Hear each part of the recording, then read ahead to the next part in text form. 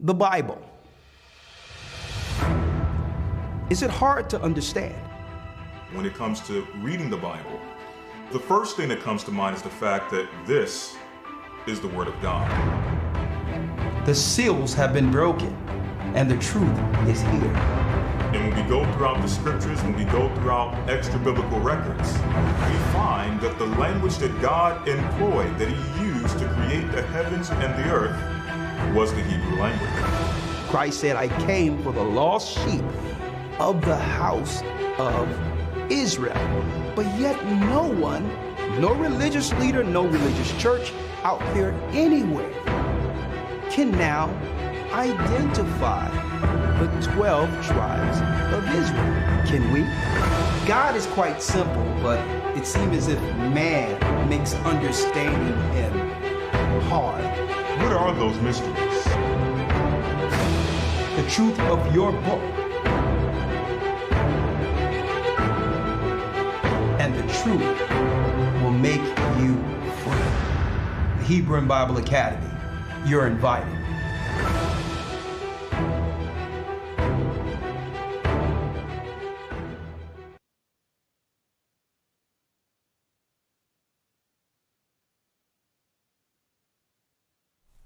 Shalom, brothers and sisters. I'm Elder Ricard Shiar, live with our weekly broadcast here with the Gathering of Christ Church. I hope you all are doing well. Please hit the like button as we bring brothers and sisters into this particular important weekly broadcast. Doesn't cost you anything. Just hit the like button. We're going in tonight. And of course, the lines will be open 515-605-9327 around 8:30ish, okay? Our broadcast title tonight, as you can see, Mind-Controlled Slaves. Now, there's many ways we can go about this, but hold tight. We're going to deal with this from an angle that a lot of you probably didn't expect, okay? From an angle of not pointing the finger to what is and speaking the obvious based on everything that anyone can resolve concerning how people are just confused in this earth. Not pointing to the obvious, but more so giving brothers and sisters the wherewithal spiritually to do what? To free their minds. Mind-controlled slaves, discovering the bonds which leads to perpetual servitude, and the righteous keys to free our minds is what we're going into tonight. Okay? Why do they put confusion out there? What is the real purpose for it? Who's behind it? And how to break free. Okay? Now, I'm going to go into it. We have to get the numbers up, so please hit the like button. Believe me, you don't want to miss this particular lesson. I have Lawyer waiting in the wings. And yes, we just finished week 3 of our Hebrew and Bible Academy. You got it. The promises of Abraham. Okay? Breaking down that the promises according to the Bible still stands for his people who are we. We're the children of Israel.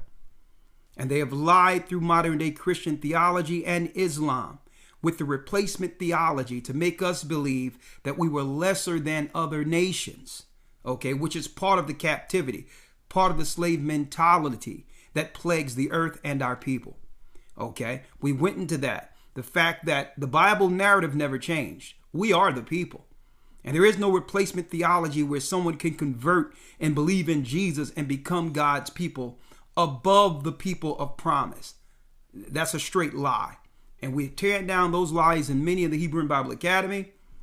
On top of that, this coming week, that's right, week 4, we're going into and break down who is Edom. Okay? The nemesis of the Bible. Who is Edom? Why has he hid himself from all existence in theology? Why can't the Muslims or Christians or Buddhists tell you who's Edom? We're going into that this coming Sunday, And we'll also be breaking down, brothers and sisters, we have an exclusive video where there's this European Edomite who admits, he's from the people who say they are but are not.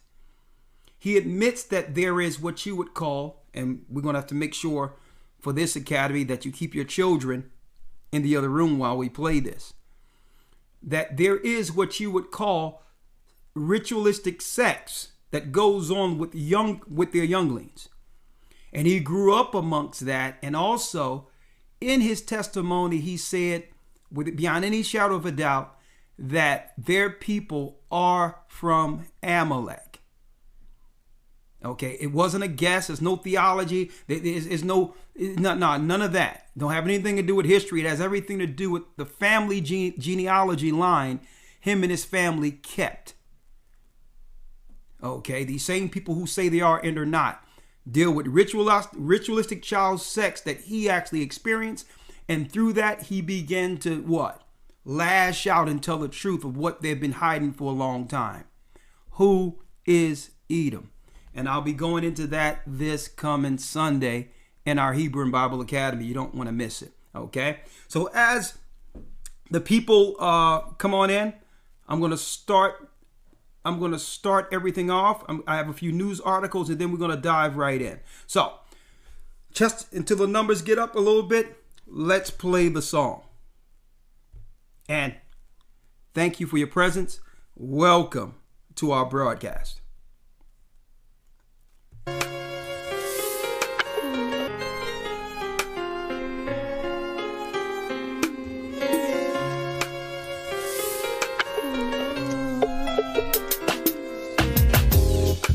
The East is where we're from,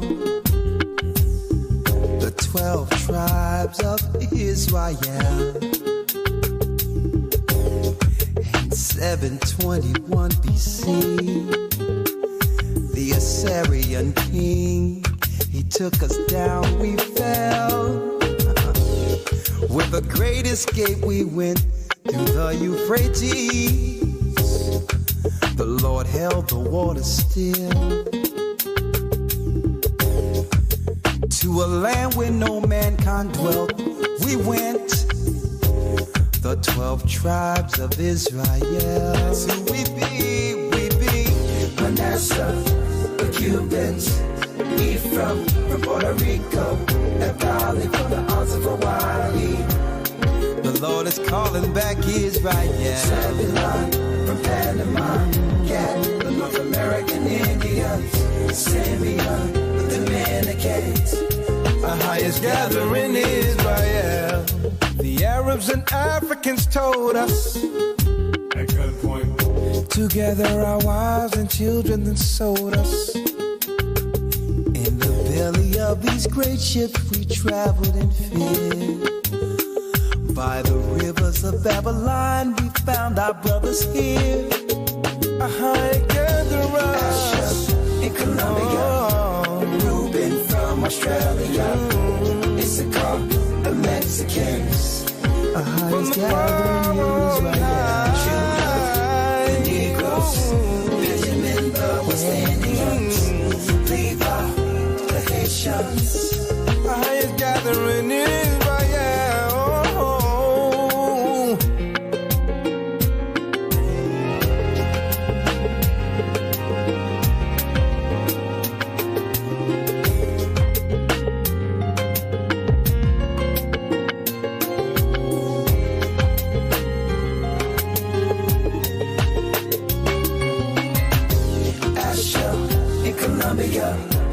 Reuben from Australia, Issachar, the Mexicans.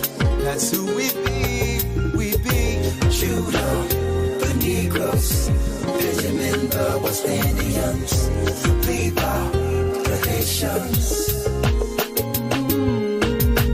Manasseh, the Cubans, Ephraim from Puerto Rico, and Valley from the Isles of Hawaii.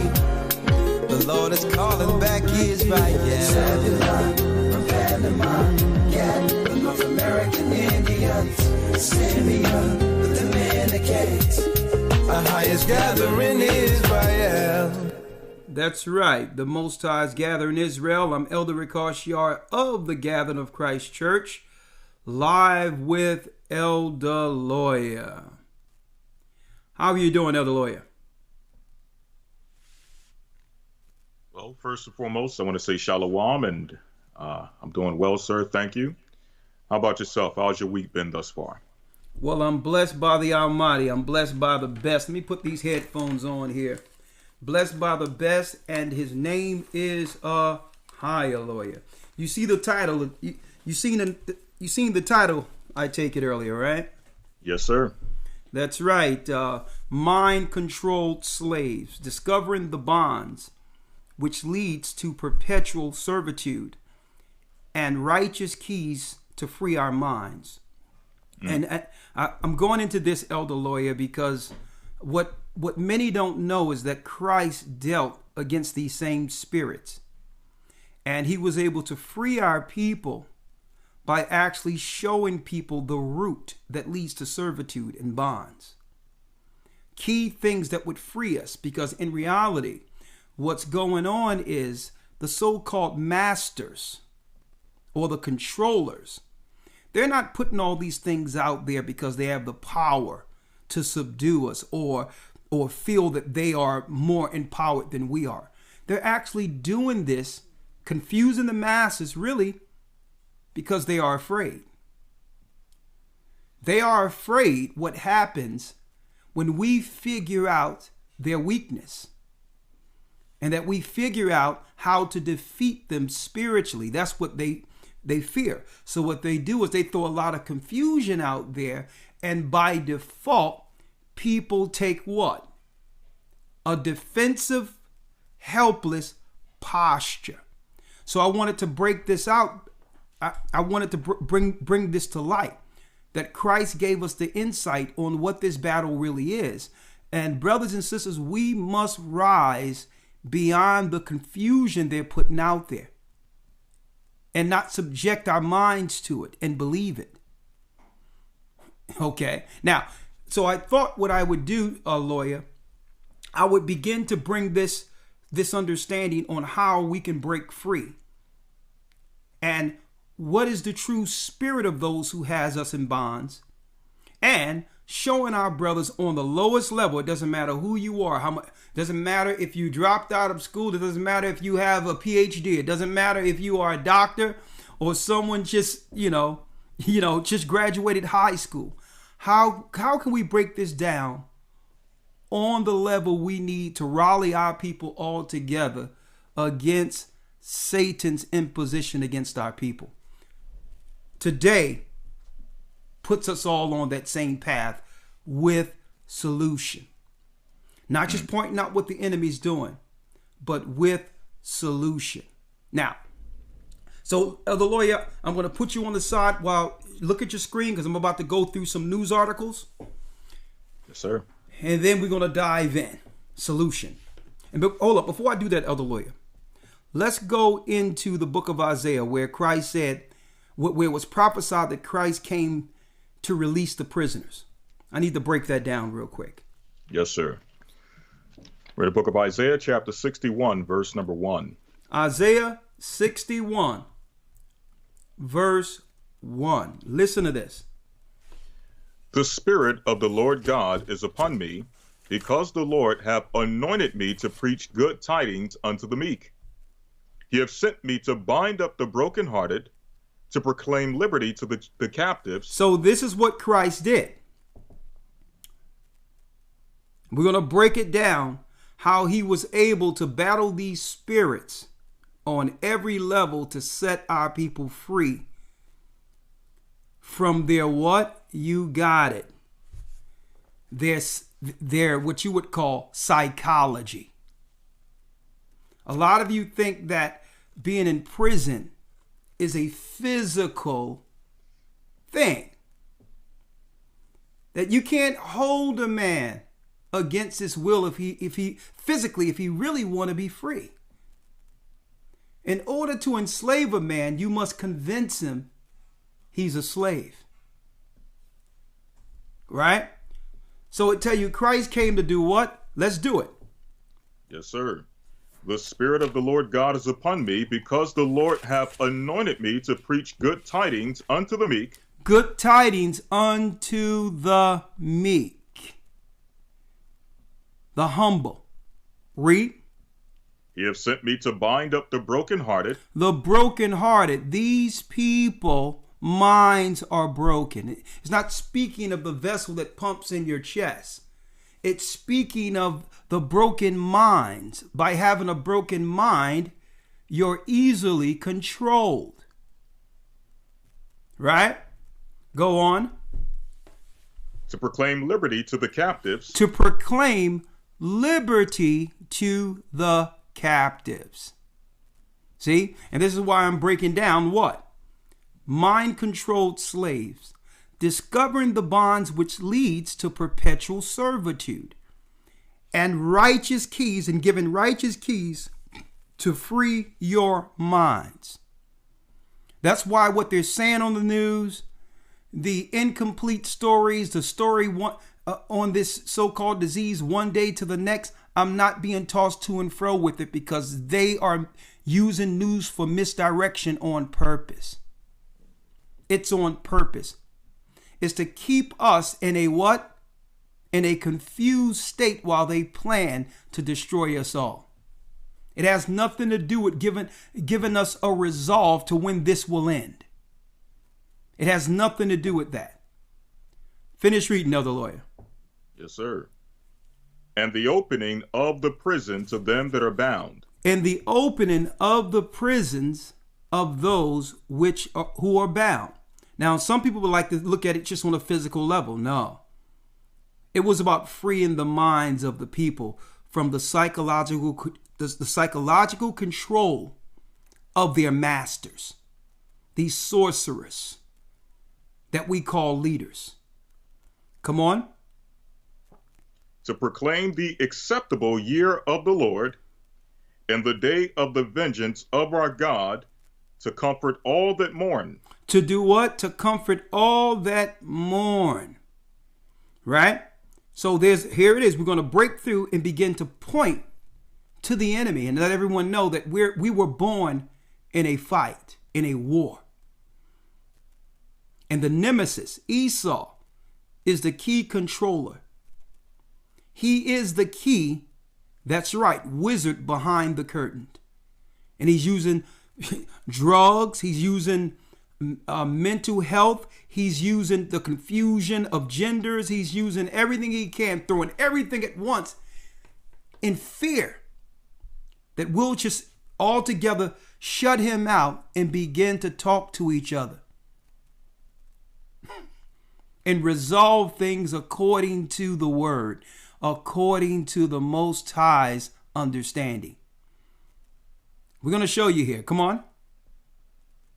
To appoint unto them that mourn in Zion, to give unto them beauty for ashes, the oil of joy for mourning, the garment of praise for the spirit of heaviness, that they might be called trees of righteousness, the planting of the Lord, that he might be glorified. That the Most High through Christ will be glorified.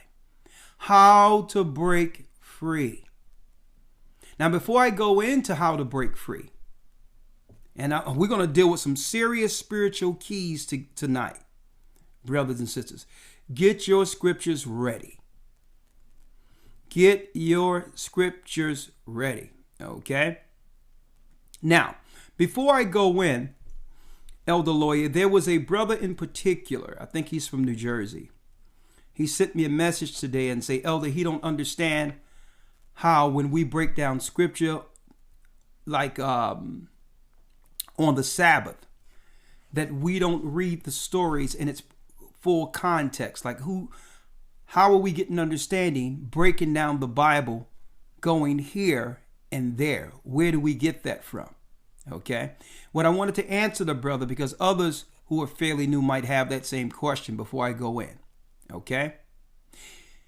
If the Bible was easily read, all who read it would have the mysteries.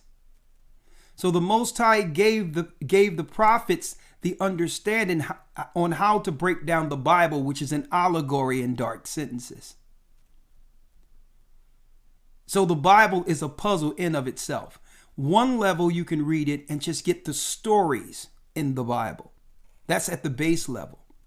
But when you go into the ancient Hebrew, there were certain words, Hebrew words, that linked all through the scripture, that gives another narrative depending on the thought or topic. So that Hebrew word would be in this chapter, and it would link to the same Hebrew word in another chapter to give another understanding, a higher understanding of whatever it was talking about in that other chapter. Well, the Most High gave the prophets, teachers, Christ, the disciples, the discernment to break these dark sentences and allegories down by linking the Bible through precept. If everyone had it, there would only be one understanding in the earth. And this is why there's so many confused religions out there through philosophy and all these things, because they never learned how to break down the Bible using precept links. Okay? In a nutshell, I answered that, and that's why Christ said, when the disciples said, you speak to them in parables. Why speak to them in parables, but to us plainly? But Christ said, because it was given unto you to know the secrets, the mysteries to the kingdom of heaven, for the kingdom of heaven. It was up to you to understand that. And keep in mind, the same Pharisees and scribes had the same scriptures Christ and the disciples had. Right? So if it was just having the book and following it, then that would be simple. Everyone would have the truth. But he made the Bible to be broken down through precept to give you its correct narrative and to link it properly to get its higher understanding. Elder Lawyer, just give me one precept for that and then I'll jump right in. Yes, sir. The book of Isaiah, chapter 28, verse number 9. Yeah. Whom shall he teach knowledge, and whom shall he make to understand doctrine? Now, that question in of itself is telling you that everyone is not going to understand the Bible, because it says, whom shall he teach the knowledge within the Bible? And whom shall he make to understand the doctrine of the Bible? The Bible is only teaching one doctrine. So why is there so many religions out here? Because they're not rightly dividing the word of truth according to the Bible's history and narrative. See? So whom shall he teach? Read. Them that are weaned from the milk and drawn from the breast. You must empty yourself and become what? An open vessel. You must be willing to learn from the beginning. It doesn't matter how much you've learned. It doesn't matter, because this information is from the heavens. Okay.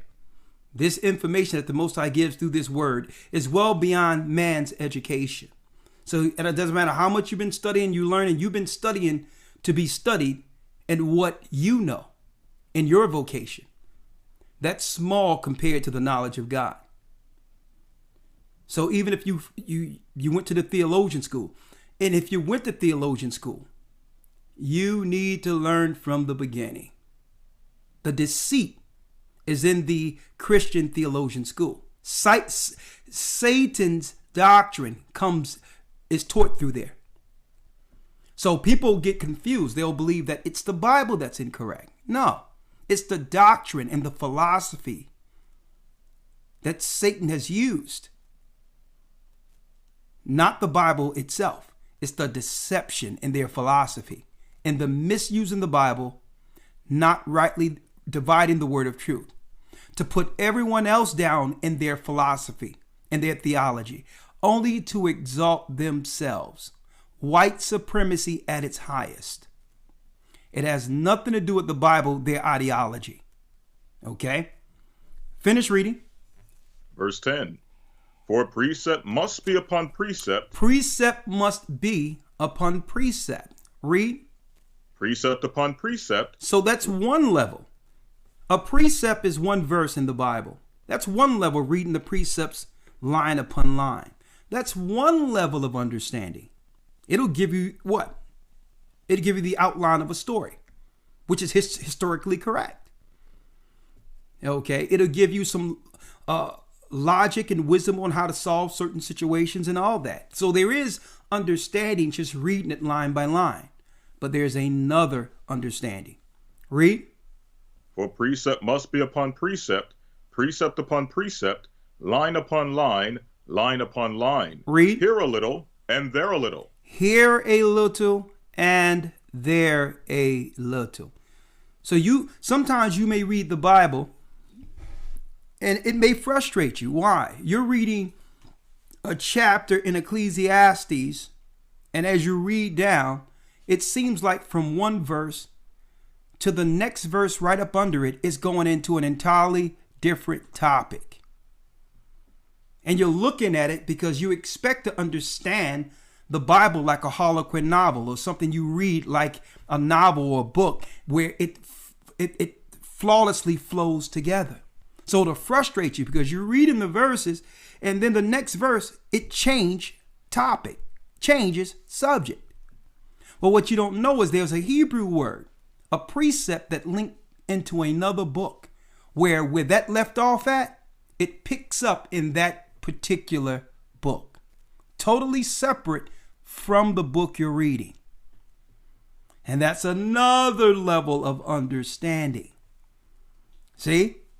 So most people, they'll read the Bible and they'll become frustrated with, it seemed like the subject changed. He was talking about this here, the next verse, it went someplace else.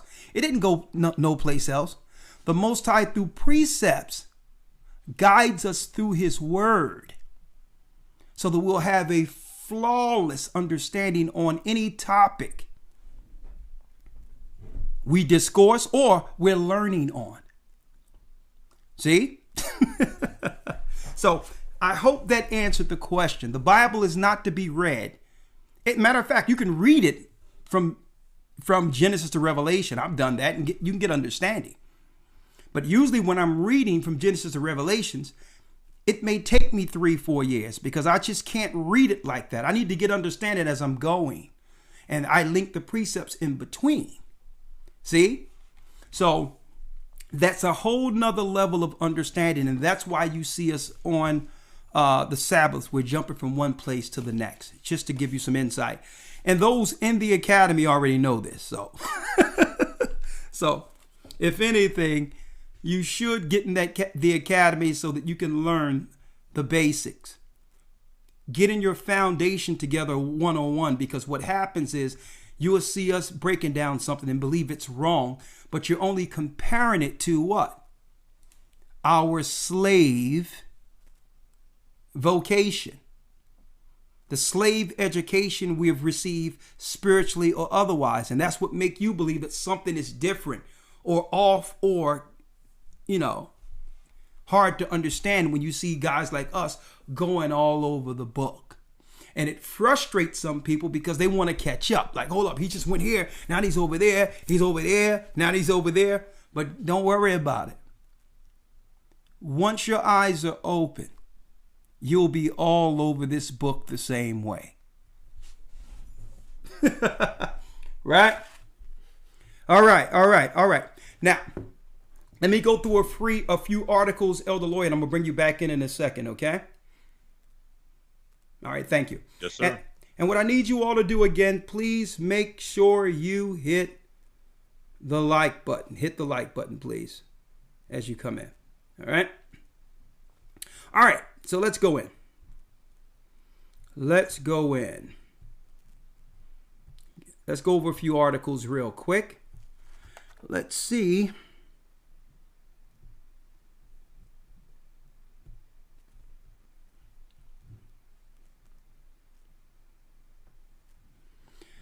Okay, for those who just came in,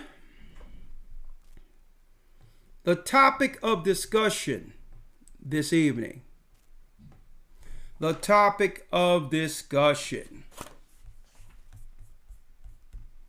Mind-controlled slaves, discovering the bonds which leads to perpetual servitude. And today we're going to discuss righteous keys to free our minds from the controllers, the wizards, the liars, right? So let's go through a few articles. 1 second. Let's start here. All right. Let's start here. This is BBC News. The Code 45, they call it COVID, which is really an operation.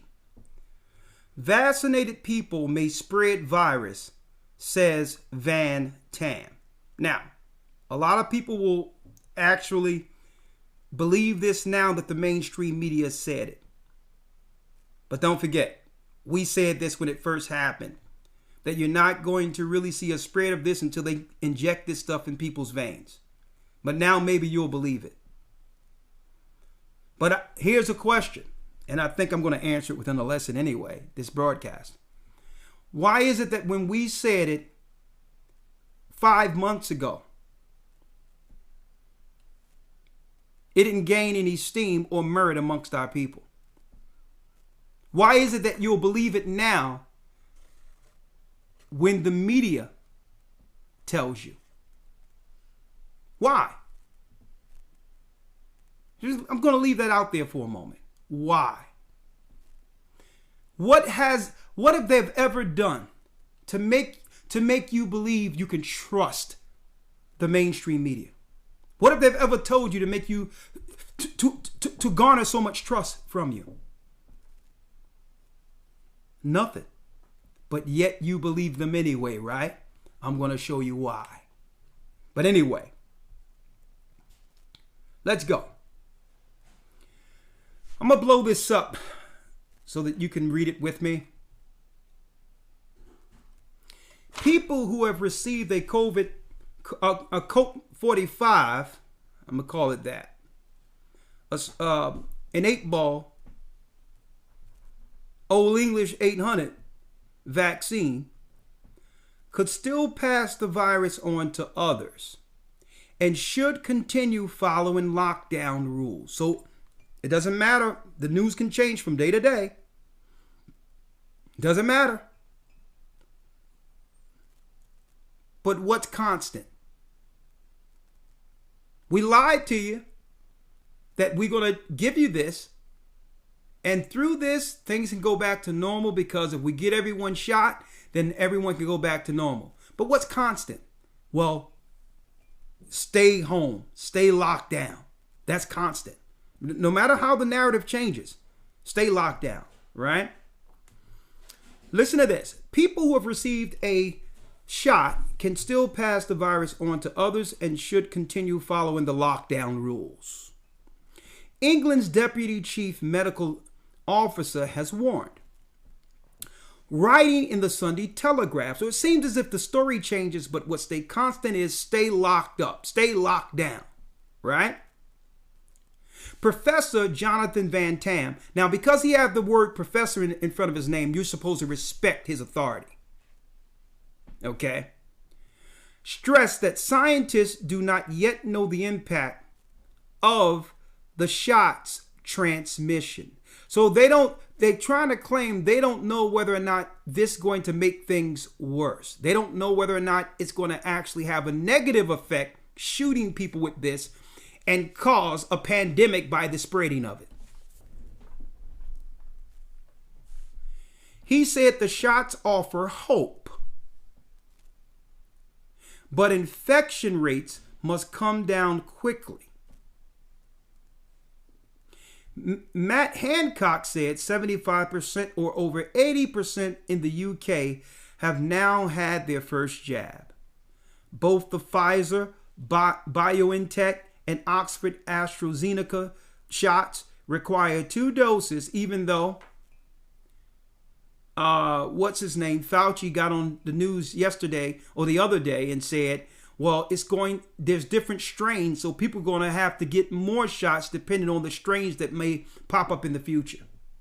So that means they're going to shoot people and shoot people and shoot people, and there's no end in sight, because these particular strains are going to disappear and appear just like Al-Qaeda did over in the Middle East.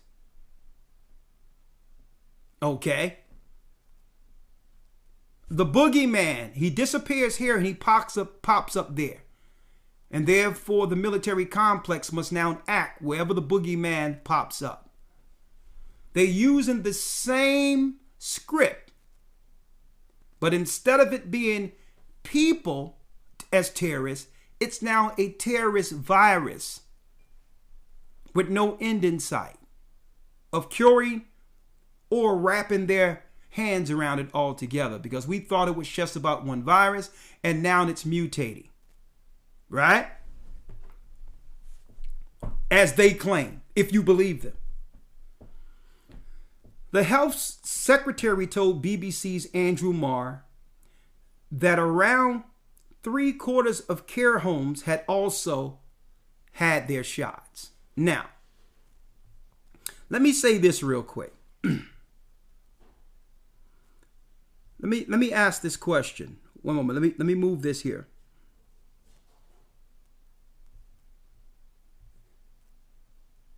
One second.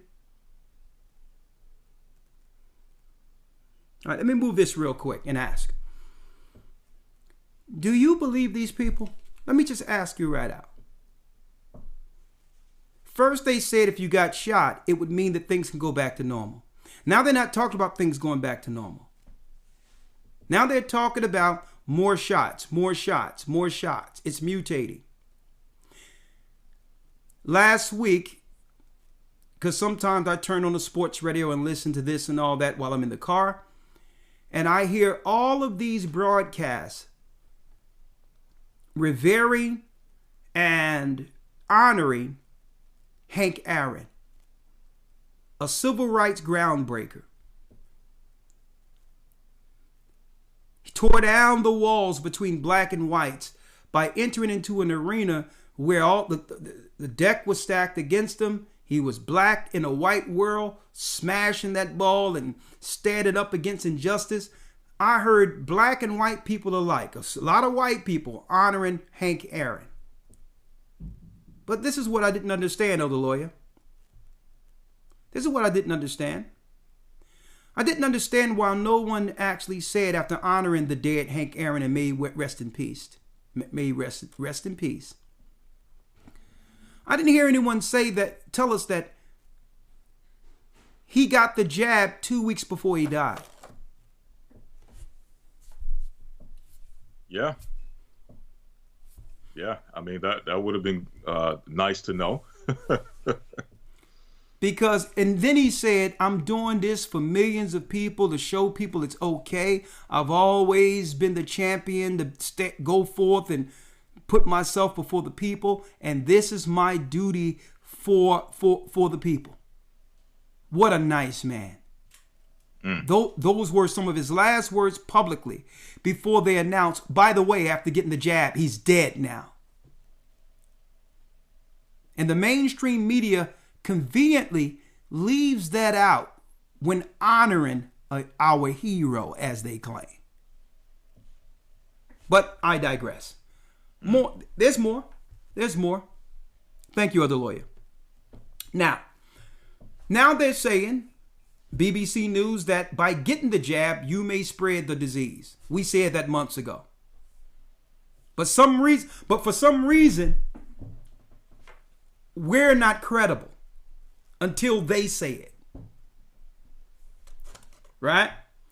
Next, here's some more news. Microsoft was granted patent to reanimate dead people as 3D bots. Something out of Black Mirror.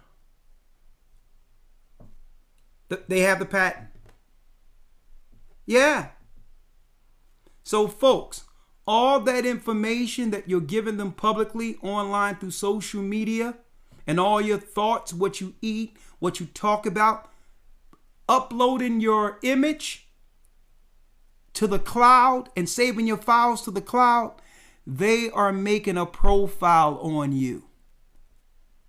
An animate profile.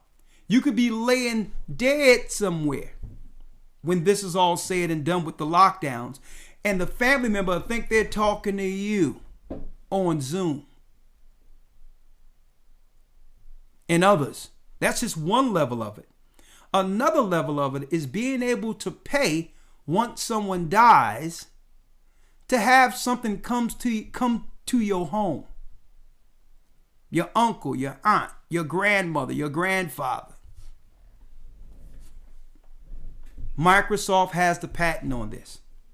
Now, I can't go into too much of this because the details of this is going to be part of our news Sunday. But I'm just showing you. I'm showing you, folks, what's going on and how they can only push this on mind-controlled slaves. Mind-controlled slaves. They had to break our minds, break our thoughts, assimilate us into an alternate reality in order for them to progress this and include our people with it. When I say our people, believers. Now, more. The story actually gets more bizarre. China. This is Forbes. Mainstream media. It gets even more bizarre. China deploys anal swab tests to detect high-risk COVID-19 cases. Now, it look like Robert Hart is having a good smile with that one. Look like some of the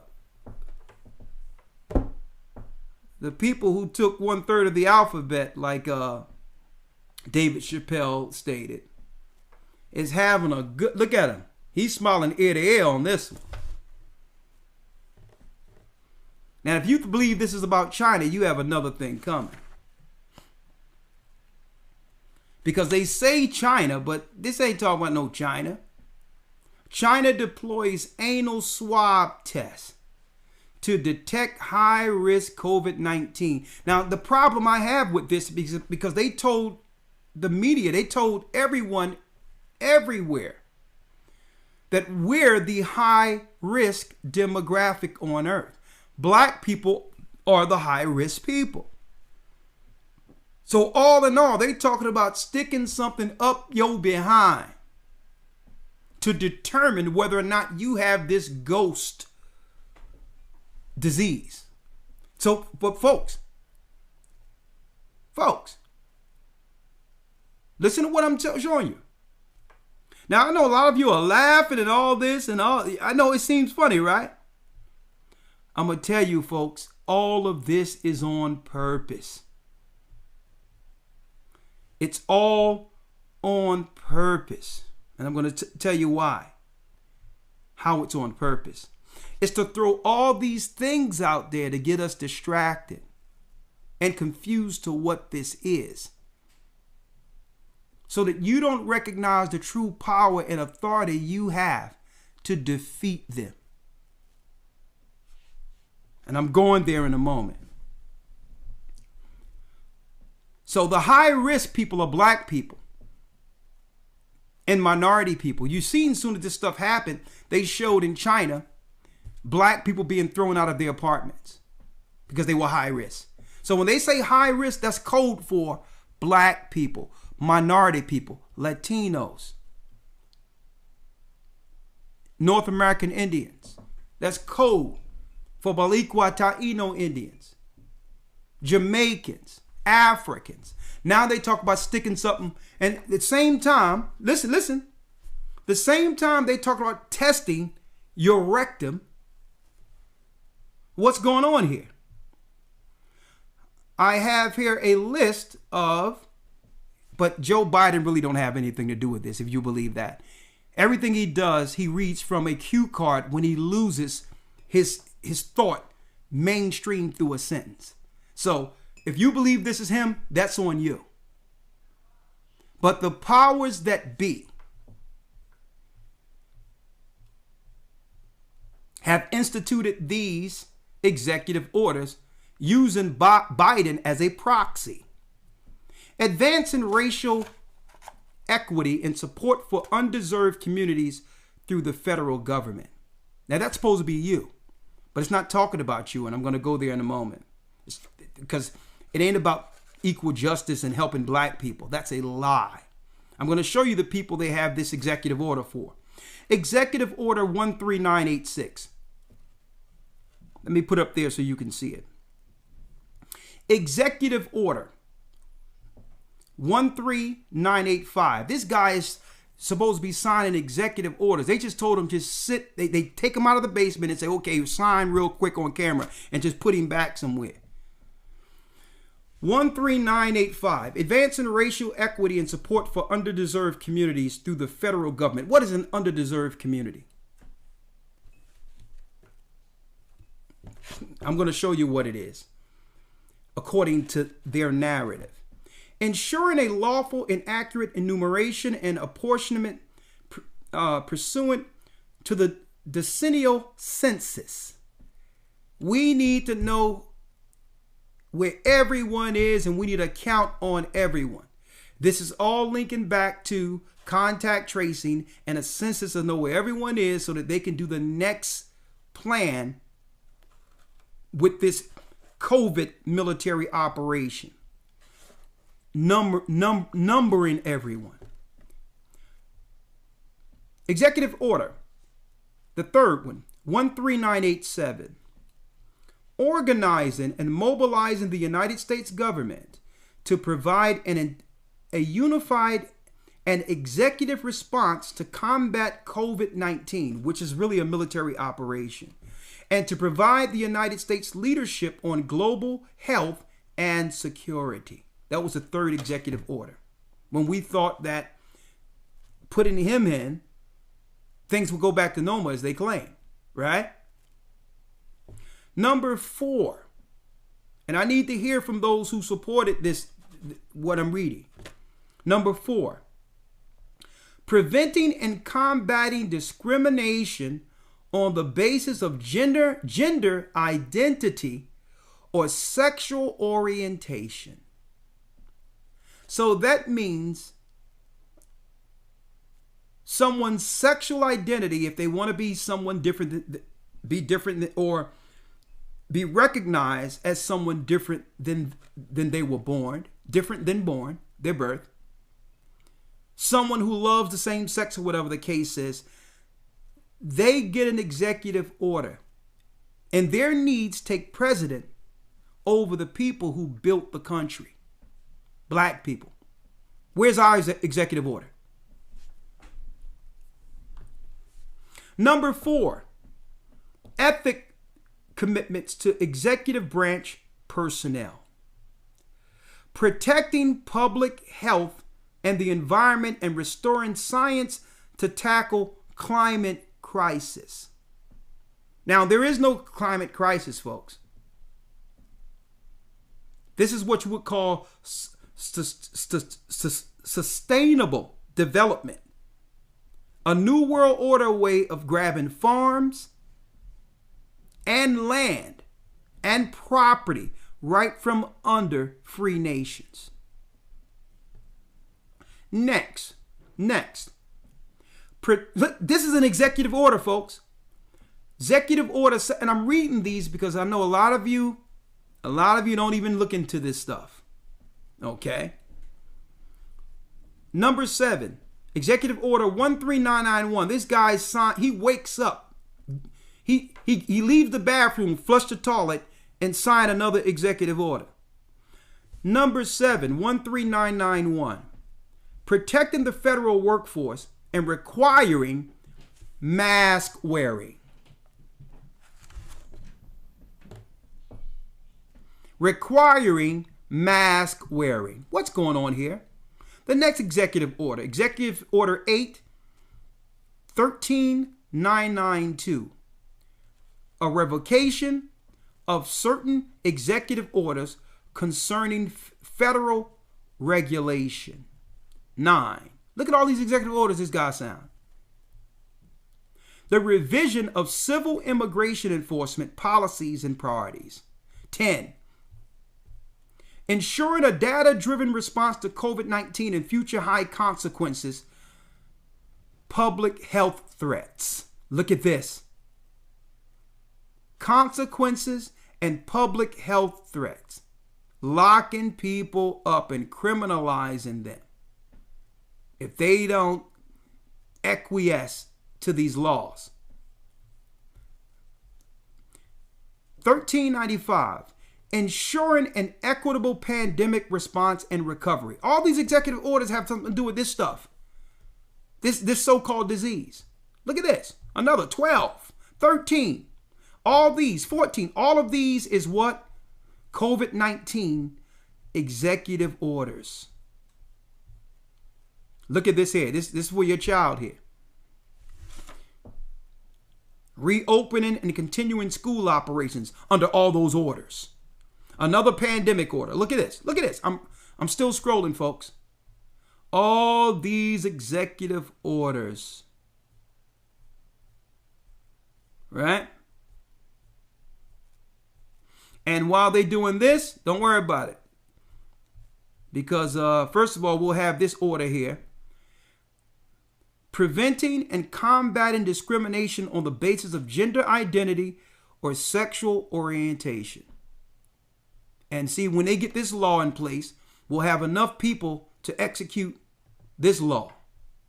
China deploys anal swab tests to detect high-risk COVID-19 cases.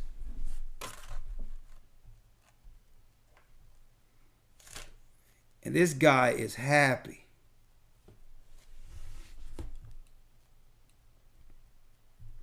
Now,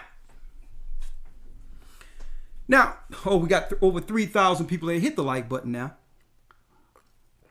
Mind-controlled slaves. Elder Lawyer, let's go in now. Now that I put that out there. Right? Let's go in. We're going in now. Why am I going here, folks? For those who missed it, I mentioned earlier that they're throwing all this confusion out there on purpose to confuse the masses, to keep us still not realizing what's going on, because through that confused posture, they gain what? The higher advantage over the confused, and therefore can control or do whatever they would like with their mind-controlled slaves. None of these stories have to be true, folks. But this is what you would call psychological torture. And when you don't know what to do at all, you do nothing, which is exactly what the Satanists are banking on. Why? Because they know we're living in a time of the awakening in which Christ has given us the tools to spiritually defeat them. Now, so why are you receiving all these conflicting stories and all that? You might ask. Look at your screen. Look at your screen once more. One more thing, Elder Lawyer. I just want to make sure I set this all up so that they can have it. Look at your screen. Why are they throwing all of these conflicting stories of the Colt 45 virus out there? Anal tests, this test, that test, numbers, deaths. Throwing a cloud of confusion at people that doesn't make any sense, to a point where no two people know what this is in a conversation. They can conversate, well, I don't know, it may be. It should be something out there. It could be something out there. Or I don't know. Well, I'm going to just do it just in case. I got a friend that I thought, died of COVID. But I wasn't there because they wouldn't allow the family to see it. It's real. Well, I don't know if it's real. Every reaction, whether you believe it or not, is controlled by them. This is what you would call psychological warfare. Here's the word. Listen to the word. We're going to break you free. We're breaking you free this evening. Okay? The word you see before you is cognitive dissonance. Cognitive dissonance. What is it? Cognitive dissonance. What is cognitive dissonance? Cognitive dissonance, the state of having inconsistent thoughts, beliefs, or attitudes, especially as relating to behavioral decisions and attitude change.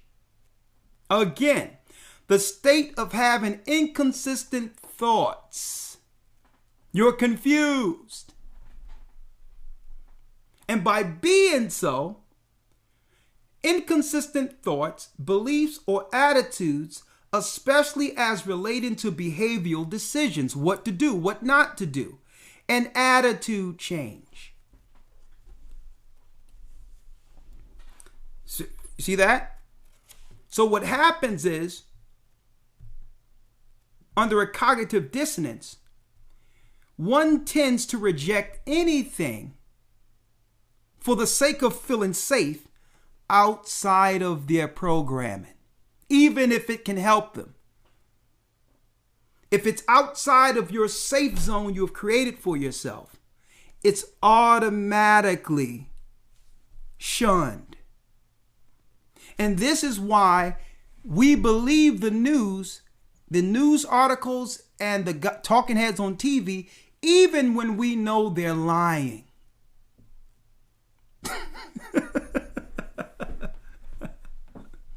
Even when we know they've continually lied to us, our cognitive dissonance will not allow us to say they're lying. Because if they're not telling us the truth, then what do I base my reality on? I've always planned my life based on what they've been telling us. Cognitive dissonance. We're going to show you how to break free this evening. Mind-controlled slaves, discovering the bonds which lead to perpetual servitude, and righteous keys to free our minds. Now, I'm going to ask you all a question real quick.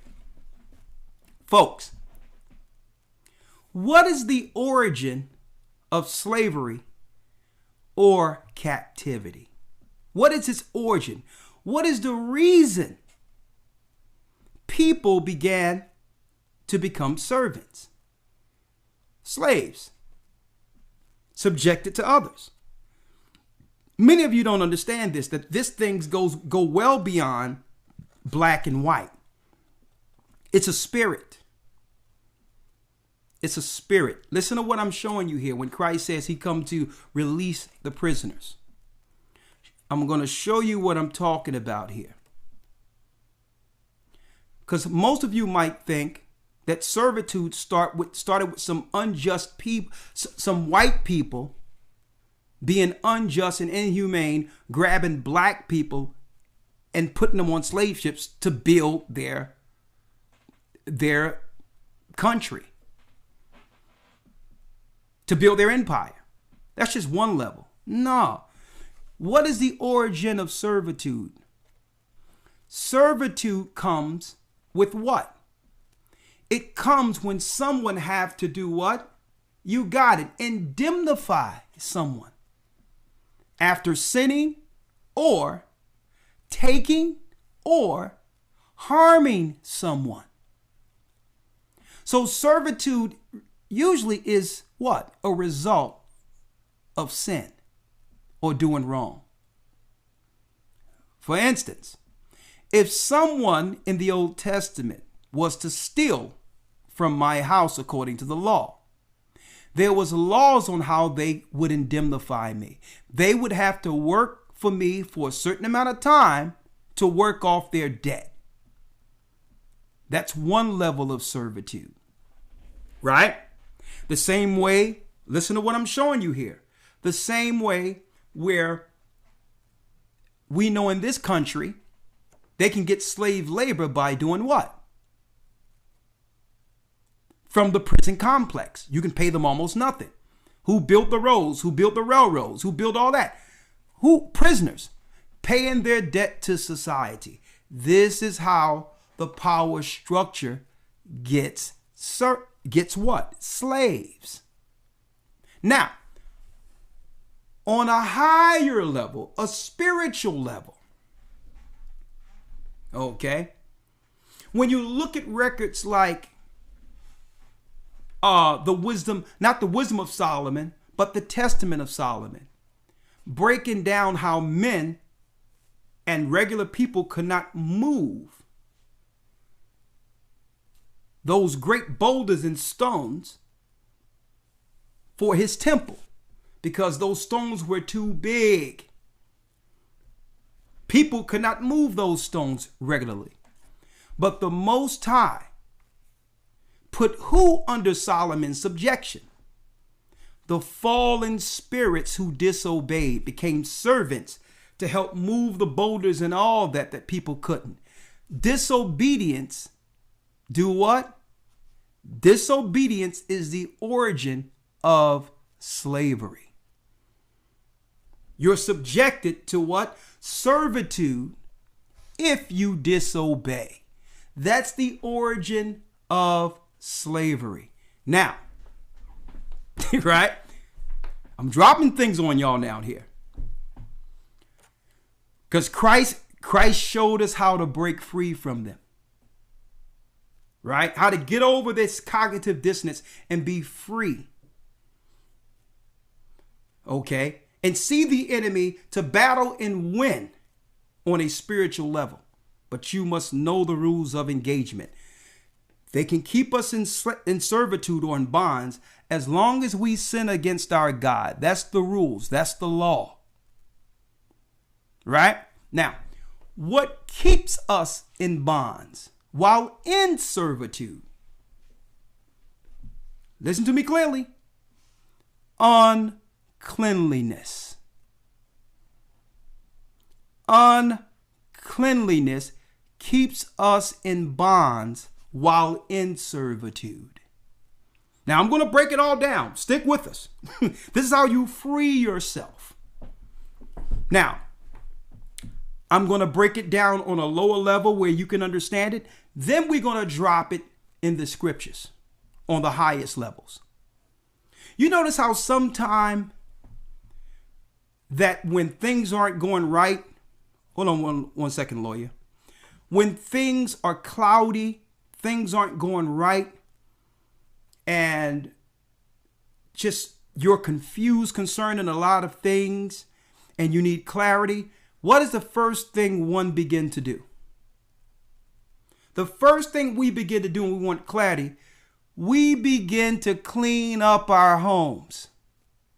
Clutter confuses our thoughts, right? You with me?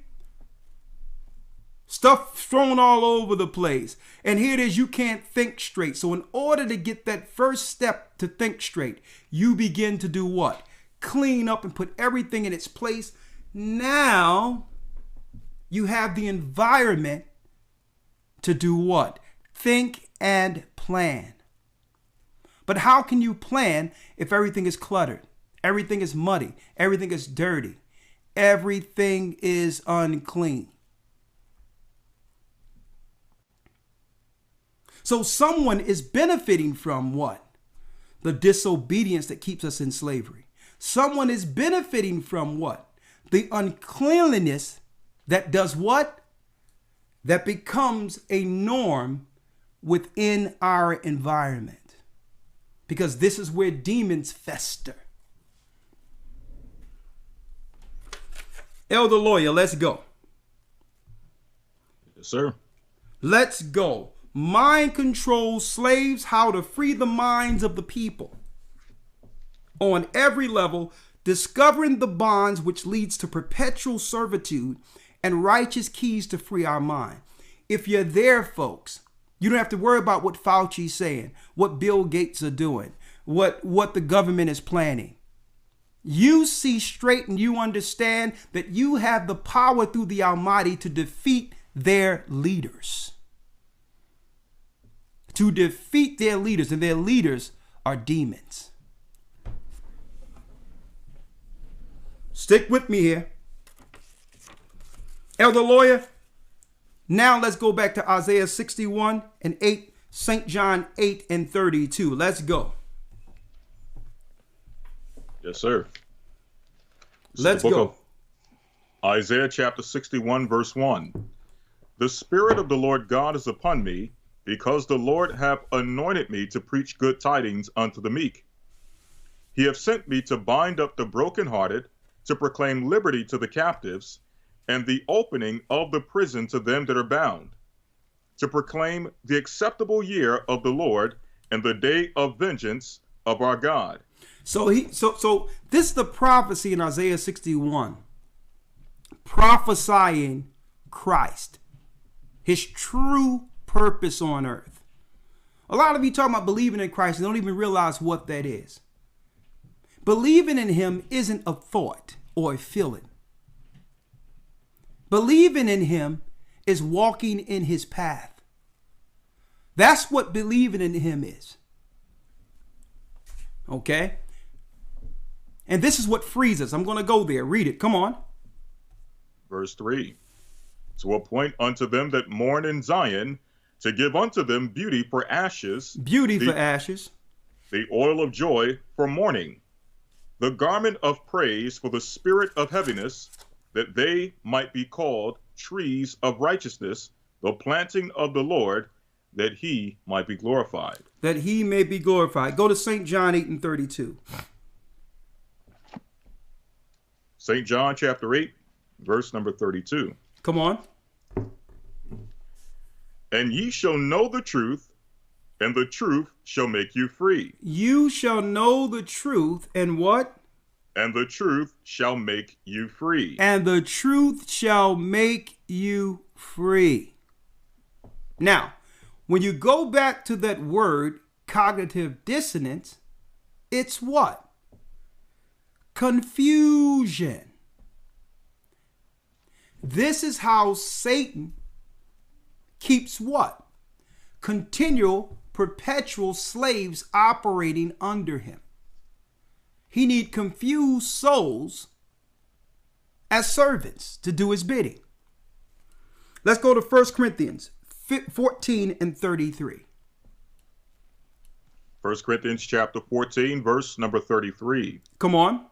For God is not the author of confusion. So when you see all these different stories out here, whether to wear a mask, should you wear a mask, whether or not the vaccine works, should we do it? Who's giving you all of these different conflicting stories?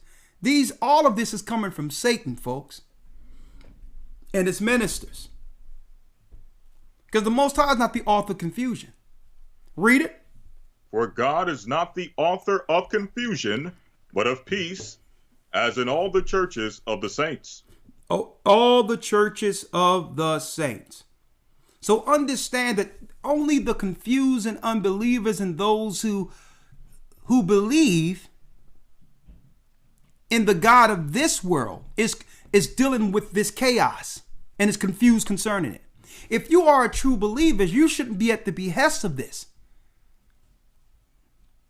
This shouldn't impose on your spirit to a degree in which you feel subservient to whatever comes out of their mouth or whatever that comes out of their teleprompters. If you are above them and free, how is it affecting you like this?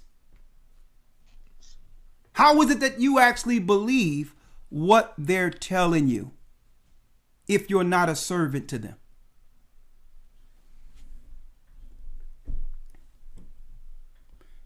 Right? There's only two masters. There's only two. So let's get to the origin of it. Elder Lawyer, let's get St. John. Now, let's get Revelation 18, 1 and 2. .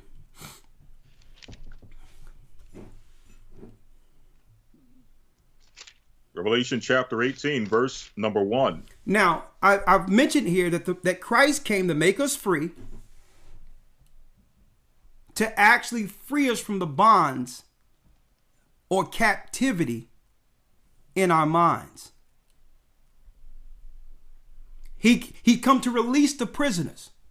They've been using media and all that to keep us in prison, to control us like mentally controlled slaves. And only the Spirit of Christ and understanding that and the laws of God can break us free from this, is what I'm going to break down. Let's read it, Elder Lawyer. Revelation 18, 1 and 2. Let's read it. Yes, sir. Revelation chapter 18, verse 1. And after these things, I saw another angel come down from heaven, having great power, and the earth was lighted with his glory. Come on. And he cried mightily with a strong voice, saying, Babylon the Great is fallen, and has become the habitation of devils, and the hold of every foul spirit. So it say you this country have become what? A hold of every foul spirit. Of every foul spirit. Read. And a cage of every unclean and hateful bird. And a cage of every what? Unclean and hateful bird. Unclean and hateful bird. Now, let's examine that in the context of being a mind-controlled slave. You're at the behest of demons. And if the demons are running rapid within your communities, getting in people, you're easily controlled by their masters.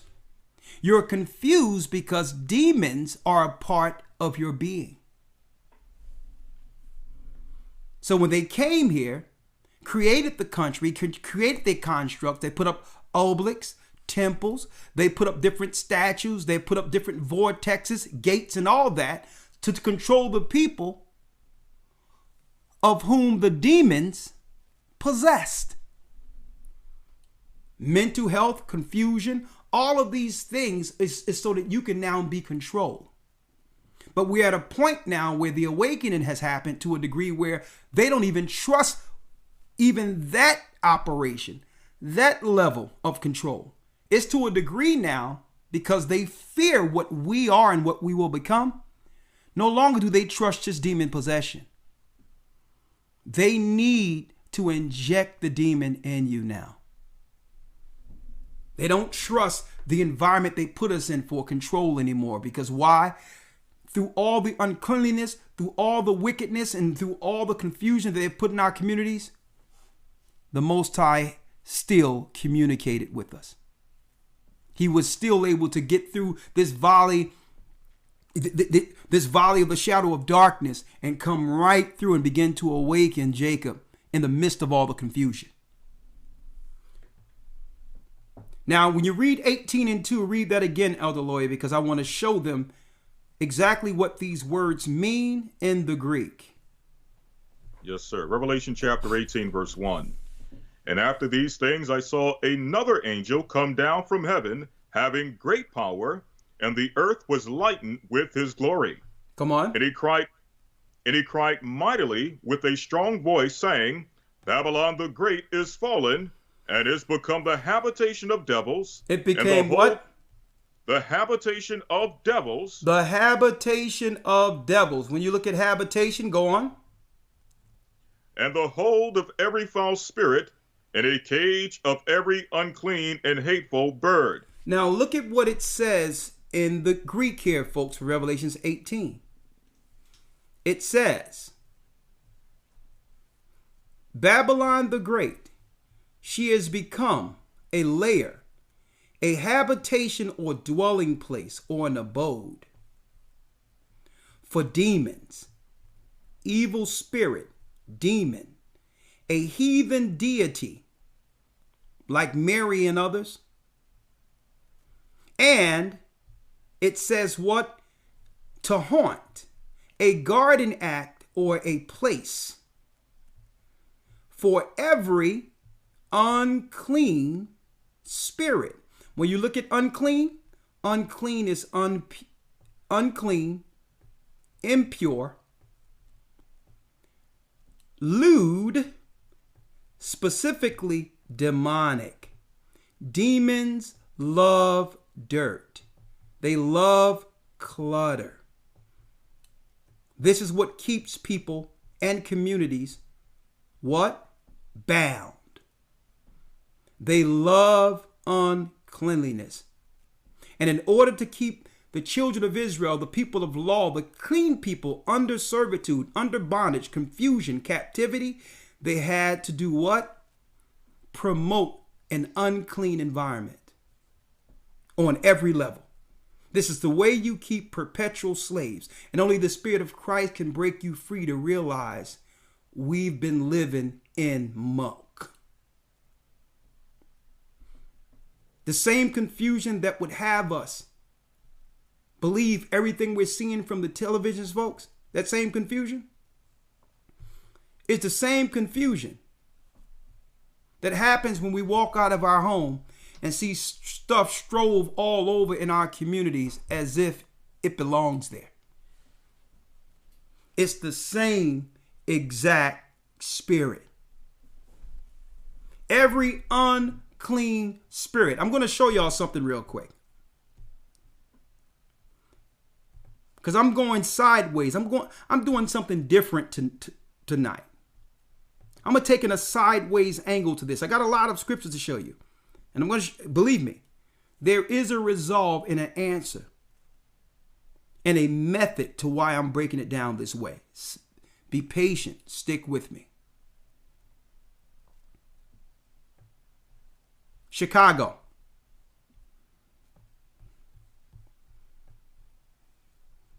Here's a current picture of a street in Chicago, in the hood. That's Chicago. A current picture of a street in Chicago right now. And the people, we'll walk right by it. We'll sell drugs on the corner. We'll go get us a juice, soda, a sandwich, and walk right by it like it doesn't even exist.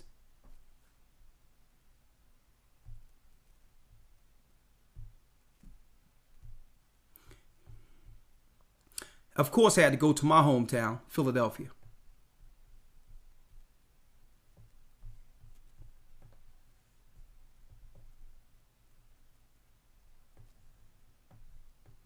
Look at that. That's a normal sight right there.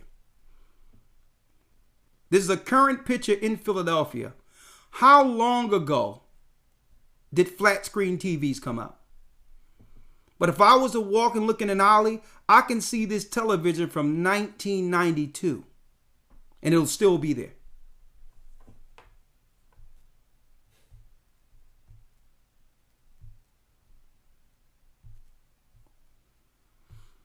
More.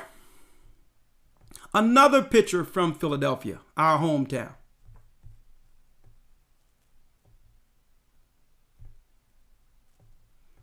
Philadelphia. This is South Philadelphia. Current pictures of Philadelphia right now. I can walk down the street, 52nd and Market, go down Southwest Philadelphia, and there's piles of trash that to the point where it's almost like a mosaic artist construct. It's like if it's not there, something is wrong.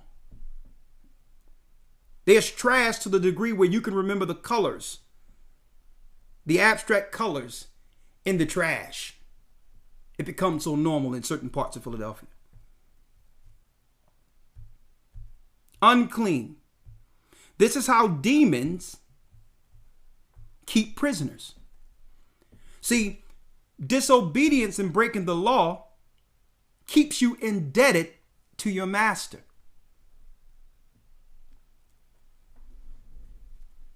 Everyone out there lambasted and came down on Kanye West when he said slavery is a choice,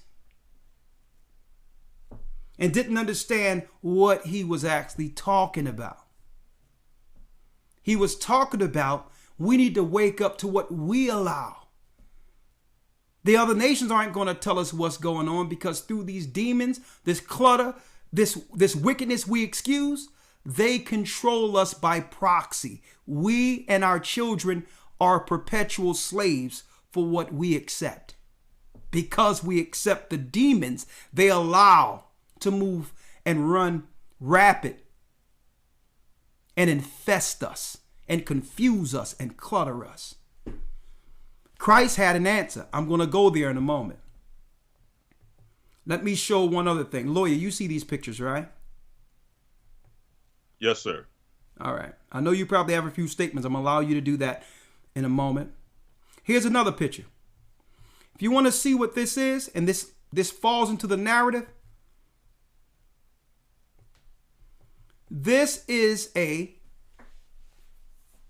pig mire. This is where pigs wallow.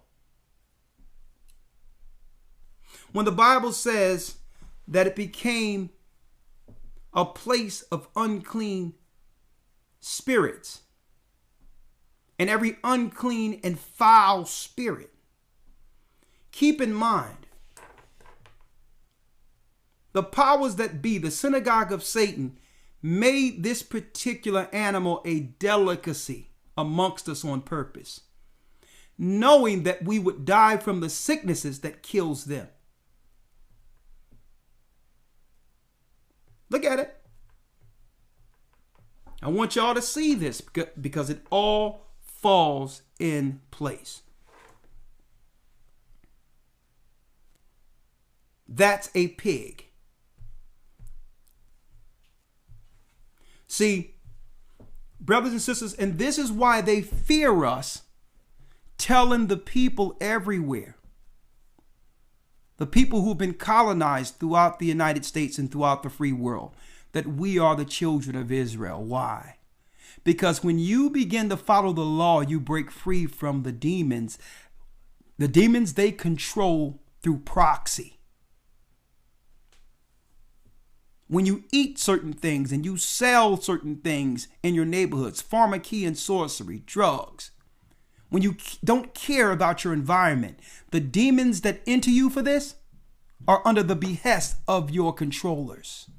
These are they who own your media stations. These are your rabbis, your top sorcerers. They don't have to control you. They're already in control of the demons that possess you. When it comes to sicknesses and all that, they can convince you are sick, and through that, you'll come down with the sickness because the demon reacts to your thoughts.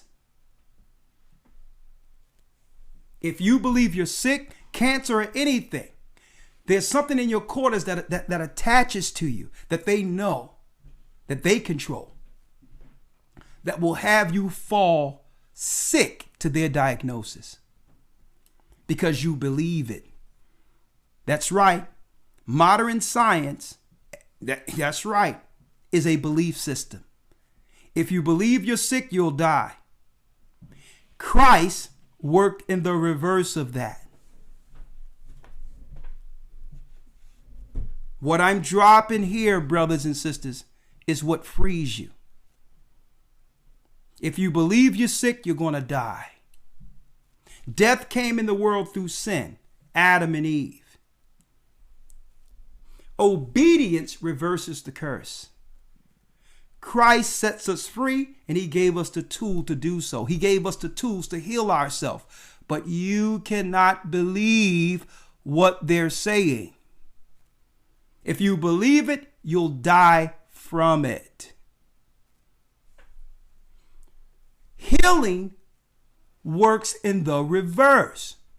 When you clean things up and you no longer believe them and have faith in the Almighty and become a clean person, the demons have no more power in your quarters. They must leave. And the masters and sorcerers who control those demons now have lost you. That was their only connection to control you. Are you following me here? Let's go. Let's break it down. Discovering the bonds which lead to perpetual servitude. Disobedience leads to captivity. Elder Lawyer, Yes, sir. I have a few scriptures, but first I'm going to let you say what you have to say. I know a lot of thoughts came. And after that, I need you to go to the scriptures of the unclean. And now this brings up this highlight on an entirely different level. Why we must be conscious of what goes into our temple. They're losing control, folks. They're losing. So now they like inject everyone with it. They're breaking free from us. These people that built everything no longer are at the behest of the demons we use to control them. They are following God's law. And with the law of the universe, it's hands off. We cannot touch these people who are hedged by God for choosing righteousness. So now they just laying it on. They throwing everything at you. Sickness, COVID, this, that, and the other. I don't know if it's right. I don't know if it's wrong. Just, it don't have to be right or wrong. To them, they just need you in a state of confusion to control the demon in you. And I'm going to drop this, folks. The authority we're talking about and what we're about to break down is the authority of the doctrine Christ was teaching. You have the power. We all have the power within us to heal. It starts with a belief. If you believe you're sick, you're going to die. But then it's another level. It's how you walk in the authority of the doctrine.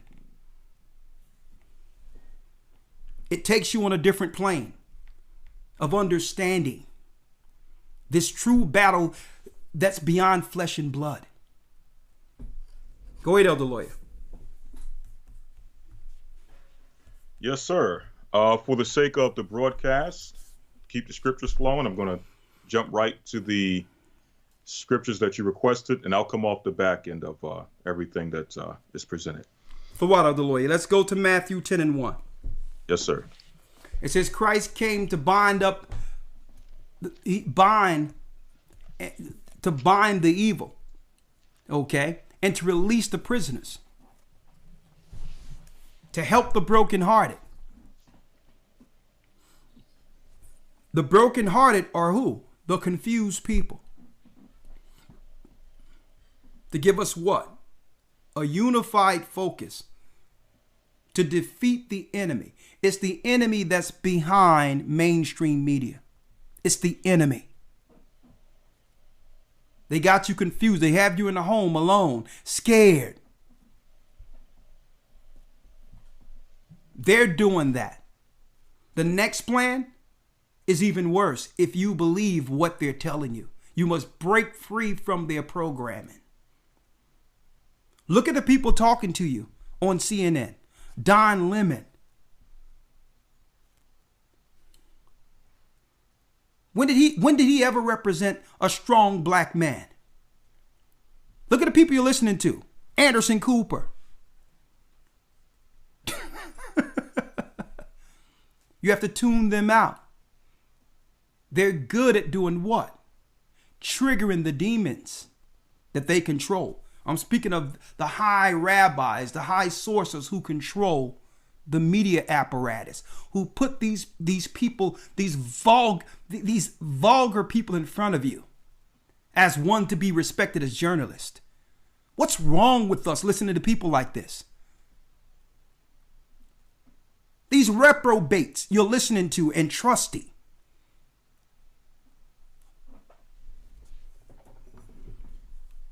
Let's go, Elder Lawyer. Matthew 10:1. Yes, sir. St. Matthew chapter 10, verse 1. And when he had called unto him his 12 disciples, he gave them power against unclean spirits to cast them out and to heal all manner of sickness and all manner of disease. Look at that. Read that again. The first thing Christ did was what?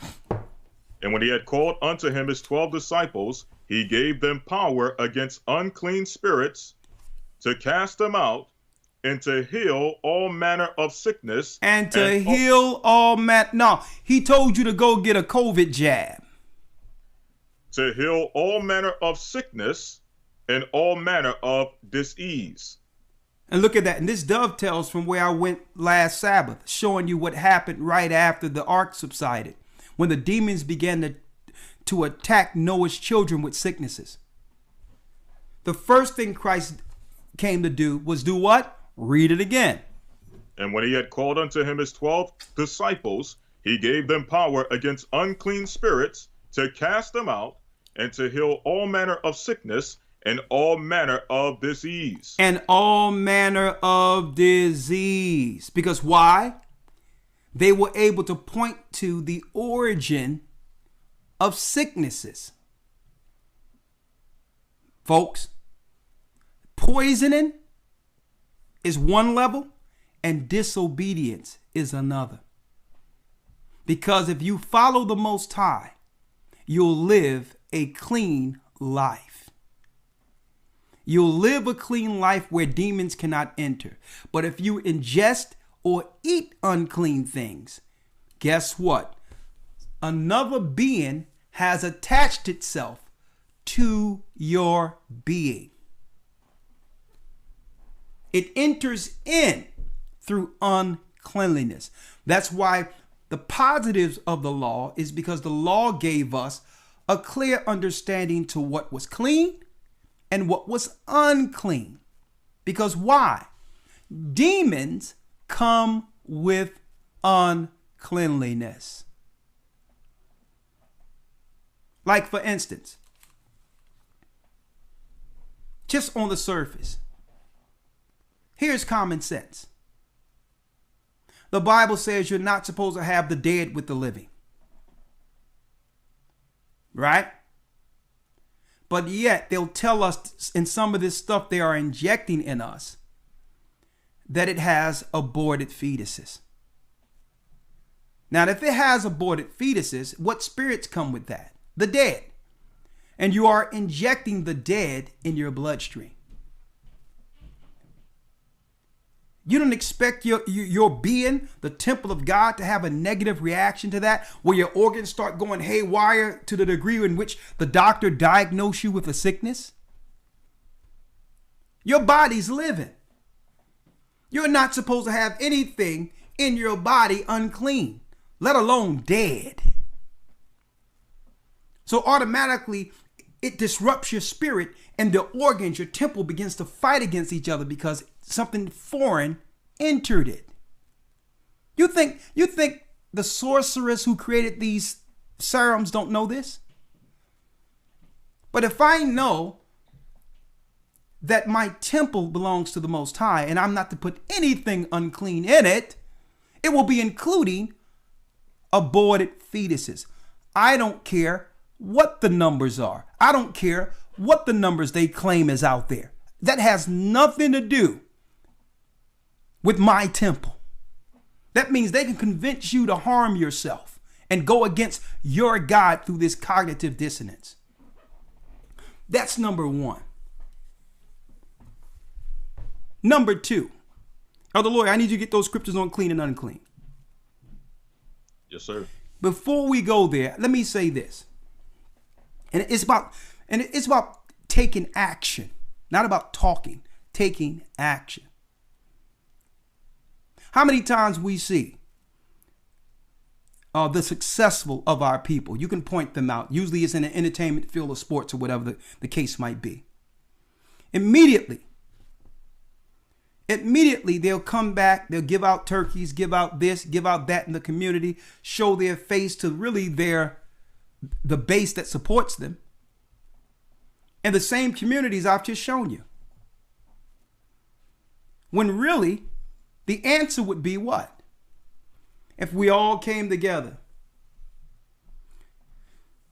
had town meetings in every area, no politicians, no nothing, and say, listen, we are being assaulted by demons. It's one thing to try to heal you from the sicknesses, but we'll be running ourselves in circles. Let's clean this up first. Instead of running around and putting a Band-Aid on our issues. Let's clean this up. We have enough money. Sports announcers, football players, basketball players, to do what? To have a sanitation service, to make sure every block our people live on have cans in front of there. instead of going to the suburbs to see how sanitation really works. I'm talking about a cheap fix to make sure every house, every living place has proper sanitation. Every place we live, where we don't have to go someplace else to see what normal cleanliness looks like. Cans, regular sanitation pickups, everything nice and neat and uniform like it was before the civil rights movement. And guess what? That's a low cost. To get children look at seeing that living amongst trash isn't normal. That's a quick fix. That's something that everyone can participate with, including the people who are living in the neighborhoods. A trash can.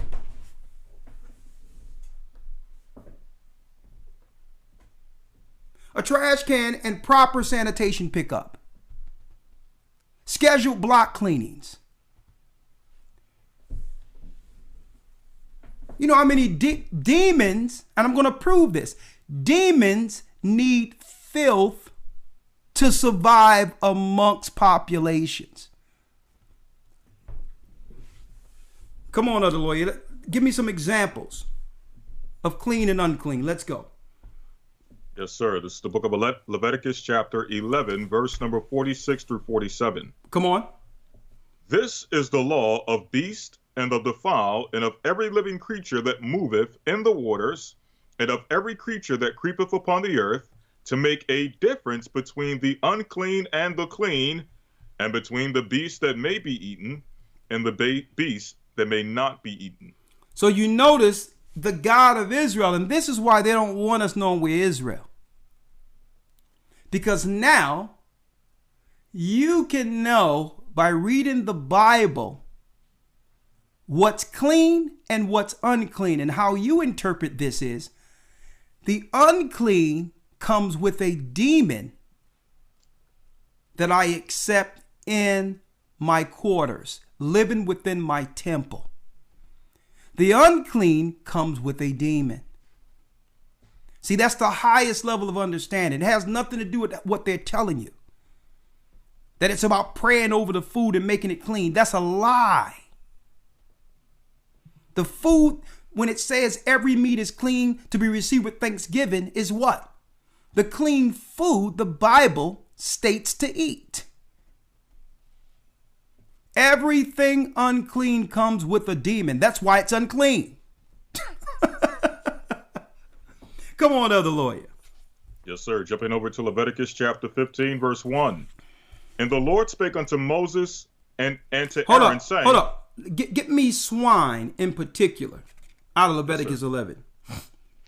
Leviticus chapter 11, verse number 7. And the swine, though he divide the hoof, and is cloven-footed, yet he cheweth not the cud, he is unclean unto you. He is unclean to you. And I'm going to show you that unclean foods is unclean even according to Christ. He cast spirits into swine on purpose. So you wonder why there's so much confusion in our communities concerning what's going on right now. And we don't even realize we're sitting ducks. Because our communities are riddled with uncleanliness and demons. It's too cluttered. Our lives are too cluttered and confused to understand that our people are between the crosshairs.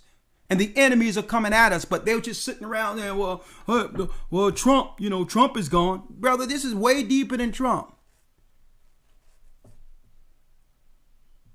You're sitting back waiting to be destroyed in a state of arrested development, cognitive dissonance, riddled by demons, and they're picking us off one at a time, starting with the elderly first. And guess what? They're doing this in plain sight right before our eyes.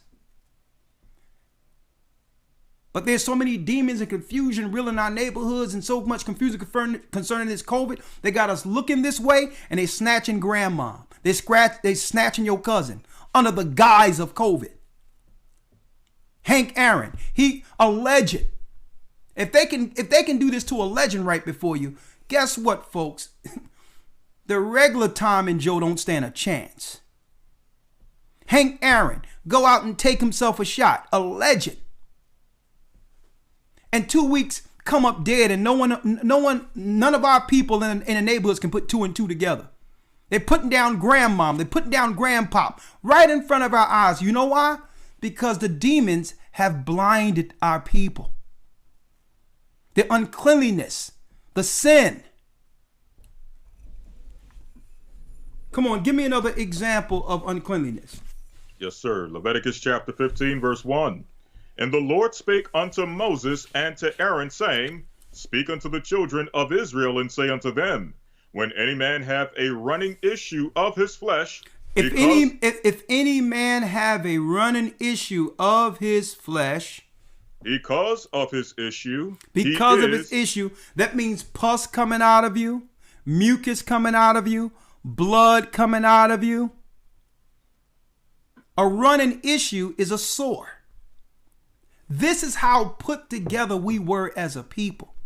That if something protruded or came up on us abnormal, the priests, all of us knew that it was an attack, that it was a demon. Read.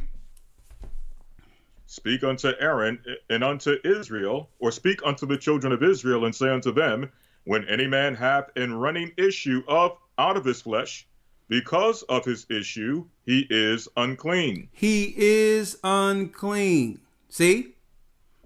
That means blood and all that stuff. You're not supposed to be operating amongst that.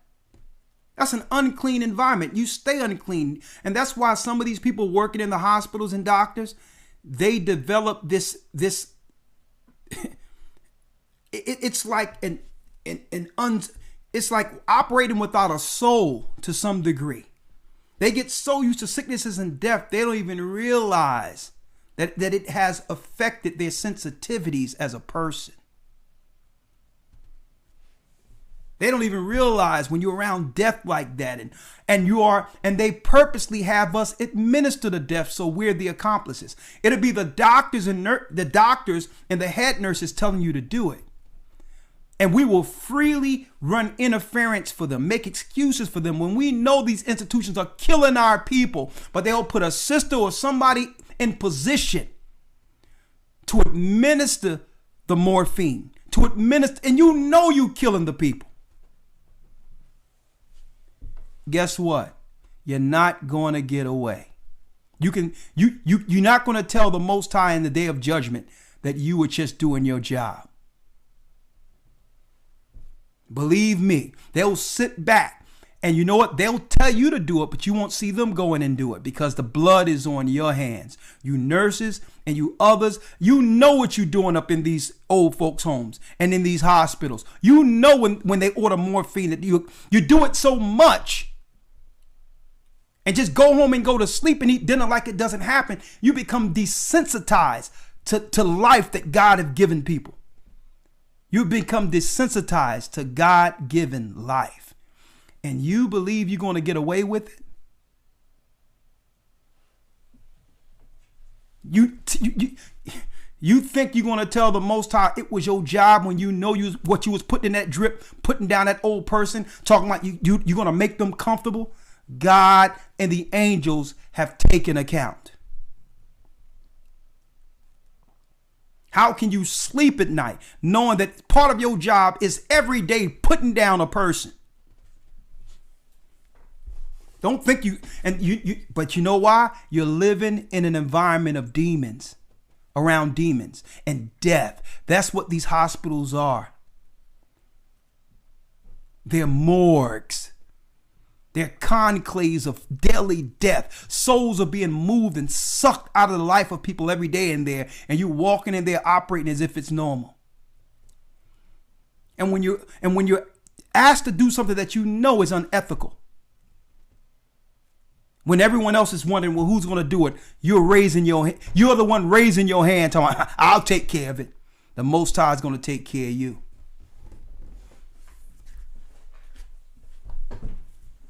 No one gets away. Let's go. Yes, sir. Verse number 3. And this shall be his uncleanness in his issue, whether his flesh run with his issue, or his flesh be stopped from his issue, it is uncleanness. It is uncleanliness. So there was laws on everything. Like if you was to get a scrape on yourself, you had, and that's how clean we were. That's how in place we were. That if anything was out of place, when we were a people, it would disrupt the whole environment. Like, well, hold up. Is he bleeding? Is that a cut? That's how put together we were as a nation. Nothing was out of place, and there was a clear distinction and understanding and knowing the difference between what was right and what was wrong, what was clean and what's unclean. See? That's what a clean people is. See? Come on, let's go. Yes, sir. Verse 4. Every bed whereon he lieth, that hath the issue, is unclean, and everything whereon he sitteth shall be unclean. And whosoever toucheth his bed shall wash his clothes and bathe himself in water. Look, man, look at that, lawyer. We were so clean as a people that if we sat on the furniture or sat on or touched something that someone unclean sat on, we became unclean. That's a big difference between what I'm reading in the Bible and this.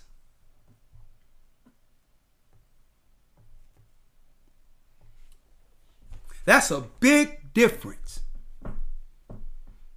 That if you sit on something, a person that's unclean sat on it, you're dirty. You see why they don't want us to know we're Israelites, folks? You see why? Because with Israelites, it comes accountability to a God, a clean God. And immediately we will wake up all together and say, we're not living in this filth.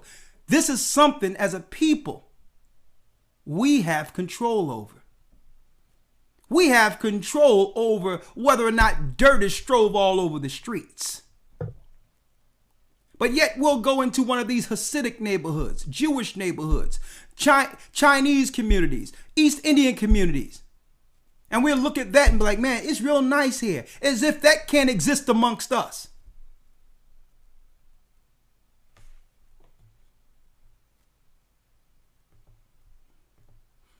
Unclean people create unclean environments. And it starts first with the Christian church teaching people it's okay to be unclean and eat things unclean and be unclean as a people under grace. No other people is teaching that nonsense to their people.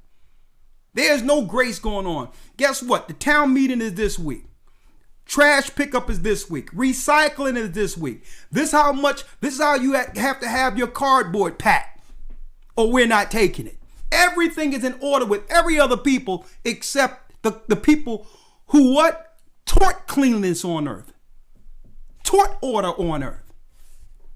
And you wonder why we don't know what's going on with COVID. They saying this, saying that, because we don't even have the environment to think straight as a people.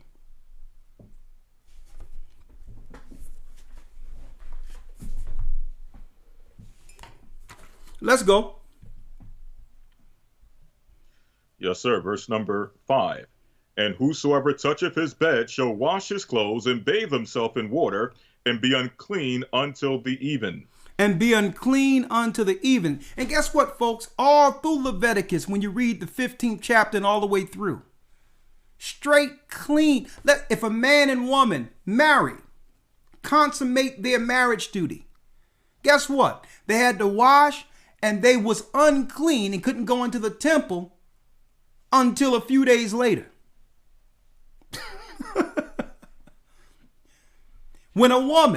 When she's on her monthly, a 7-day period that she had to be separated and she couldn't touch anything or was unclean. They had a house where the women would go and, pamper each other who was unclean at that time. And, they'd be living in a place together. And then after they're clean, they'll go back amongst the population and go into the temple at that time. issues of blood. That's how organized we were as a people. So Christ said, listen, he come to bring this because healing cannot happen under the spirit of, while there's uncleanliness going on. Just imagine, Elder Lawyer and us, we go out and we pray over someone who's dealing with the disease. They get healed, and then the next day they go and get a COVID jab. And get it shot right back in them. What good is the healing if our minds aren't cleansed first? We'll just go, just like a pig. Just like a pig, we'll go right back into the mire. And that's what's going on in these churches. You go to pray, oh, I'm sick, I'm this, that, and the other. I got high blood pressure. Please pray for me, Pastor. And you will go there to Pastor pray over you. And you will leave and you will go get you a pork chop sandwich. You will go do something unclean that led to the sickness. Not realizing that order and cleanliness are the first stages. For what? For all healing. Pharmaceutical medications weren't made for healing. Okay? They were made to keep you up on the drug to perpetuity, so that you can be a consumer dependent on the drug until that drug does what? Put your behind in a grave. That's not medicine. That's not healing. That's a slow death while the pharmaceuticals suck the life and every dime out of your insurance. That's all that is. That has nothing to do with healing. Elder Lawyer, let's get Matthew 1 and 27. We're gonna run through these.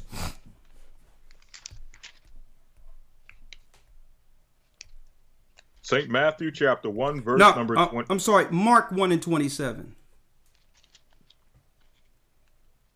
When I'm breaking down Christ's ministry when it comes to healing, who we should be listening to when it comes to healing in any sick environment. The powers that be who control these spirits and demons that have run rampant in our communities, folks, have incentivized uncleanliness, whoredom, sinning, drug dealing, unclean lives, adultery, fornication. They've incentivized all that. And now look at our communities, torn apart. Everyone is sitting around waiting to die. Unclean everywhere. Trash strove all over the place. McDonald's on every other block. And we don't even realize by doing so, with all these demons destroying our people, our vessels are subjected to who? The overlords, the taskmasters, the top sorcerers. And I'm speaking of who? The Prince Hall Freemasons, the AME Church, who are top sorcerers.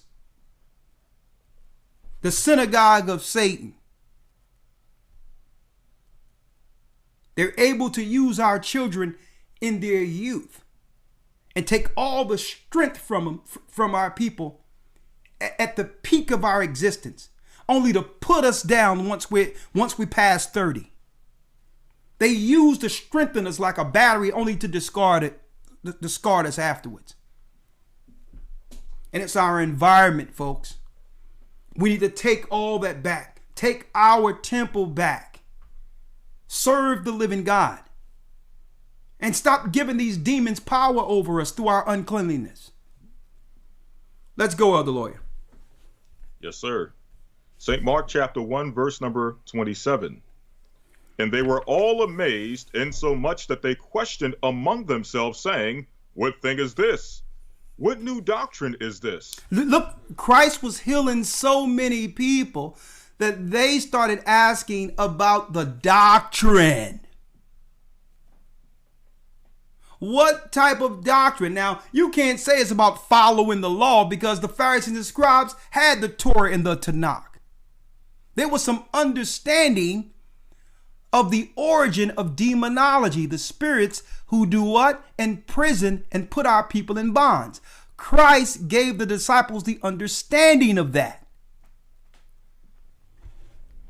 Of how if he created all the elements and everything in the universe, everything is subjected unto those who are under Christ's doctrine and are at the behest.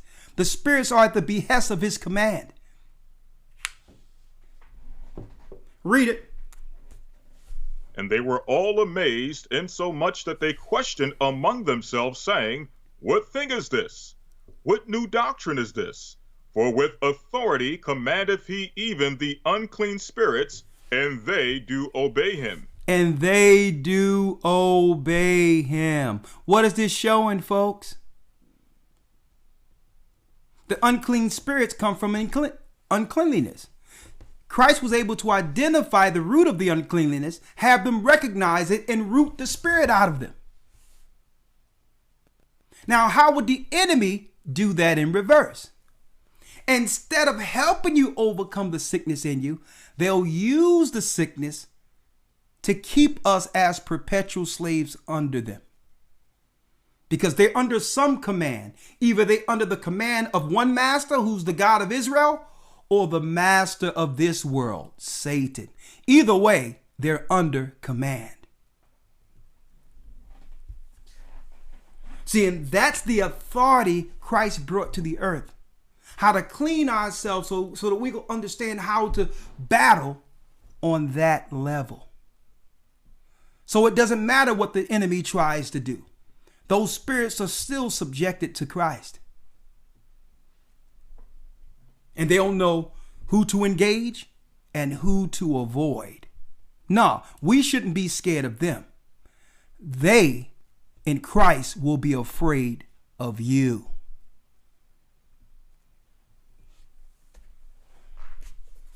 Come on, Elder Lawyer.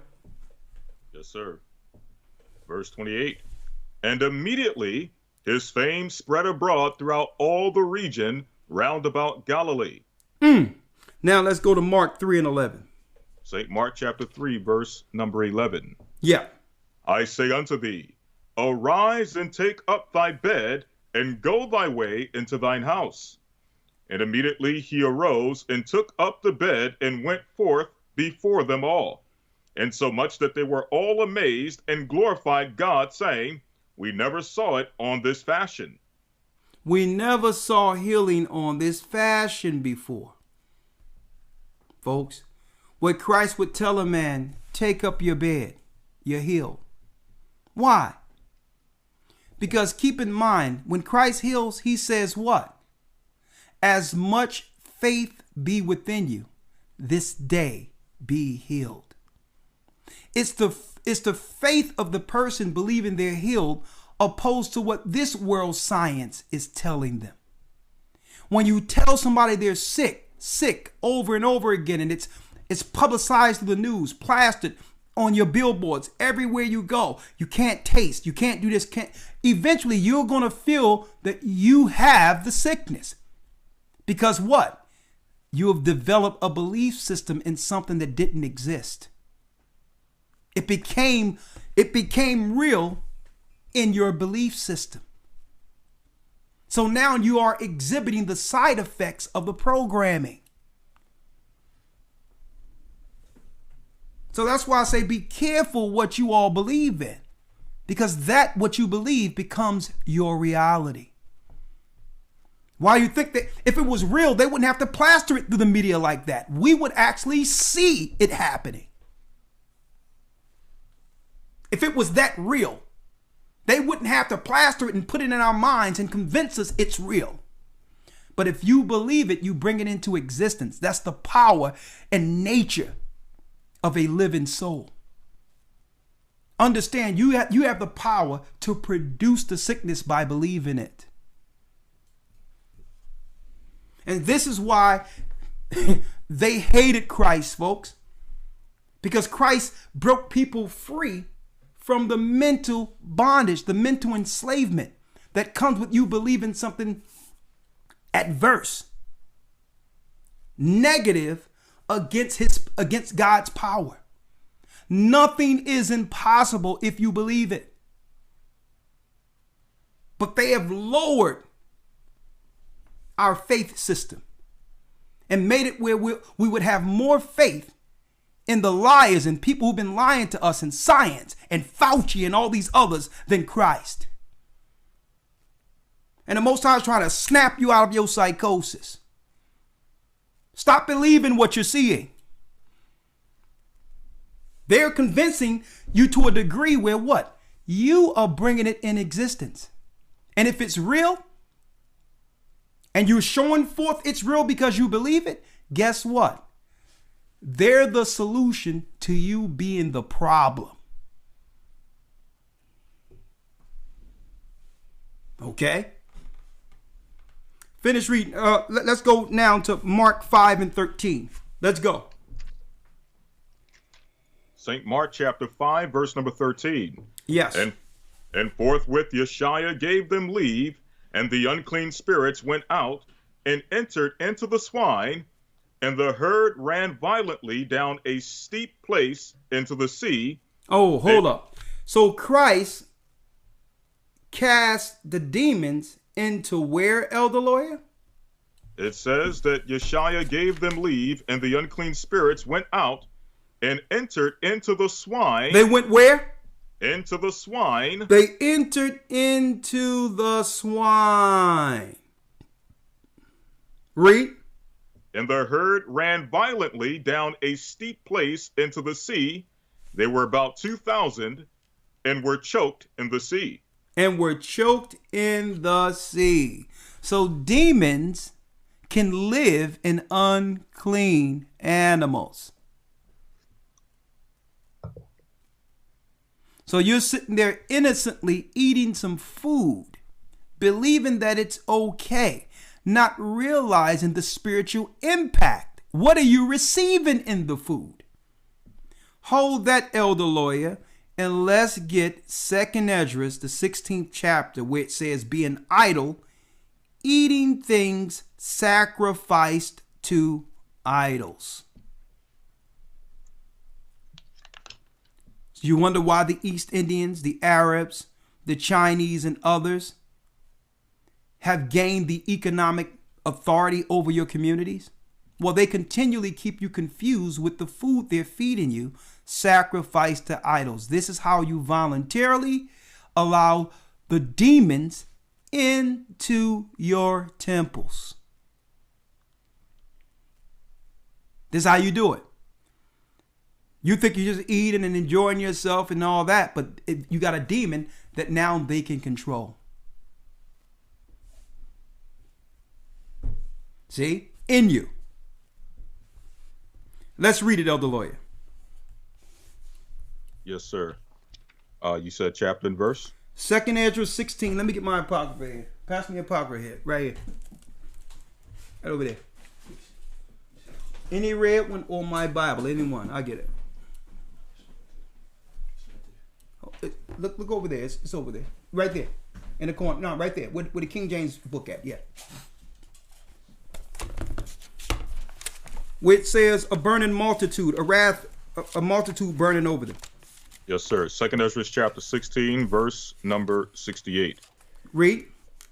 For the burning wrath of a great multitude is kindled over you, and they shall take away certain of you, and feed you, being idle, with things offered unto idols. With what? With things offered unto idols. While you're idle, while you're not looking, while you're not thinking about it, these Gentile Satan worshipers will feed you food that's sacrificed to their gods. These are demons that are running rampant in our communities through what? Through their daily sacrifices. A daily sacrifice is when an animal dies to nourish you. So you wonder why the other nations get richer and we get crazier at the same time? This is how they have gotten generational slaves from one generation to the next, right up under our noses. It's the gods and demons they pray to for prosperity, but it comes with the price. The soul of the children of Israel. The souls of the children of Israel's children. So when you free yourself fully from them, you would realize, well, listen, I need to stop patronizing them altogether and get our clean foods and only work amongst our community to make sure we know what's going into our children's body, into our children's minds, our people's vessels. Cut their gods off, because what you're eating is giving them power over you. Go into a Chinese store, one of these other stores, and look in the corner and you'll see a little idol over there.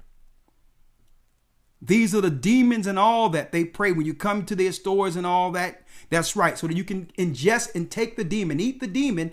And now the Chinese and others have power over you. See? Elder Lawyer. Now let's go to Mark 5:13. Did we read that one yet?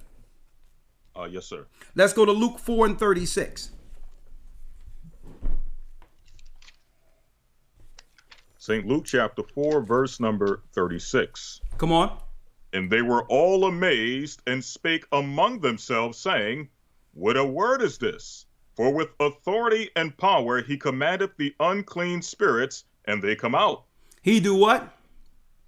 With authority and power. With authority and power. This is why they don't want you reading the Bible and understanding the true power of Christ's ministry.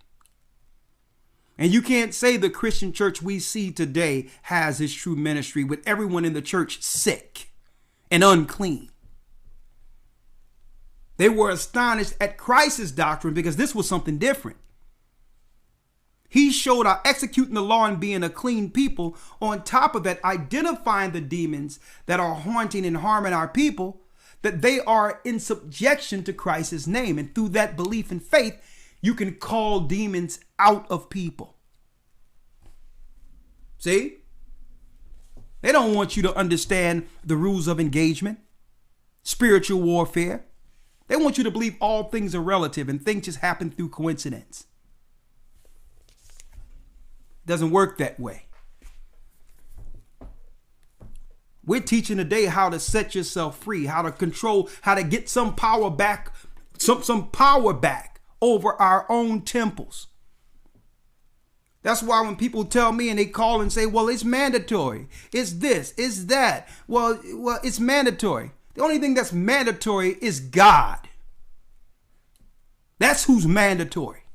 Don't let no person convince you that following some Satanist, some evil little dwarf somewhere and what he's saying and make you believe that what he's saying is mandatory. What's wrong with our people? The Bible, God is mandatory. The laws, statutes, commandments is mandatory. Don't let nobody tell you, well, they're going to change this law and it's going to affect my life. It's going to, nah. Let it be. So be it. They try to do the same thing when we were in Egypt. When we began to wake up and resist the power, they say, well, I'll tell you what. You can make brick without straw. They've always tried to institute something that'll make life harder on us. They've always done this. And our God have never failed us through it. He was with us through the whole thing. They're going to always threaten you. Threaten your livelihood. Threatening your being. They try to do the same thing in Egypt. Well, let's see what happens when you try to make brick without straw. He made that mandatory. And our God crushed his behind. I'm tired of our people acquiescing and always in fear of what the devil and his agents are talking about. As if your God don't have power. What do you get the truth for? Afraid of everything they're telling you. Don't you know fear puts us in subjection to them? I don't know what I'm going to do. Unemployment going to run out, and I didn't get my stimulus check. I mean, what's wrong? You're the children of God.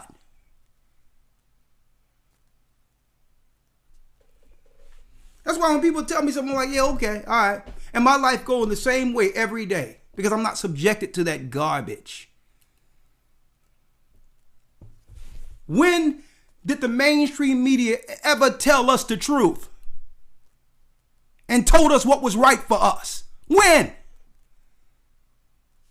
Break your cognitive dissonance. Read that again, Elder Lawyer, Luke 4:36. Yes, sir. St. Luke chapter 4, verse number 36.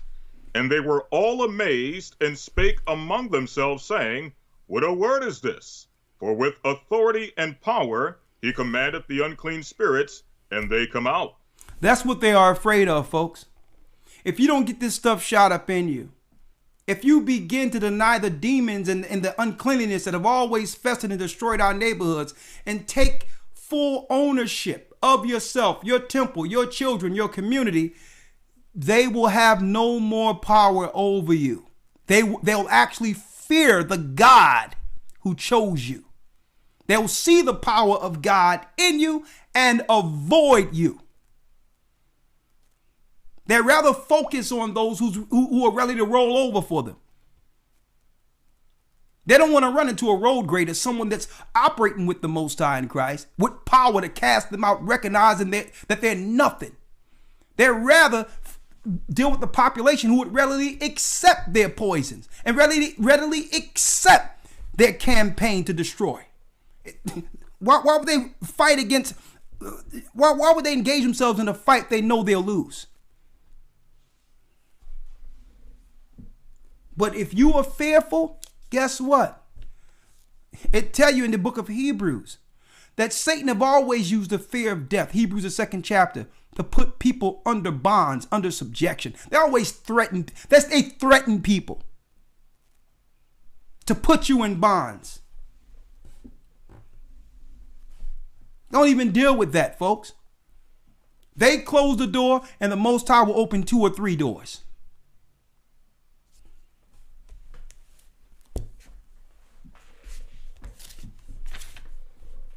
Come on, let's go. Elder Lawyer, let's get the last one and I'm gonna open it. I'm gonna let you go before we open up the lines. Mark 16 and 14. Listen clearly to this. The 14th through the 18th verse. St. Mark chapter 16, verse number 14. Afterward he appeared unto the 11 as they sat at meat, and upbraided them with their unbelief and hardness of heart, because they believed not them which had seen him after he was risen. And he said unto them, Go ye into all the world, and preach the gospel to every creature. He that believeth and is baptized shall be saved, but he that believeth not shall be damned. And these signs shall follow them that believe. Read that again. These signs. And these signs shall follow them that believe. Now, if you don't believe, you're condemned anyway. But whatever you do, like I said, when people call here, don't put your fears on the people here. We believe in the power of the Almighty. If you're scared, go get a dog. This ain't the place for you to be crying and what you fear. It's time for you to stand up in the boldness of the Almighty. Clean your house. Clean your environment. Become a clean vessel of the Almighty and take the power of Christ as your sword and cut the devil. Okay? This ain't the place for the fearful. You have to walk in the full authority as a child of Israel, as the prince of God. Here's the signs that will follow those who believe. Read. It says, In my name shall they cast out devils. In my name, and that's why the name is important, Yeshaya. In my name shall they cast out devils. Read. They shall speak with new tongues. Speak with new languages. And folks, I've seen it. I've had email and all that from people speaking a different language, seen us online and knew what we were teaching and wanted to be baptized without knowing English. Now you figure that out. Read. Verse 18. They shall take up serpents, and if they drink any deadly thing. Woo! Hold up. Hold up. Wait a minute. Chapter and verse. St. Mark chapter 16, verse 18. Hold up. I'm going to pull this up in the Greek. I see you, Rock, shaking your head. You see where I'm going at. Mark 16 and what? Come on. Verse 18. Verse 18. Listen to this in the Greek. Listen to this in the Greek. And they shall take up serpents. The idea of sharpness, a snake, cunning, malicious person, Satan, serpent. Remember I coined this stuff they shooting people, Satan serum? The reason why people are dying from this and all that and all that and getting sick because of this, you know why? Because the cunning serpent convinced them that it would make them better and life better if they volunteered their souls and their body to be tested. I got something I'm going to play in one moment right before I open up the calls. Nurses are laying up sick all over the place, and they're not even reporting this. People are dropping like flies because they were convinced things will get better. I'm like, that's their business. You know what? Because they volunteered. And I'm telling people over and over again, the majority of the deaths they will execute here is going to be voluntary. They're going to be like, listen, we didn't force you to do it. We didn't make you do it. You came and volunteered. You came out. You came and you stood in line for this. Ain't our fault. Like Hank Aaron, he was a great hero. Okay, we'll see him on the other side. It says what? They will what? They shall take up serpents, and if they drink any deadly thing, it shall not hurt them. When it says drink any deadly thing, that's talking about ingesting or taking poison. Some people are poisoned already, and this is why they're ramping this schedule up. Because based on the shots and the sterilization shots they've been giving us since polio, our people were supposed to be dead a long time ago. They're just looking at us like, I don't understand. If we would have had the same strain of shots in our white neighborhoods, we would have been wiped out already. And these people get shots and they go play basketball and become greater. What's up with these people? If it would have been any other race of people with the scheduled shots they put in our neighborhoods, they would have been dead already. Come on, let's go. Yes, sir. And any deadly thing. It says, they shall lay hands on the sick. They shall lay hands on the sick. And what, Elder Lawyer? And they shall recover. And they shall recover. Do you believe? Do you believe? You should be focusing on this, not Fauci. The only reason they out here panicking the people and confusing the people is because they're losing control of you. By you choosing the law, statutes, and commandments and renouncing the gods of these false religions, you are gaining power over your being and what Christ has begun to free you. And this is why they don't care if the stories match. They don't care if the stories make sense. They're going to throw all types of confusion out there and all that. Why? To keep you under this state of arrested development and cognitive dissonance. When really they are afraid of you. One more scripture, Elder Lawyer. Hebrews, the 2nd chapter, where it tell you that Satan used fear to put people under bondage, which is control. This is how they continually gain mental slaves. And after this, I'll open up the lines. 515-605-9327. Let's read it, Elder Lawyer. Yes, sir. Let's start with he was made a little lower than the angels. Yes, sir. Hebrews chapter 2, verse 9. Yeah. But we see Yeshua, who was made a little lower than the angels for the suffering of death, crowned with glory and honor, that he by grace, or by the grace of God, should taste death for every man. For it became him of whom are all things, and by whom are all things, in bringing many sons unto glory, to make the captain of their salvation perfect through sufferings. Come on. For both he that sanctifieth and they who are sanctified are all one, for which cause he is not ashamed to call them brethren, saying, I will declare thy name unto my brethren in the midst of the church. Jumping down a few verses. Verse number 14.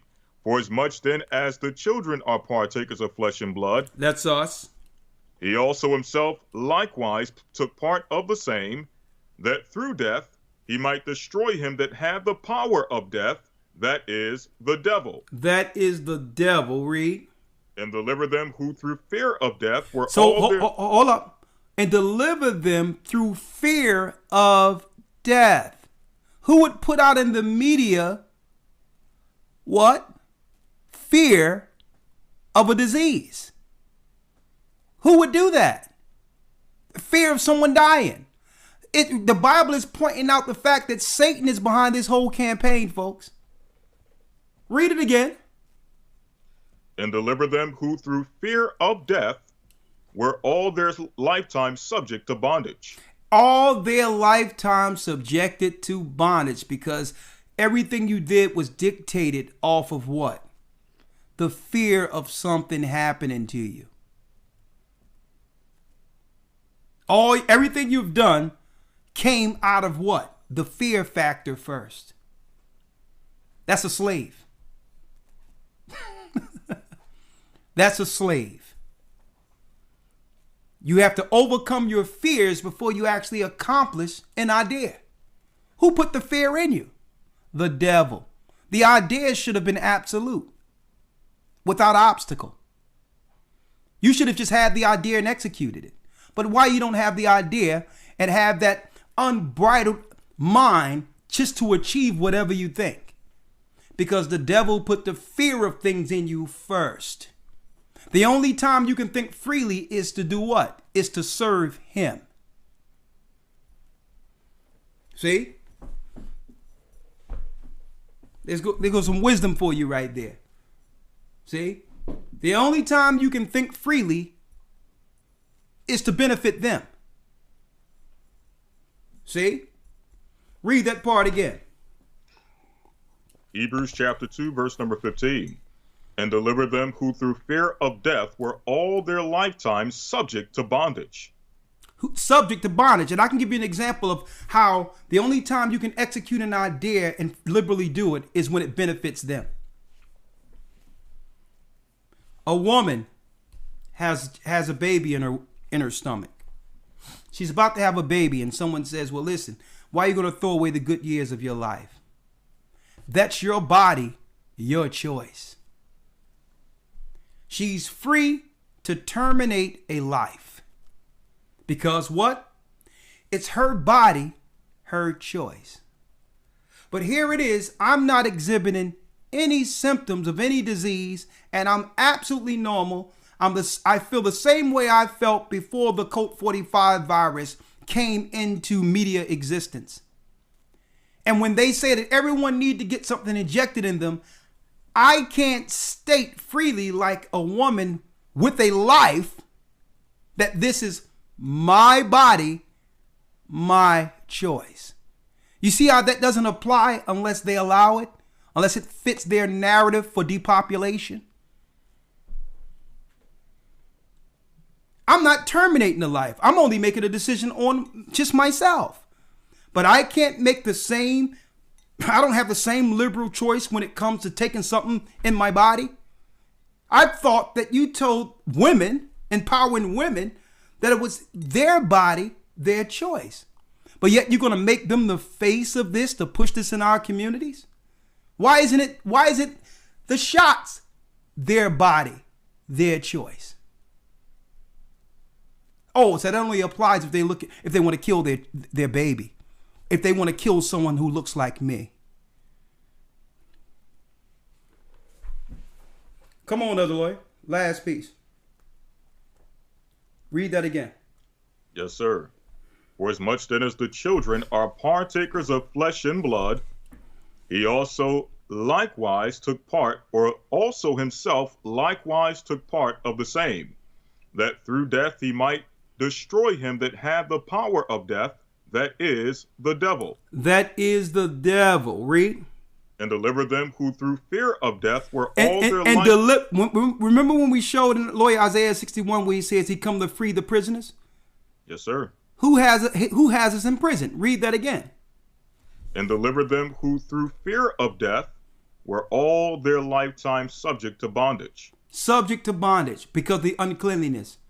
We have uncleanliness in our bodies, in our environments, and through that, they're sorcerers. The synagogue of Satan controls us because they control the demons running rapid in our communities through invocation and sorcery. But Christ have come to deliver us. Okay, like it said, deliver those who were what? Through fear of death in bondage. So we got to stop fearing, because they're fear mongering all through the news and all that to do what? To coax us into voluntary death. Okay, suicide by choice is what's going on right now. Sickness by choice is what's going on. And they're using the media, the propaganda, to kill many of us. So when you see those bills being passed, like Joe Biden saying that they have all these immigrants coming in with no room in an overpopulated country already, as they claim, it's not that they're looking to add immigrants to the population. They're adding those they're looking to replace after the COVID-19 military operation is finished. And the majority of it is going to be by choice. But you have nothing to fear. You have nothing to fear if you believe in the first begotten of the Father, clean ourselves up, and do what? Rid our neighborhoods of these spirits, and do what? Fight spiritually against these demons. Following God's law, cleaning up our neighborhoods, getting our family right. Nix what the media is saying and listen to God. Open up that Bible, apply his word, instill his law, and you'll be just fine. And if we do get sick, the Most High is going to show his authority through the healing that's actually within those who believe. The whole earth is going to know the power of Christ in this earth through his people. A population of sick people being made whole. And that is for those who believe. That's the sign that will be shown throughout the four corners of the earth in the midst of sickness. Elder Lawyer. Yes, sir. You got the floor. Yes, sir. Yes, sir. I wanted to mention, especially going back to many of the points you were making as far as cleanliness goes in our communities, in our lives, in our homes, and otherwise.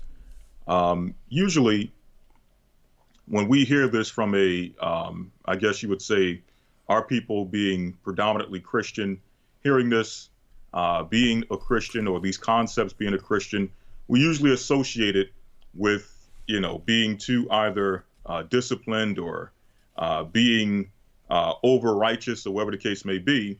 And it's not until we begin to adopt another religion that we begin to accept the idea of cleanliness in our lives. So, for example, I don't know if you noticed that, but when our people join Islam, they adhere to all the strict discipline, and I'm talking about those who are serious about their belief. Of course, we know you got phonies in every religion. But in Islam, for those who at least try to adhere to the practices of Islam, you'll notice that they adhere to the 5 prayers. And before they pray, they have to ensure a number of things. They have to ensure, as best as possible, that there's no dirt on their bodies. They got to make sure their teeth is flossed, their teeth are clean. They got to make sure that, you know, their bodies are shaven and things. They got to go through all of these things before they approach their God in prayer. And this is to what we call, or what we understand to be, a false idol god. But yet, being people who proclaim to be Christians and followers of Christ, and those who are followers of the book of the true God, it seems like we have a hard time adapting or adopting to some of these principles of discipline and cleanliness, not understanding that the Muslims, a lot of those principles, they got it from the Bible. They got it from us. Mm-hmm. They didn't originate a lot of these different principles of cleanliness and discipline in their religion themselves. They got it from the Hebrews. Mm-hmm. Now, there's a few things I wanted to touch on. I'm sorry, you were saying something? No, go ahead. No, I didn't say anything. The floor is yours. Okay. I was just in agreement. Yes, sir. So I wanted to read something real quick, because this is in relation to also, as you were mentioning earlier, dealing with the mental state of our people. One thing that you were mentioning, that there was a difference, obviously, between the scribes and Pharisees and Christ. Yeah. Scribes and Pharisees had the law, and they had certain principles of discipline and cleanliness, but it was only done for show. It wasn't something that was genuine. When Christ came to confound them and actually speak against the scribes and Pharisees, he said this. Matthew, the 23rd chapter and the 25th verse, he says, "Woe unto you, scribes and Pharisees, hypocrites, for ye make clean the outside of the cup and of the platter, but within you are full of extortion and excess. Thou blind Pharisee, cleanse first that which is within the cup." Cleanse your heart first. Cleanse your mind first. As the scriptures say, "Be ye transformed by the renewal of your mind." That's where the cleanliness starts, transforming the inside. And then Christ said, okay, now it's time to deal with the outside, making sure that you actually, whatever is within is represented without, right?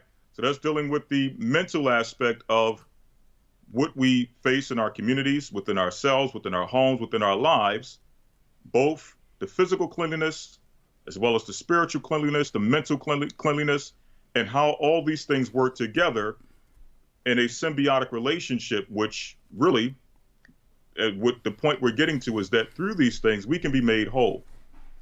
We don't have to be in fear of what's being put out there in front of us as far as a fear of a sickness or a fear of this, a fear of that. We can be made whole and healed if we adhere to the principles that God gave us in the scriptures. Again, mental cleanliness, spiritual cleanliness, and also physical cleanliness. And with that, I yield. The water, Lloyd. And I want to say this on top of that. We can't heal ourselves, brothers and sisters, according to the Gentiles' science. See, you have to realize there's a difference between treating symptoms and curing people. There's a clear distinction, and I think through this modern day way of this crazy Frankenstein medicine, we believe that if we don't have a symptom, that's curing. See, and this is why their satanic scientists have been studying the brain for so long, before rolling out some of their pharmaceuticals after human testing.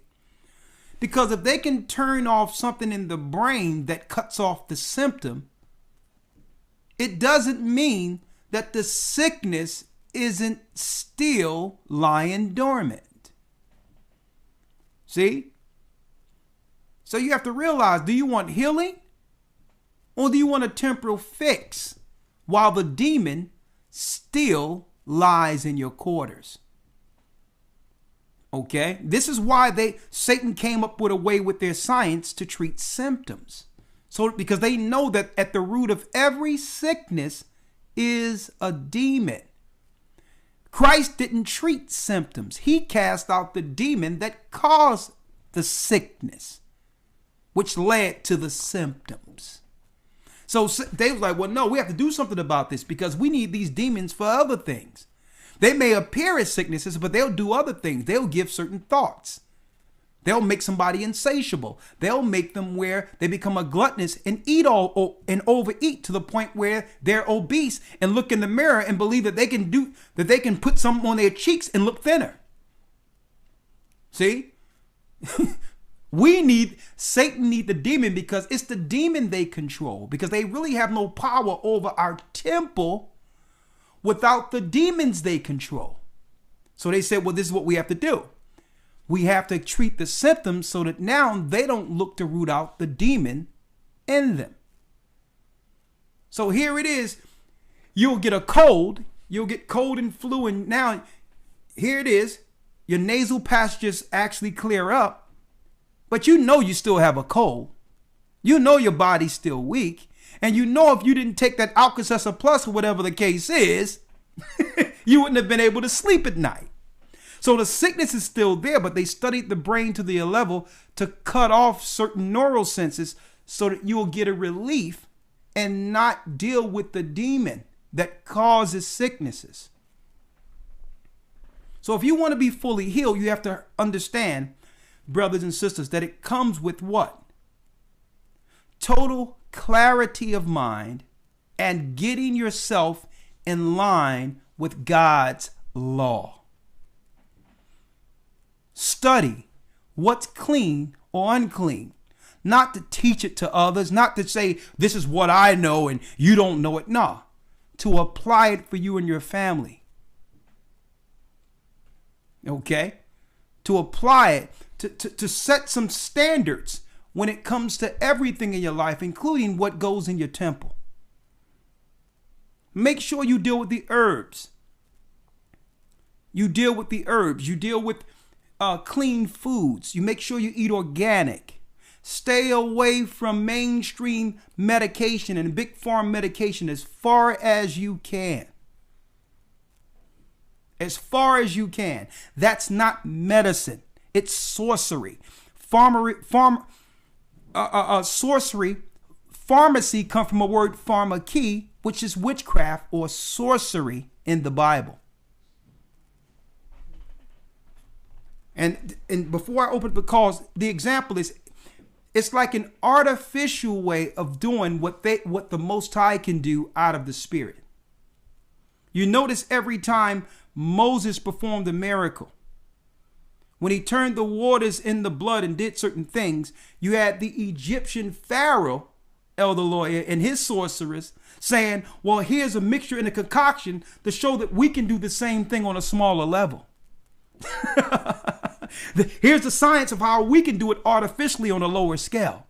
It's their science against what the Most High can do naturally. See, we're not subjected to their science. Okay, we're subjected to the God who made the elements from whence they create their lower science. And we have to move ourselves above their cures, or not their cures, their medicine, because what? With all of their so-called, what you would call medicines, comes a side effect, comes a demon. So it's a trade-off. That's not a cure. How is it that you'll get one medicine that covers one symptom, but then you'll get a laundry list of side effects, suicidal thoughts, lymphatic cancer, restless leg syndrome, sterilization, heart palpitations, you name it, and it's a long list, a whole list, a grocery list, a grocery list of side effects. Is not medicine. So this is what I'm going to ask y'all to do. And at the end of this, I'm going to show a few books that we have that you can actually purchase, when it comes to understanding the original herbs that was given to Noah. Okay, I got a few books there. I'm going to show a few. Y'all can order them if you would like. Folks, what they're doing isn't healing. It's the introduction. It's a trade-off. So I'm going to ask you to do this. If you have any medication, or if you're on medication, whatever the case is, and make sure you consult your doctor all the time when you do this. I'm not telling you what to do, but only thing I'm telling you is look at the side effects. Type in the medicine that you're taking in Google and look at the side effects, and then decide if this is something you would like to deal with. You're in agreement with a trade-off. It's like the demon is saying, well, listen, I'll fix this if you let me do these other things to you. That wasn't healing. That's not science. That's not Christ. That's not being whole. That's being subjected to a demon. All right, Abdul Lawyer, I'm going to open up the calls, okay? Yes, sir. All right, let me open up the calls. You can stick with me. Unclean spirits. Unclean spirits. And I would like to make an announcement before I open up the calls here. Let's see here.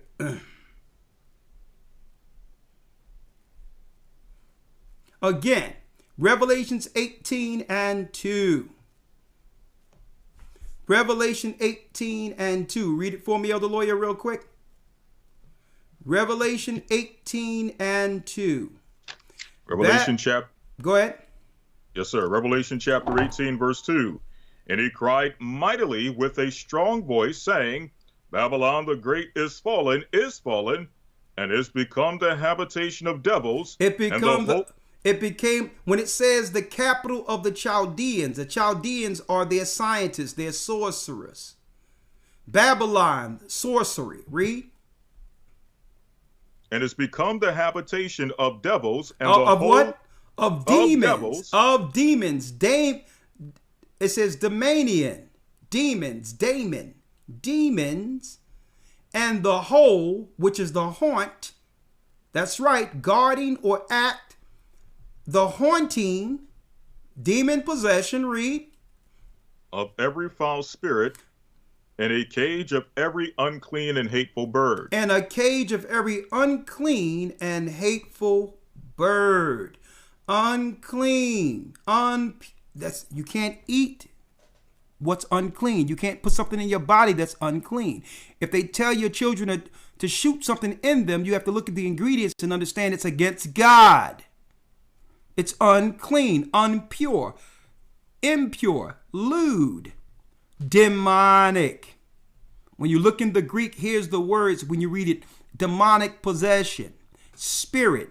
And it says of every unclean bird. When you look at that unclean bird, it's what? Ornis, or a fowl, which links directly to the fallen angels, the fallen cherubs, and the fallen seraphim.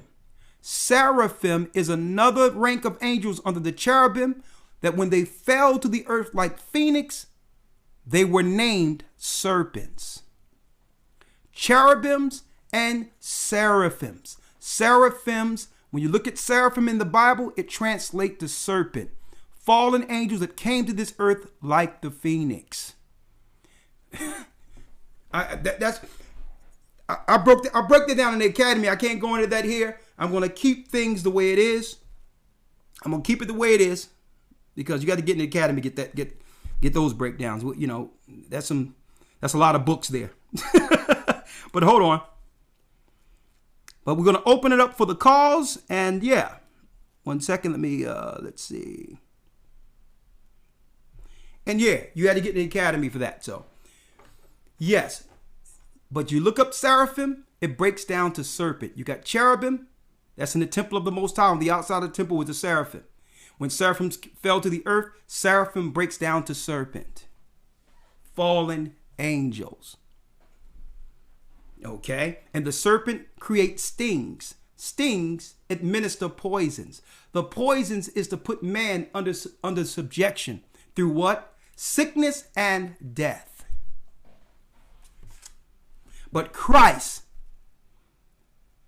gave us the power to stomp to stomp on the serpent.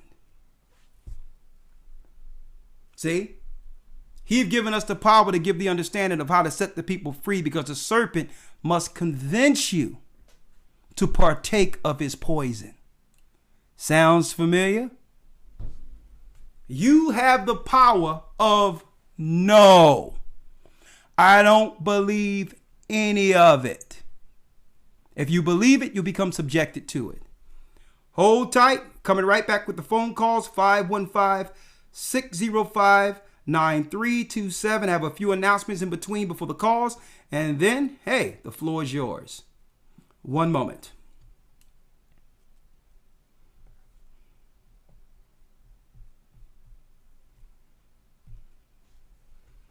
One moment.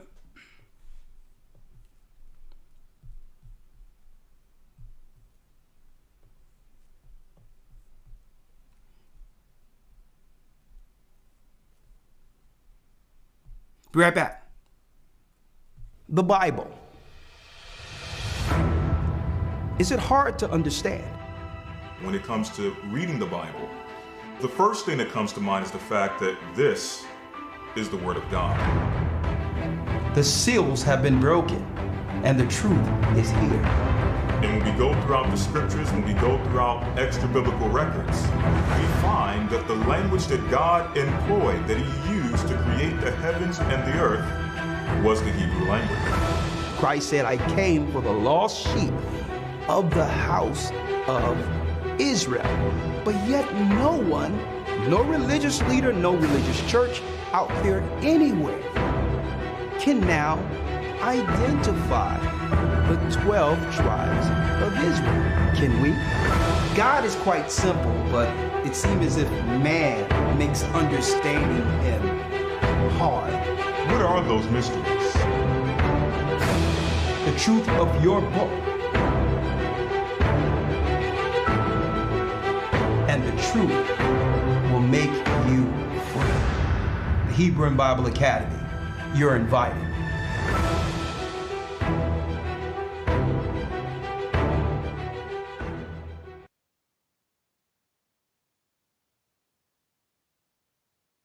That's right. That's right. Hebrew and Bible Academy, you are invited. We're going into week 4. Who is Edom? And we have some confessions from an Edomite who admits that he's from, that's right, the seed of Amalek. And he have genealogical proof of who he is, and he also admits after fighting against the synagogue of Satan, he's one of them, because he was raised under what you would call ritualistic sex type things growing up, and now he's revolting, telling it all. Of course, things like this I cannot play on YouTube, but it's going to be a part of our lesson, Who's Edom? The synagogue of Satan confesses. This coming Sunday in the Academy. If you want to be a part of it, no problem. Go to historytimes.org. You go to historytimes.org and you can enroll right there, and we'll have you in and make sure you receive all 3 lessons that you missed. You'll catch right up, and we still have over 2 months of knowledge-packed information. Elder Lawyer goes to the Hebrew. Shapat and I deal with that news, and there's a lot of news we can't cover on these platforms that we're free at this time to actually talk freely there. And the lessons are off the charts. Okay, so if you want to become a part of this, go to historytimes.org. Now, one other announcement here before the calls. One moment. Make sure I get all of it out of the way. 1 second. 1 second here. Okay, let me get this out of the way here. Yes, the calendars are ready for pre-order. Go to gatheringofchrist.org and get your Hebrew calendar. If believe it or not, the synagogue people aren't covering the correct holy days because they're only dealing with the moon. And most Hebrews, it's not their fault, because I was once doing the same thing. they're not following the holy day on the proper time. But the calendars are there if they want to get it, even if they don't say it's from us. They should get it and actually teach from it, because it's breaking down all of the holy days according to a calendar year of 52 Sabbaths, where all the holy days each year falls on the same day of the week at a fixed time each year, because we're not just using the moon. We're doing what the Most High say do. We're using the moon in conjunction with the sun. You cannot have a clock working with one dial.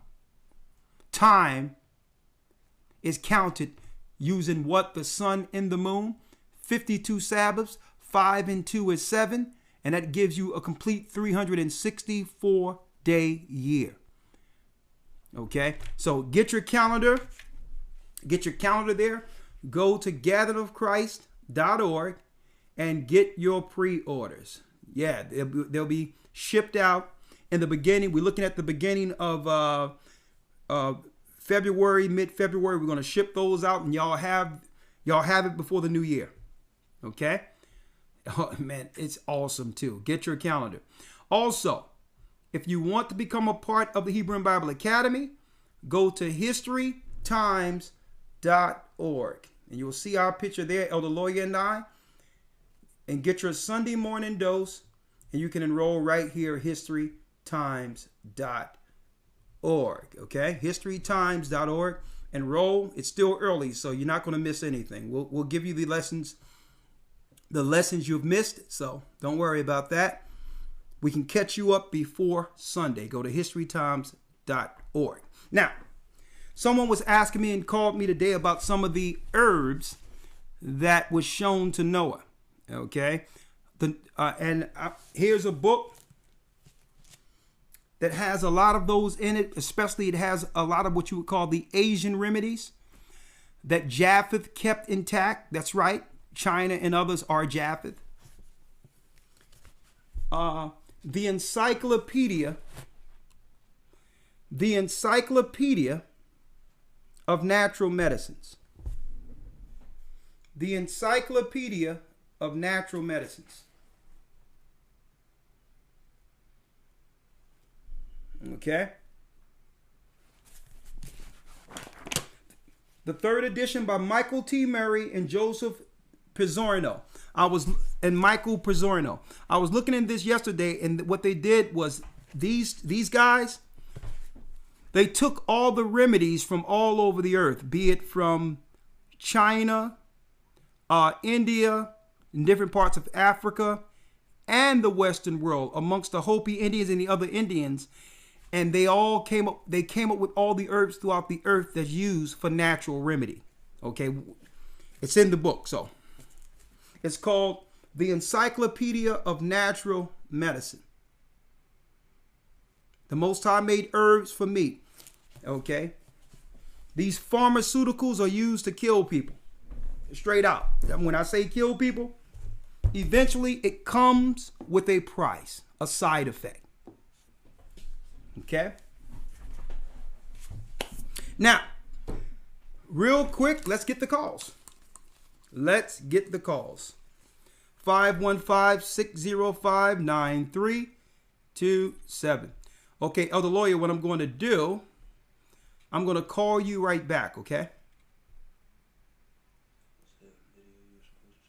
Oh, yeah, it was a video I was supposed to show. Don't go nowhere, Lawyer. There is a video I was supposed to show. Thank you, Elder Yara. I'm so busy trying to get to these calls. Where's that video? Okay, here it is. Here's the video here where a nurse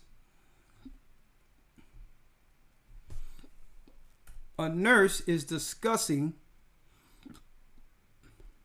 Let's see. Yeah, here it is. Nurse speaks out. Nurses off sick after taking the Colt 45 jab. So this is a nurse who decided to speak out.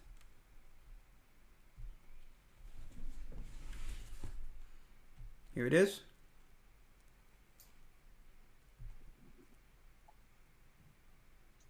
Hi, Sarah. Yeah, I've just shared that last one that you've sent me. Sarah, I got a message from my friend at work. She works in the IT at Northwick Park. She just told us that loads of the staff have gone off sick. They've all got side effects. They've taken the vaccine, loads of them, and loads of them now are testing positive for the virus. For those who don't understand, of course, she has a British accent. She said all the people she's working with who have taken the jab, I have to watch how I say this, the jab, they're all out with symptoms of the virus. All the people she works with. Listen again. Hi, Sarah. Yeah, I've just shared that last one Fair that use. you sent me. Sarah, I got a message from my friend at work. She works in the IT at Northwick Park. She just told us that loads of the staff have gone off sick. They've all got side effects. They've taken the vaccine, loads of them, and loads of them now are testing positive for the virus. And apparently, the CEO of our hospital today has sent out an email to all the staff asking them to cancel any annual leave because the unit's crumbling. All the staff are gone off sick because of the side effects. I'm back to work on Tuesday, so I will find out more. And I'm so sad, Sarah, because I've been sending videos to colleagues and have gone and taken the vaccine. And my colleague, my friend, Yolanda, she's been doing that so much and she's just so disheartened. So many have gone ahead and taken it, but they're sick now. They're all sick. Yep, that's what's going on. That's what's going on. See, what they didn't tell people is they want the healthcare practitioners and the nurses and all that to take it. Why? So they can replace you with the East Indian and other immigrants who are coming in to actually execute the final solution.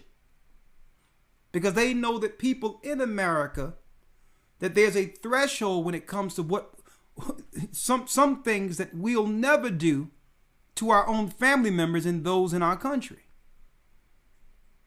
It's a lot of people, a lot of the nurses were speaking out and all that and say, listen, we're not going along with euthanizing a population. One white woman came out and said, we straight treating these black people, we're killing them, we're throwing them out like trash. So they say, well, we got something for you. Since you don't want to help us put them down, we're going to put y'all down and replace y'all with foreigners under the guise of immigration. That's the bill Joe Biden should. Hey, here we go.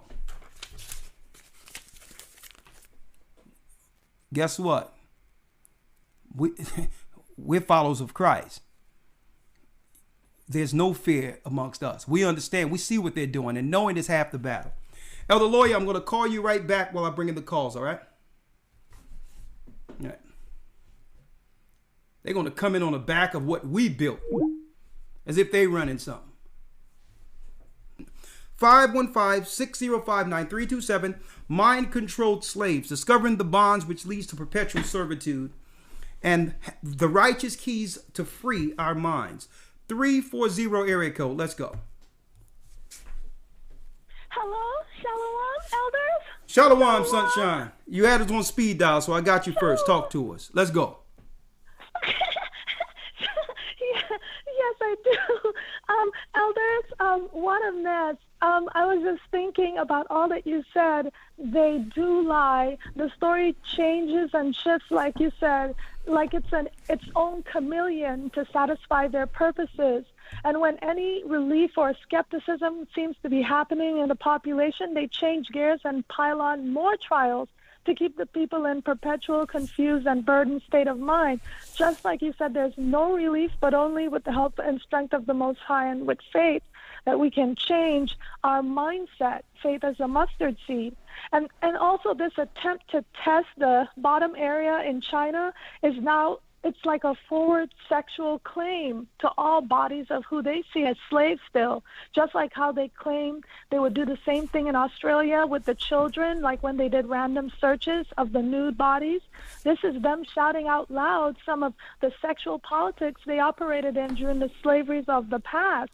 It's like another homosexual assault against righteous and normal functioning people. And we consider the same assault with how they feel with our bodies, our dead bodies. Not only do they want to make money off of our living bodies or our sick bodies or the organs or even our dead tissue, but they also want to continually make money off of the now awakening poor and slaves by having the dead speak false words to families and others across the world, that those dead can truly, they can't even speak it from the grave, but through the computer technologies, this is what they're doing. And this is another glimpse at this whole plan, the plan that they have for our brains to implant us and control our goings in and comings out, essentially through the many confusing stories that they set before us as an option.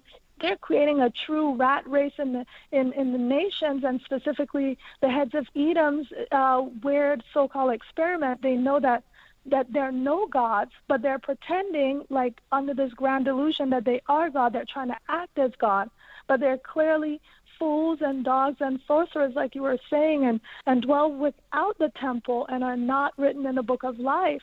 But with the blood of Christ and the obedience to the Most High, this hope that we serve the living God, AHAYAH, the nations and their gods are afraid of that light switch that could come on at any time for any of us.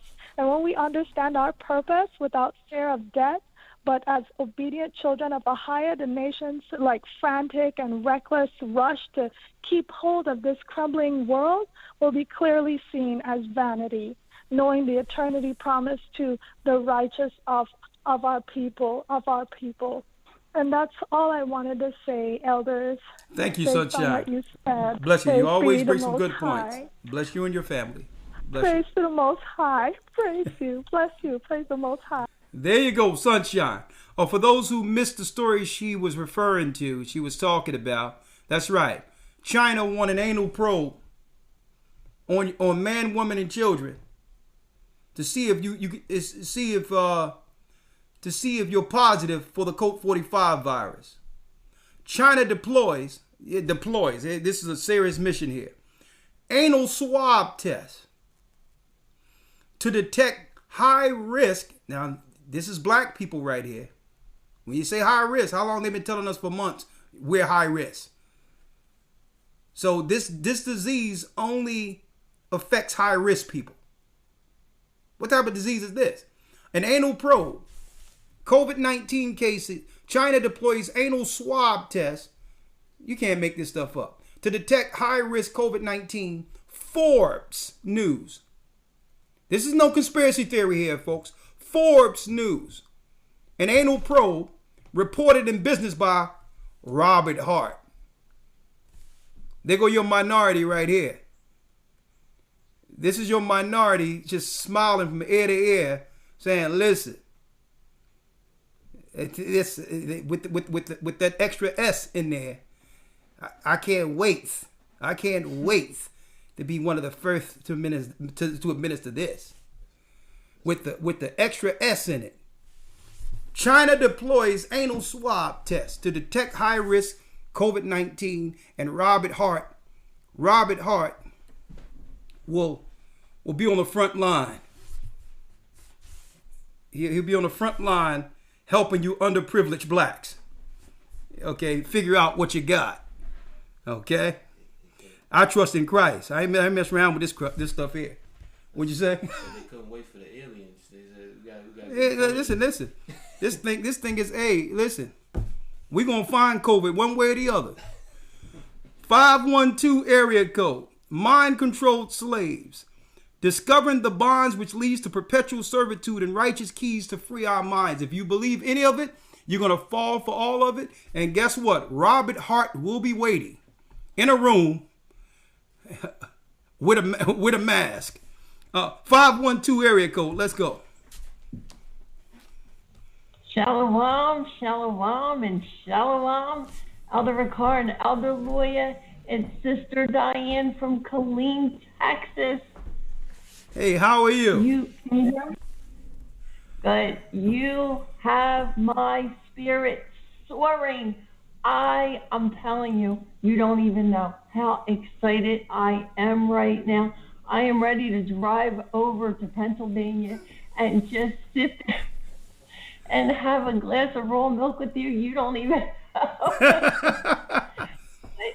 Let me tell you, tonight's show was beyond excellent, and it's just beginning with all the callers coming in. Beyond excellent. I mean, praise the Most High. And it's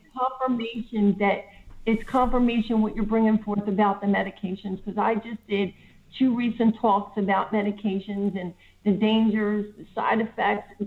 I mean, you were so right on when it comes to what to talk about. This is what your people need to hear so much, and all of us, the Gentiles who cling to Israel.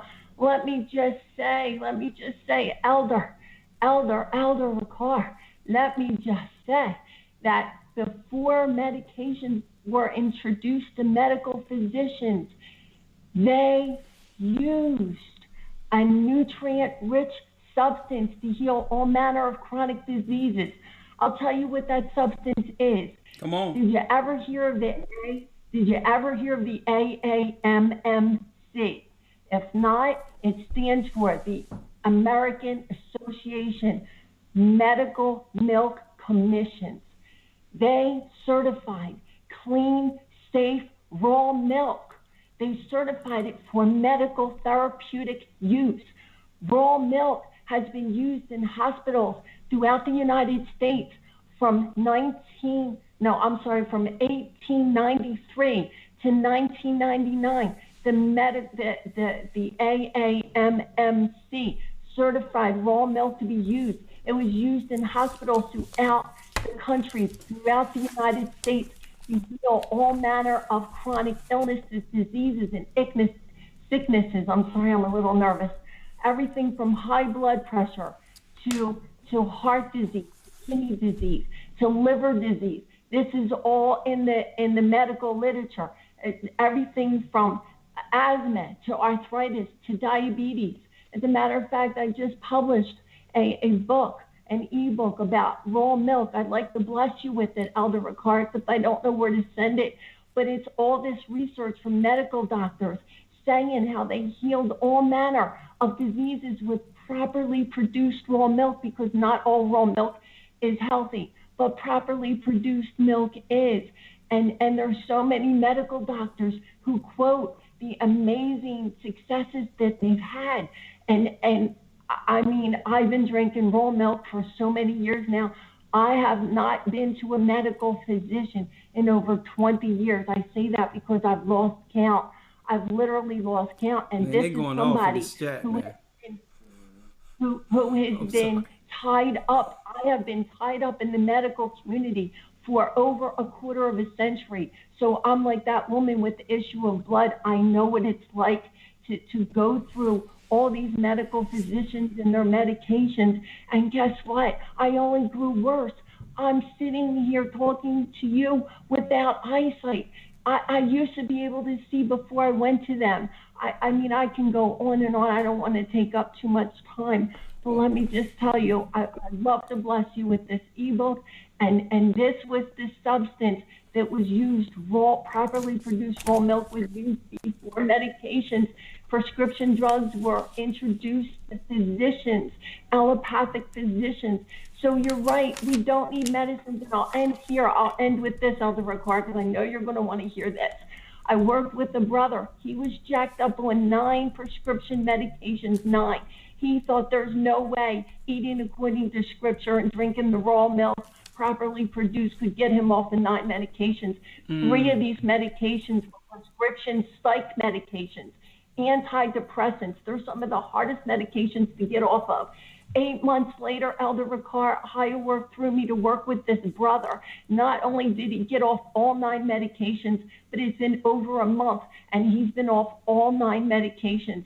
He did a 7-day water fast. He's healing. He's losing weight. And not only that, he said to me, you talk different, Sister Diane. You talk different. Who's AHAYAH? What is this? What are these things that you're saying? And Elder Ricard, listen to this. Listen to this. He came into the truth. He said, I want to know. You're talking like things I never heard before.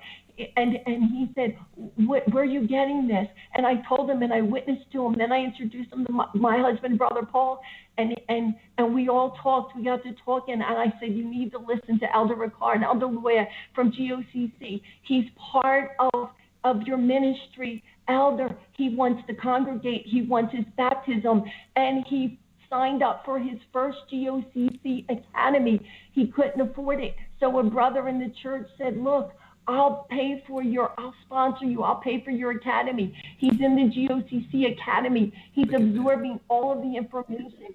He is growing. And this was all because he wanted to get well. He felt like, where is AHAYAH? Where's my God? Where is he? I'm sick. But when he knew and he saw that he could get well and get off of these medications, he didn't even think it was possible. He started talking about the Well, sister, we do have to get another call. I'm excited about what you have to say. I do have your phone number here, but I do have to get another call, and it's been a great call too. Let me get your name again, sister, if you don't mind. It's Sister Diane from Columbia, Texas. Diane, I'm coming to get some of that raw milk. Thank you, sister. You see how the Most High works? Thank you. And remember about my baptism. Remember, Elder, ready to come into the water. I'm so ready. Well, sister, listen, because I'm about to make an announcement on that right now. Thank you. Right? Okay, and we are opening up baptisms. We're going to be doing baptisms. Sister, I'm going to give you a call because we're going to fill up our pool, and we're going to be doing some baptisms throughout the whole country. So I'll be talking to you. I'm talking about, we have a serious baptism here in Pennsylvania, and I'm going to be arranging that. And all over the world. Africa Initiative, we have to talk about that Thursday because we got brothers waiting there. And we'll be doing baptisms all through this earth. Also, the Passover, we're going to have Passover in 3 separate regions this year in the United States. It's going to be one here in Pennsylvania, one in Texas, and another either in California or Arizona, depending on what the restrictions will be. Of course, it will be outside, and we're going to have state-of-the-art tents and all that. We're going to have GOCC network, the whole 9. 3 separate Passovers going on through simulcast where we're all together, even though the Passover is going on at the same time. So I'm excited about that. And just make sure you reach out to your local elder or deacon in your region. Okay.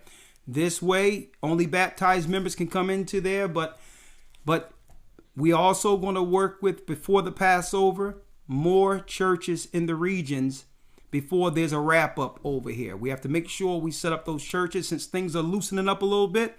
Regardless of what they're doing, we're going to do the Most High's work. We're not going to sit back and wait for them to report when it's okay to teach God's Bible and get to his people. What Satan and his servants are doing, let them do. We have a kingdom to build.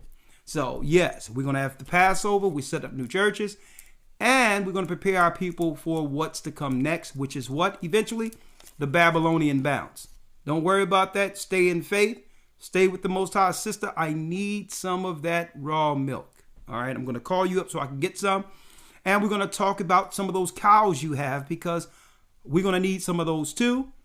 We're going to be doing crops, everything. We need to make it where our people can be fed regardless of what they're doing over here. So I'll be calling you up to discuss more than just the raw milk. We're going to get that baptism, and through the faith of the Almighty, we have to clear up those eyes so that you can see. Okay, so through the spirit of the power of the Almighty, and as much as you believe, the Most High can bring you your sight back.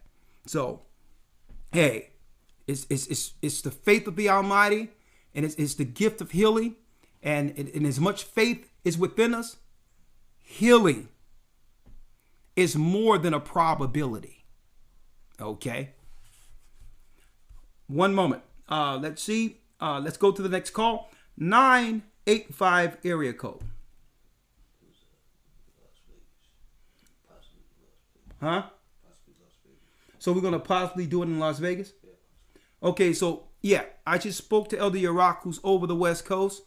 It'll probably be in Las Vegas that we'll have the West Coast Passover.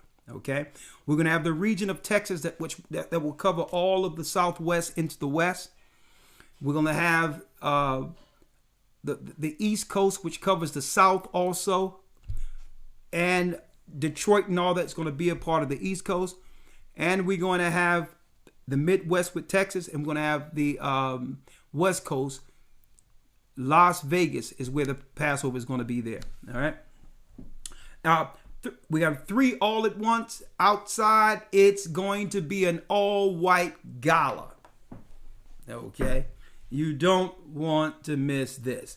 So keep your ear to the ground. And of course, we're processing everything through the locales where there's churches. So just, that's our first announcement. Don't worry about it.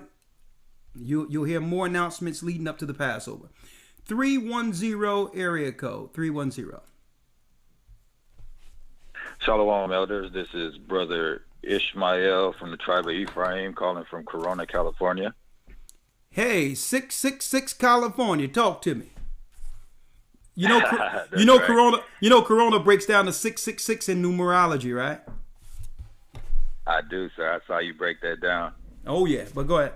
That's yeah. Well, it's a city in Riverside County, California. I'm sure you guys have heard of Riverside on the news. I think we're leading the country in COVID deaths and all that kind of stuff. Yeah. Okay. Yeah. And I actually work in a healthcare facility, and my supervisor took the voluntary vaccine before it was, available to the public, and now she's in the hospital with COVID, and I think that's so ridiculous because the lady tells me that she's trying to push it on her staff to take. She's trying to push it on us to take it, and now you're in the hospital because you took some voluntary. She didn't wait for it to come out. She went and took the jab, the jab before it was even mixed up all the way.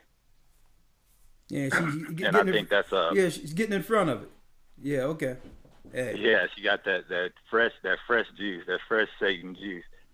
And also, Elder, I think one of the ways they got us under this deep delusion and mind control, besides the food and the unclean things like you brought up, because we know how they got us on that through slavery, giving the slaves the chitlins and all that crap, tripe and all that. But it's through our lack of patience. Patience is a virtue, and they've turned that into convenience. Everything bad, they're really getting us through their convenience. You think of convenience stores with all the bad food, fast food places, drive-throughs. We went from cassette tapes to CDs because of our lack of patience as a people, and they don't want us to be still. They want to keep us moving so we can't be still and hear the voice of the Lord and connect with the Spirit. And I think that's one of their big deceptions. Technology, science is of the devil. And and Sunshine came with it. Sunshine was under the Spirit tonight. She's amazing. And that's it, Elder. That's all I wanted to share. Patience. Their biggest deception to me is this technology. We started out with floppy. Everything elevated. We went from the cassette tape to the CD. We didn't want to rewind the tape. We wanted instant gratification, and that's how he's maneuvered, keeping us in the rat race, like you said. Yeah. And that's it, Elder. Shalom. Thank you, brother. Thank you, brother. I really appreciate it, and thank you for your call. I really appreciate it. Good info. I appreciate it. See you at the Passover. I sing to it as well, Elder. I don't know how I could reach out. Hey, brother, go ahead. Yes, sir. Go ahead. Hit a verse for me, man. Hit a verse. Come on. Hit it. Hit a verse. Hit it. I hear Jacob crying. I can hear him crying. When you're gonna rise, call on the Lord. Mighty Jacob, rise. I hear your roar. Go ahead, man. Boom. When you gonna No. Hold up. Save it. Don't worry about it. All right, I see you. All right, okay. All right. Hey. Okay, Elder. Don't hurt him now. All right, shalom. Take my number down. I got your I got your number. All right, bless you. Yes, sir. All praises. Okay. I feel Jacob rising. Do you see? I can see him rising. 404 area code. I hear you, brother.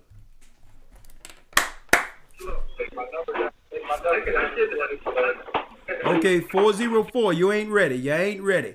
I'm coming back. 409 area code. 409 area code. Let's go. Hello? You're live. Hello? You're live. Shalom, elders. Shalom. Sean. This is Sean Brown from Beaumont, Texas. Talk to me. And I was just trying to speak to you again to thank you for the encouragement from the last lesson when I was able to speak to you, bro.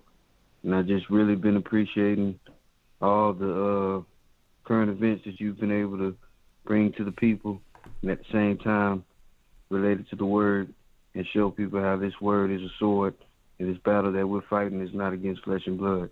I respect that so much, sir. Well, thank you, brother. All praises be to the Most High. All praises go to Him. You know what the greatest thanks is?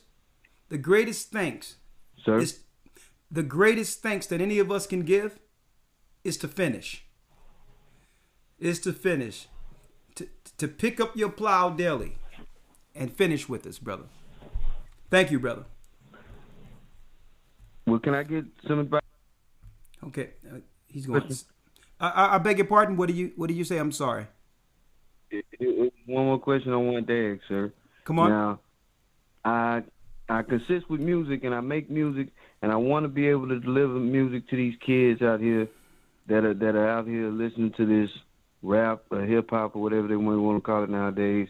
I want to be able to speak to them in a way where the message is delivered to them in that music.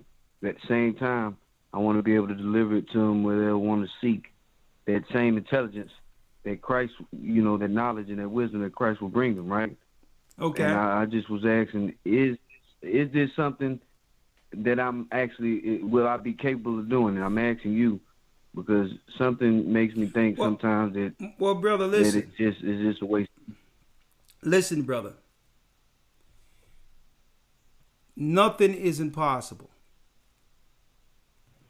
So if you can think it, you can do it. You don't need confirmation by me. You're a prince of the Most High. Do it. You don't need confirmation. You got the Most High. Do it.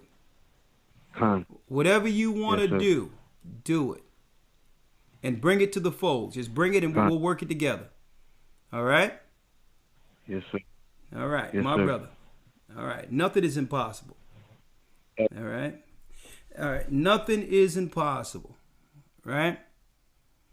That's why I went on and did it. We did music with a purpose. That's right. We did music with a purpose. I didn't wait to go to Amalek and ask, can you sign me and take advantage of my talent and all that. No. The Most High gave me this gift. Why would I make music and now here it is, you take all the royalties and all the money so that now your family has generational wealth and you give the money to your children while my children suffer. Look at Sam Cooke's family. Look at Otis Redding's family. Okay? R. Kelly lost all of his royalties, and as soon as he started realizing what royalties were and asked questions about his money, Surviving R. Kelly came out. So no, my product doesn't belong to the devil. Royalty Music by Shepherd.com. There it is right there. Why am I gonna sell the future of my children for some shine given by Amalek? Like, no. We can make the music ourselves. We've always made it, and they have benefited from it, only to give generational wealth to their children. I'm not going for it no more. So you know what? We did our own music. You can go right there. Let me see. At the end of it, I'll play a few songs, okay? But Royalty Music by Shepherd.com. You can go there and get some nice, wholesome music like it used to be. 561 area code. Mind-controlled slaves. Break free. Shalom. Shalom, Elder. You're live. Brother Harold from South Florida body. Talk to us. And I have a couple of points to make. I'm in Virginia right now, the truck driver. Y'all probably know. I have a couple of points. Here's the thing. Get through them. Come on, let's go. Disease, death, and fear are synonymous with demons and Satan, because their job is to put your mind, your state of mind, at dis-ease.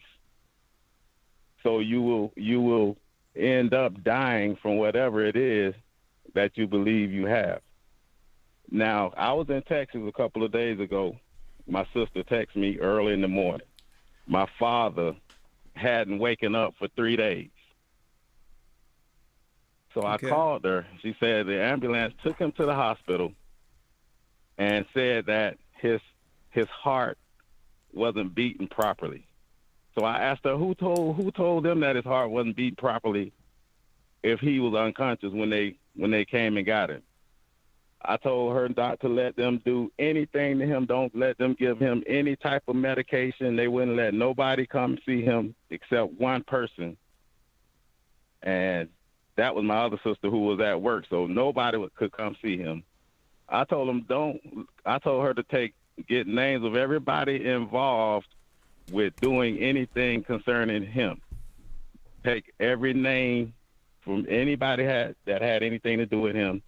Don't let them give him nothing like morphine to try to say they keeping him comfortable. They're saying he won't wake up, he won't eat. And I'm like, how can he eat if he's asleep? If he's asleep for 3 days, how can he eat? So what happened, brother? Let's get to it. What happened? So it ended up yesterday. He woke up in the hospital. They said he had heart problems, but they discharged him, and my sister took him home. And I'm like, if he has heart problems, how could they discharge him? I told my sister, you have to let them know that someone is concerned about his well-being constantly, or they will put him down. And I'm not there. I was in Texas. So they ended up discharging because she kept calling and she kept getting names. And he ended up waking up, and he's at my sister's house right now.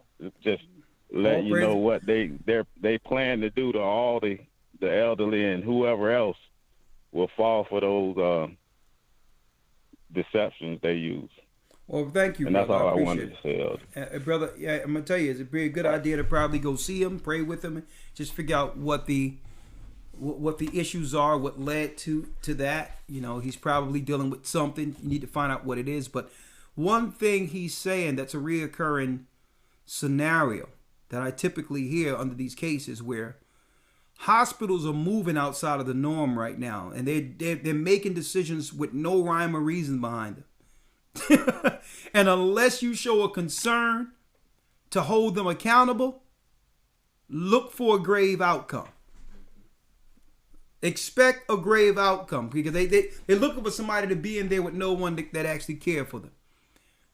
Okay, especially with the organ thing happening, like all of that conversation went away about organs that are being shipped out of hospitals. You notice all that stuff magically went away under COVID?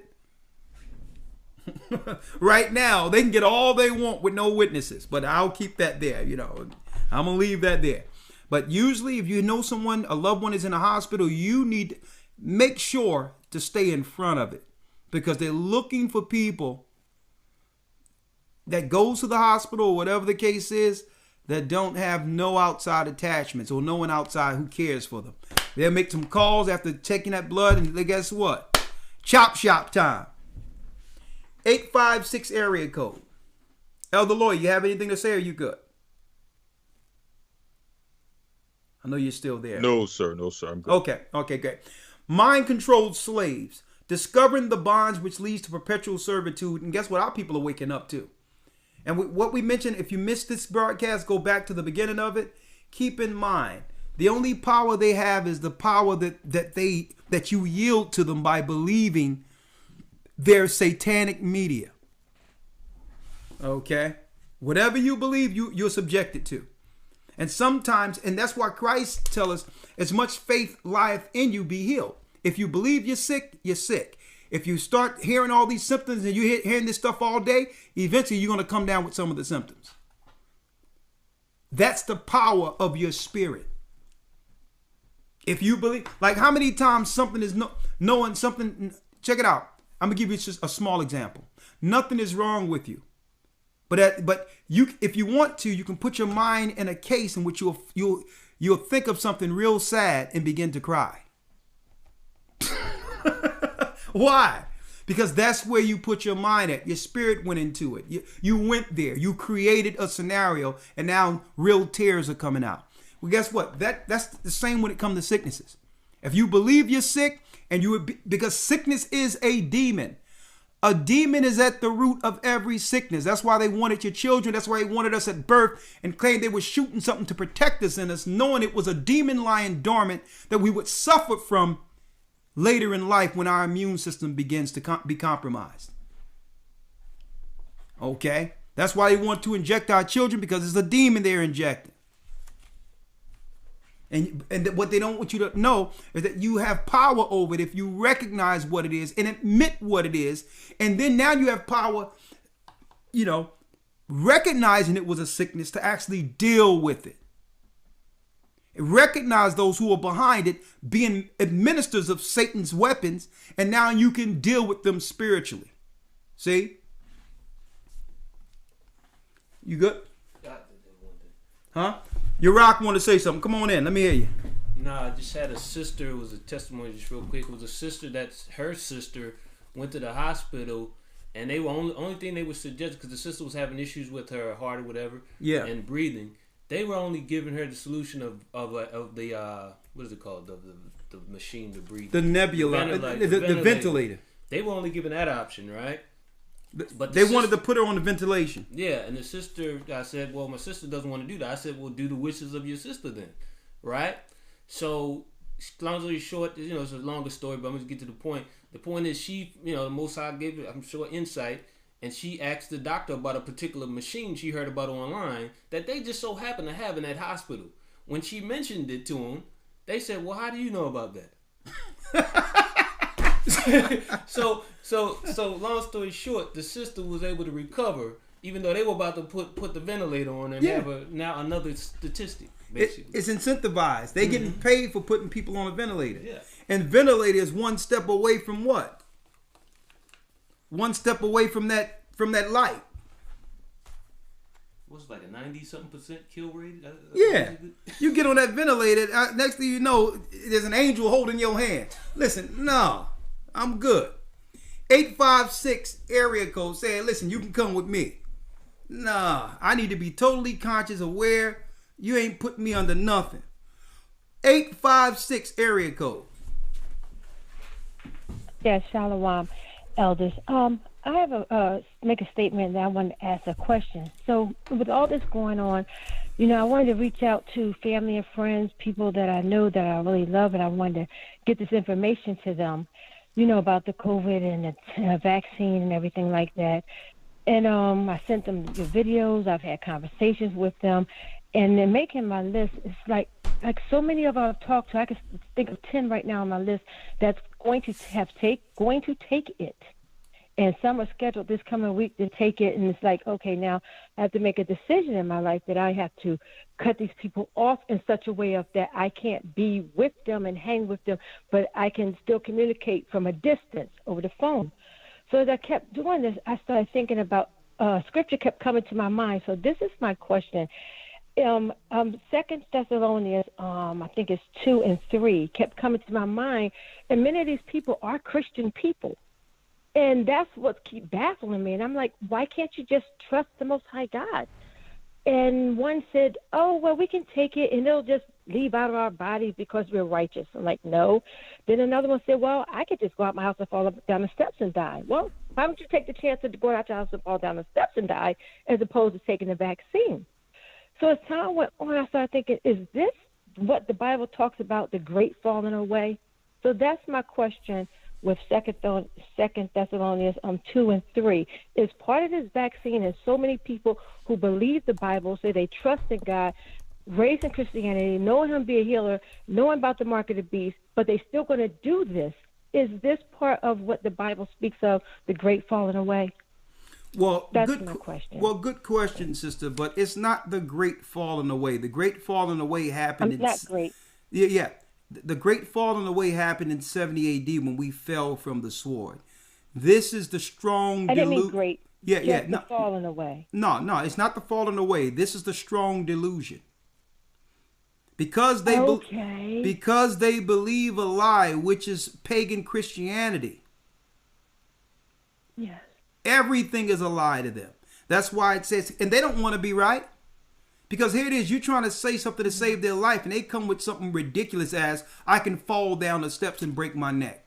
Well, why didn't you do that? Why won't you fall down the step and break your neck then? You know why? Because you want to live. So the whole thing is, the same way you shouldn't do that and tempt the Most High, you shouldn't do this and tempt the Most High. Now, this is what's going on with them. Let me read what's going on with them. It says, 1 Thessalonians, the 2nd chapter. You were in the right chapter, though. It says right here, it says, and with all deceivableness, you know people are being deceived into taking this, and unrighteousness in them that perish, because they receive not the love of the truth, that they might be saved.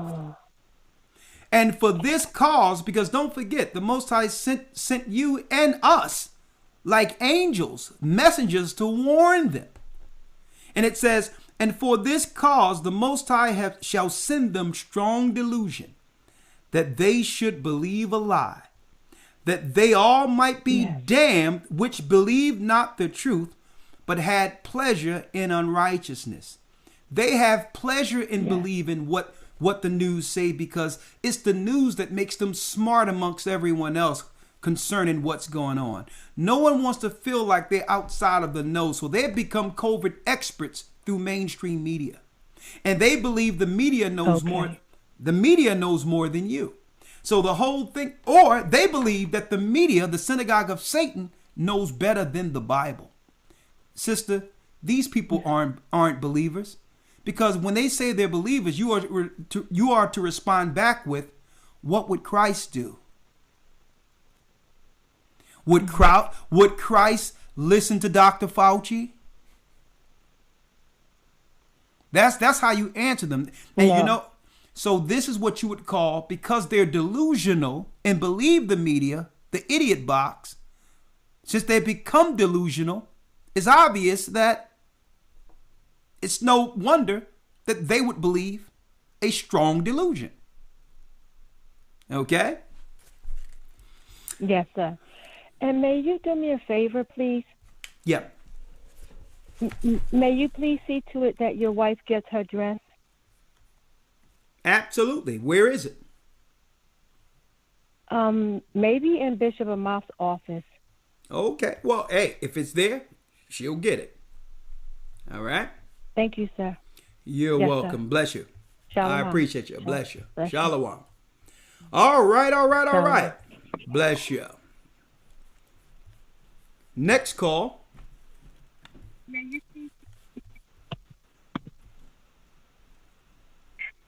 Where is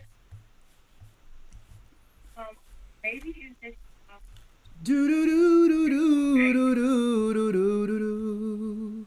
917 area code. Mind-controlled slaves. Yes. Shalom. Yes. Good evening. Good evening. Good evening. Yeah. Yes. Just wanted to say, the broadcast tonight was definitely informative. I just wanted to speak on certain things that you've spoken of either today or in the past that resonates.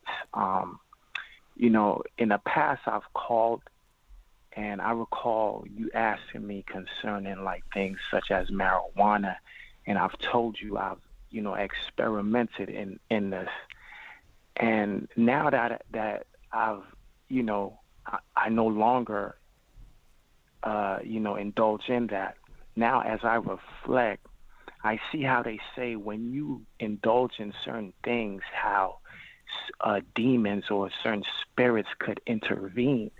It opens up like some type of gateway. Go ahead, I'm listening, brother. So in the past, like from what I remember, like when I used to smoke, I remember late at night, like before bed, like as I'm laying down, like without going into too much details, like I could actually feel, I know hearing things like this sounds so like unreal. Like when you hear people talk about it, you like, man, there's no way. Brother, you got to get to it, happen. brother. But, all due respect, brother, get to it. You don't have to set it up. Tell me what's going on. Yeah. So basically, what I'm saying, I feel like, the whole control thing. Although I've touched this on the past as far as fasting, I'm not saying this is the all to end all, but I feel like, if one go on a fast or practice fasting, could help and aid in all of these, like, aid, like all this mental illness or, sickness that's going through, like, all this mind control, like that. As far as what you're talking about, I feel like fasting could definitely aid in all of that, could help definitely get rid of all these demons that are, controlling, the vessel. Okay, I think what you're asking, I think you're trying to gather your thoughts. Brother, I got to put you on hold. Time, but okay. I just wanted to. Can you hear me, brother?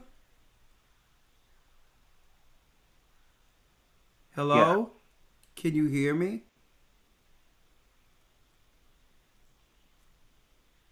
Hello? Maybe something is wrong here. I'm here.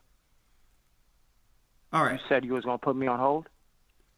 Okay, maybe there's a delay. What I'm saying, brother, is you're still trying to gather your thoughts. I think you're trying to gather your thoughts and talk at the same time. No, don't worry about it. It's a delay there. I'll place you on hold. The answer to whether or not fasting can work when it comes to brothers or sisters getting over marijuana and things of that nature, absolutely correct. There's a demon that comes with marijuana. Okay? I'm going to read this real quick. A matter of fact, 1 second. I'm going to put this up on the screen so everyone can see it. Read that second one smaller. If that's what you want to show, read the second one I just sent. Yeah, the second one. Yeah, that's the one I want. I'm going to read this real quick, and I'm going to put it on the screen so everyone can see it.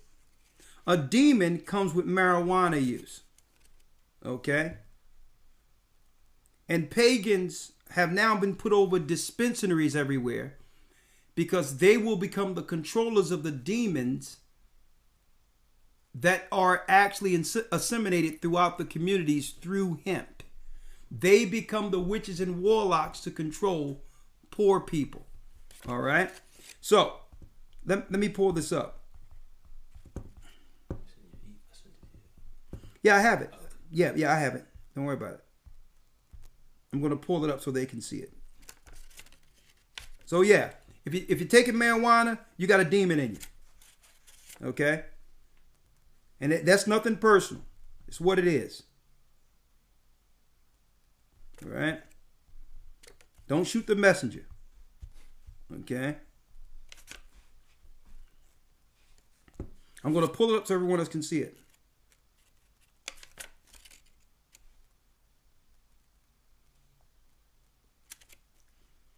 And yes, I want to make a disclaimer. We believers, we believe in Christ, but still, Who knows what's going on if you're on any level of medication or whatever the case is, or what addictive agents that are in it that have you dependent on it.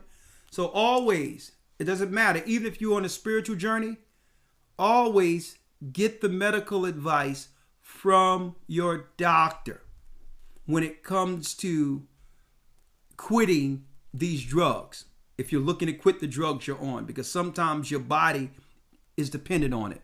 And the only way to get off it, if your doctor can schedule lower doses until it adjusts. So sometimes we like to go cold turkey and say, oh, I'm going to do that. Always get the advice of your doctor first. See, we don't believe in it, so we can speak strongly against it because we're not on it. Okay? But what I'm saying is, it might not be that easy for you to get off something you've been on for a long time. It may do more harm than good, so always consult your doctor. All right? Huh?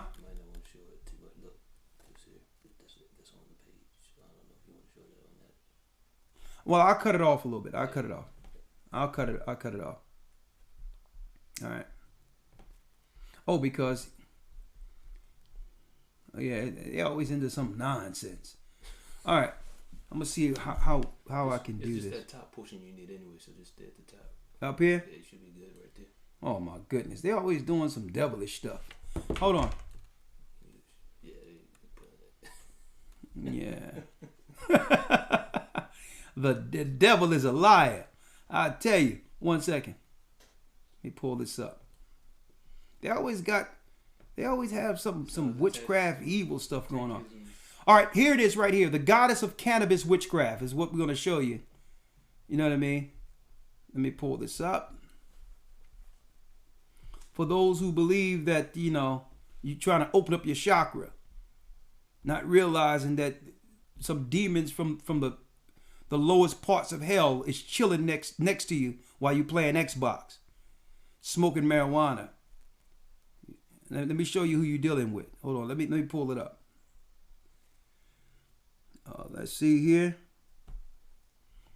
Right here. I'm going to pull this up so you all can see it. The goddess cannabis witchcraft. This is what the pagans understand when it comes to cannabis. The goddess of cannabis witchcraft. Okay, let me read it. There are many goddesses of cannabis and witchcraft from every culture around the world. The most important goddess of cannabis witchcraft is Bast, ancient Egyptian name.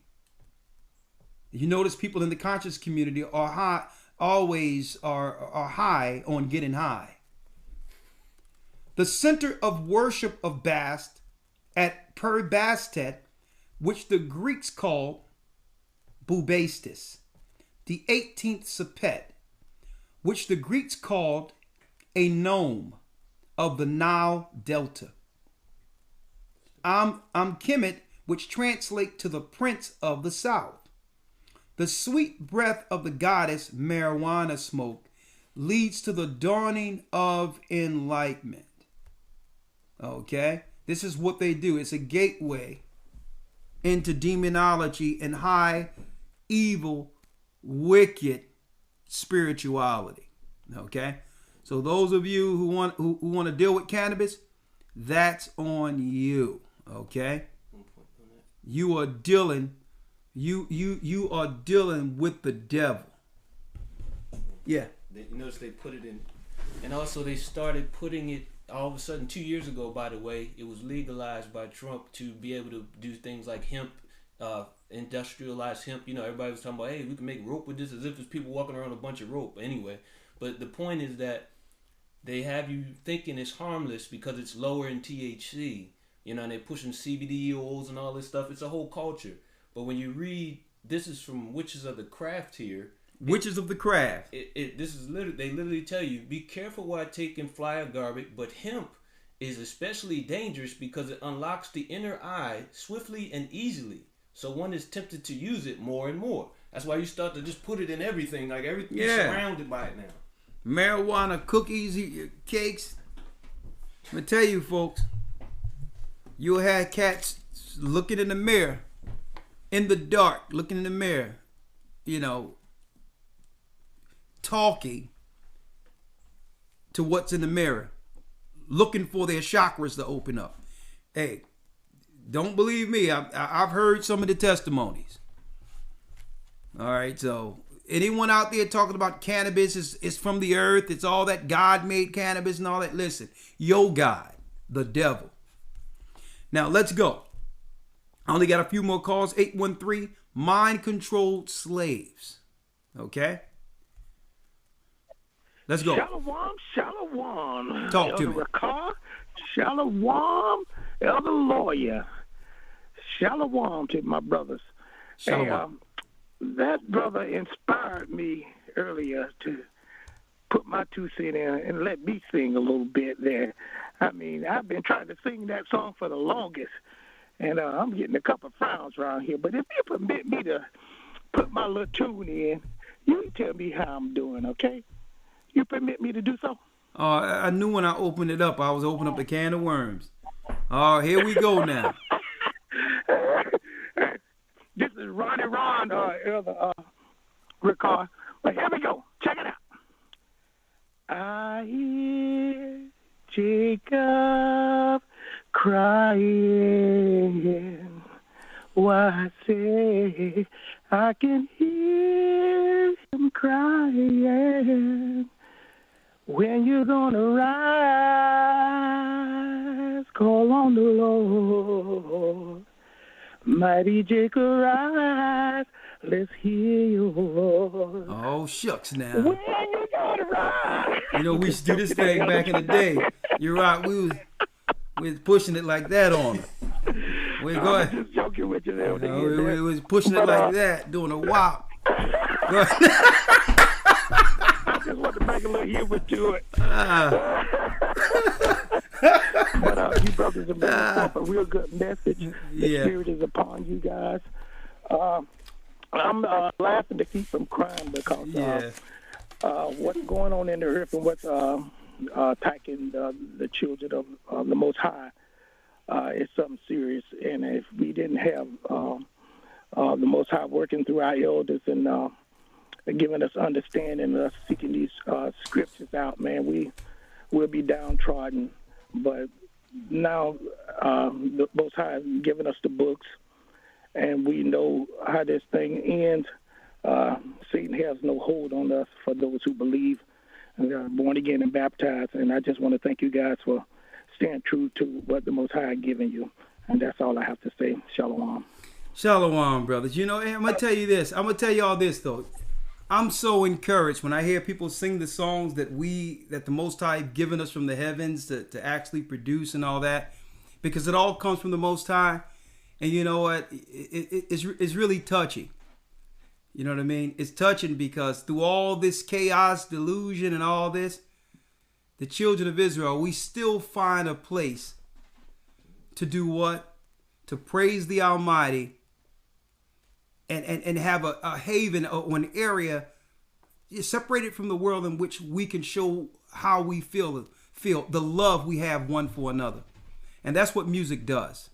And that's why I wanted to do this Passover and make sure, you know, we're doing it at the same time the heavens is celebrating, and still do other things. Like I still want to do White Night, where we all come together, couples, husbands, wives, if you're single, brothers and sisters, and we have white, and we have a white gala. Have the white carpet, floors there, have wine, have people there serving the children of Israel. You know what I mean? Because while this kingdom coming down, we're singing, we're having a celebration. Like, listen, Babylon can crumble, but Jacob got next.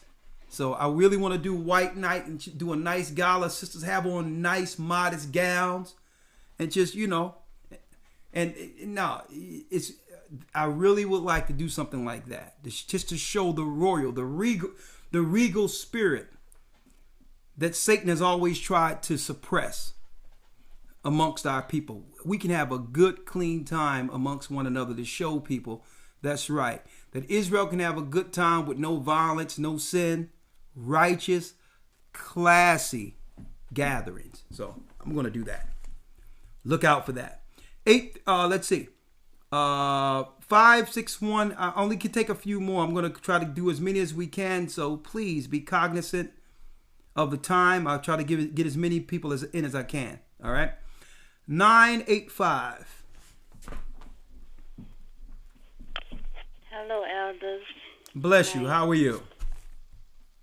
I'm doing good. I was calling because I wanted to ask your opinion about spiritual warfare on the job, because that's what I'm dealing with right now. I rededicated my life to the Lord about 5 years ago, and I got baptized when I was 27, and then now I'm getting rebaptized because I'm rededicating my life. I get baptized this Sunday through the GOCC church. Praise the Most High. So I want to thank y'all for that. But it seems like I'm working around. I'm the only black person on my job, and I work so close with these other individuals, but they so evil. They so mean, and they do all kind of things. They play all kind of tricks and games at work, trying to set me up, doing this and that.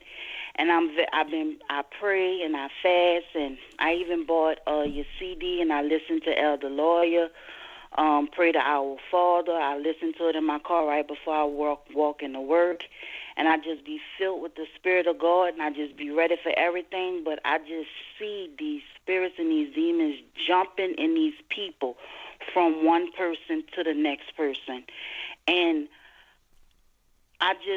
the spirit, the demonic possession in this place is so heavy that I be trying to run out of the building just to get fresh air. Elder. Well, sister, and a lot I be trying. Let's go there, because I understand what you're saying. You're frustrated with the job. What type of job you do? I work in the kitchen. I'm a cook at a public school. Okay, let's make it clear though, and this is what you have to understand, sis. When you're working at a job, okay, Christ even said he sent you out as sheep among wolves. Be wise as serpents, harmless as a dove. Really, you're at the behest of your employment. You're only there to get a paycheck. So the whole thing is, if someone is treading on your space and are becoming what you would call unethical when it comes to the workplace, you must actually utilize the resources within the workplace to get peace. So there is no spiritual warfare that goes on where you got to pray because someone got a demon on them. You can pray anyway that our Father, which is lead me not into temptation. But that's not to control what someone else is going to do. When you're on a job, you have to behest of your employment. You have to understand that if someone is doing something against you, you have to understand your legal right under equal opportunity employment. There's rules in place that will have it where people cannot impose you or do certain things against you. It doesn't matter what their positions are. I'm not human resources, right? I respect what you're dealing with. But you have to actually execute, because believe it or not, what you're telling me, there's rules there's actually laws within the job to protect one from this type of behavior. If employees or others are doing something against you. You have to understand when it's a spiritual matter and it's just someone just being people in an employee setting. You understand? Yes, I understand. And I did take those measures. Yeah. I had to go to the principal, and I had everything. I was documenting everything that was happening to me. So when I went to the principal, I had documentation. Okay. And all they did was say that they was gonna call a meeting with everybody and have a sit down, which never came abroad. So I tried to get a transfer to another school. No, sister, but I don't listen. want to go into that. Yeah, we don't got to go into that, because this is an employment matter that sometimes people don't get along in the workplace, and they exhaust whatever choices they have or get another job. That's what happens. Okay. All right. But go on. So I just have to say something else. Okay, so I just want to say how much I love this family, because it seems like at this time, me speaking to my family members about everything that's going on, it's like family has shut me out. So I feel more close to this family, which people I've never met. I'm closer to them than I am with my own family. Well, right the Bible now said in it. this time. The scripture said it would be that way. But go on.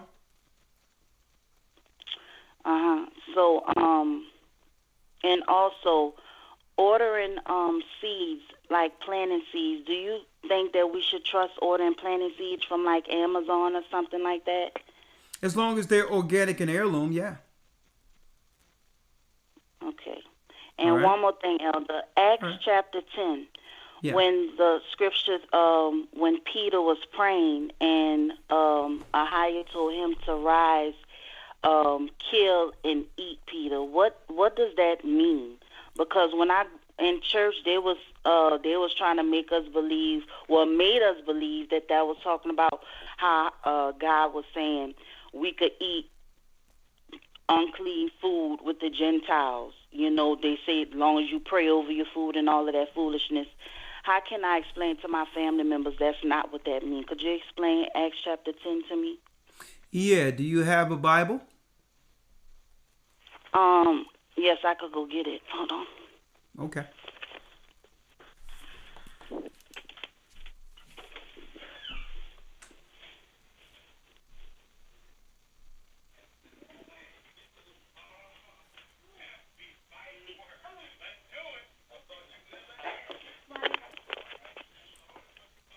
Okay, I got it. Read the first verse.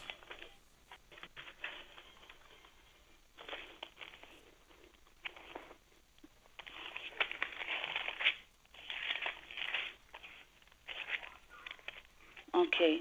There was a certain man in Caesarea called Cornelius, a centurion of the band called the Italian band. So who's this?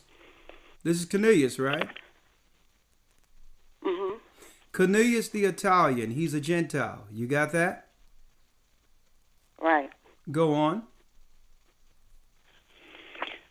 A devout man and one that feared God with all his house, which gave much alms to the people and prayed to God always. Okay. Now, I need you to go down to the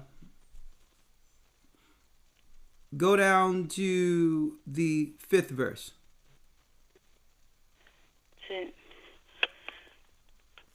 And he became very hungry. No. I'm sorry. Read the fifth verse. And now send men to Joppa and call for Simon, whose surname is Peter. So the Most High told this Gentile, who's always paid alms and helped our people, to go see Peter, an Israelite. You got that? I got it. Okay, now, that's the setting. So Peter, at this point, never sat at meat with the Gentile because it was against the Jews' law. So the Most High had to make a setting in which once Cornelius get to the Peter's home, Peter would accept him in. So while Peter slept, he showed him unclean foods and said, eat. He says, I've never eaten anything common or unclean, right? Because he was getting Peter conditioned for who? For accepting something he didn't accept prior. You got that? A Gentile. Yes. So how do you know this is talking about? How do you know it's talking about people and not food? Let's go to when Peter woke up. You ready? Okay. Mm-hmm. Okay. Now, go to the 19th verse because this is where Peter woke up. Read. Okay. While Peter thought on the vision, the Spirit said unto him, behold, 3 men seek thee. Go ahead. So Arise, Peter, therefore. as you can see, Peter thought on the vision. So even Peter didn't know exactly what this dream was about. The Most High putting unclean food before him. So Peter didn't get up and start cooking chitlins. He was still thinking about what was going on with this vision until until a Gentile knocked on his door. Read the 28th verse. Okay. And he said unto them, Ye know how that it is an unlawful thing for a man that is a Jew to keep company or come unto one of another nation. Of what? But Of what? God Of what? Hold up. Slow up. Another nation. Of what? Another nation. So is it talking about food or people? A people. Thank you. Now read it. Okay. And he said unto them, Ye know how that it is an unlawful thing for a man that is a Jew to keep company or come unto one of another nation. But God has showed me that I should not call any man common or unclean. Any who common or unclean? Any man common or unclean. No, any pig common or unclean. No, it don't say that. What about shrimp? It say a man. Lobster? No. Pig? None of it. Bear? Nothing. It says man there, right? It says man. Yes. So this is when Peter understood why the Most High gave him that vision. Got it? Yep, I got it. Okay, thank you. Thank you so much. Thank you. Join the academy. You should know that. I'm in it. Okay, well, I'm going to be covering that in the Christianity part, so you got it in advance. Okay. All right. All right, bless you. Thank you so much. All right, you're God welcome. bless everybody. I love y'all, family. Bless Good you. night. And you are our family. Don't worry about it. The Most High tell you that the fold shall be they of your own household. Okay, and those that love Christ is my mother, my brother, my father, my sister. Those that do the will of the Most High. We're family. All right, let's go. We only got a few more. Let's see, 561 area code.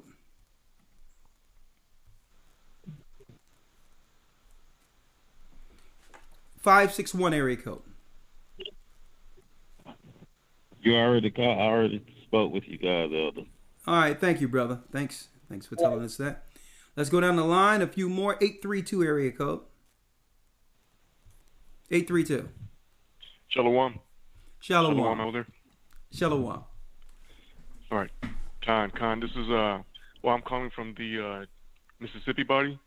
I don't think I should say my name out loud on this platform because I'm still in the military. Oh, okay. So I'll be guarded with what I say. So I want to give just a little testimony about vaccinations. Okay, go in the military. All right. Yeah, and so basically the Heineken vaccine is optional to all military members because of the so-called limited supply. So that's not an issue for me. But however, they're still trying to enforce the flu shot. And I'm at the end of my enlistment, so I only got a few weeks left until I'm a free man. Good. Actually, my first day of freedom is the first day of the new year, our new year. Praise the Most High. Which, all praises. Khan. So there's a way for me to avoid getting the flu shot, but for me to do that, I already talked to some people in the administration office. I went to the chaplain's office and I got to do a special request.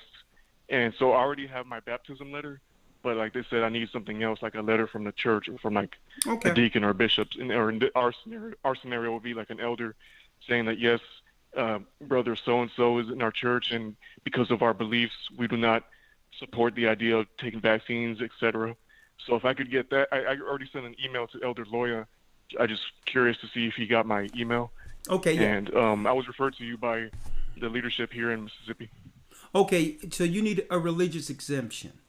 That's all it is. So yes. How long ago did you send that to Elder Loya? Yesterday. Okay. Elder Loya, do me a favor. Check your email and just respond back with an exemption to give him with his name on it. All right? You got that, lawyer? Yes, sir. My brother. Well, don't worry about it. You'll get that tomorrow. Okay? Khan. My brother. Because on the main page. Oh, sorry.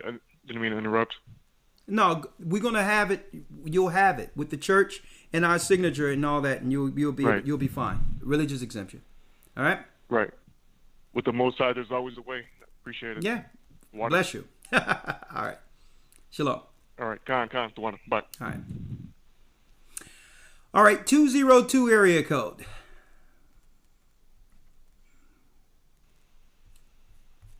(202). We can only take one more after this. Mind-controlled slaves, discovering the bonds which leads to perpetual servitude and righteous keys to free our minds. You're live. Okay. You're not live. All right. Who else we have here? All right. Do we have anyone else? I think that's it. Oh. 512 area code. Were you on already? You were on, right? 512? You were on earlier, correct? Well, that concludes our particular broadcast. Elder Lawyer, do you have anything else to say before I play a song or two and fade into the night with prayer? Oh, sir. I say, look, we conclude, and from here, I'm pretty sure we got a blessed Sabbath class to follow up. So, oh yeah, I'll definitely be waiting for that. And also, as was mentioned earlier, we do have a new Academy week this Sunday, week number 4, which the main list will be Who is Edom. So, please, if you haven't subscribed, I'm sorry. Go ahead. No, go ahead.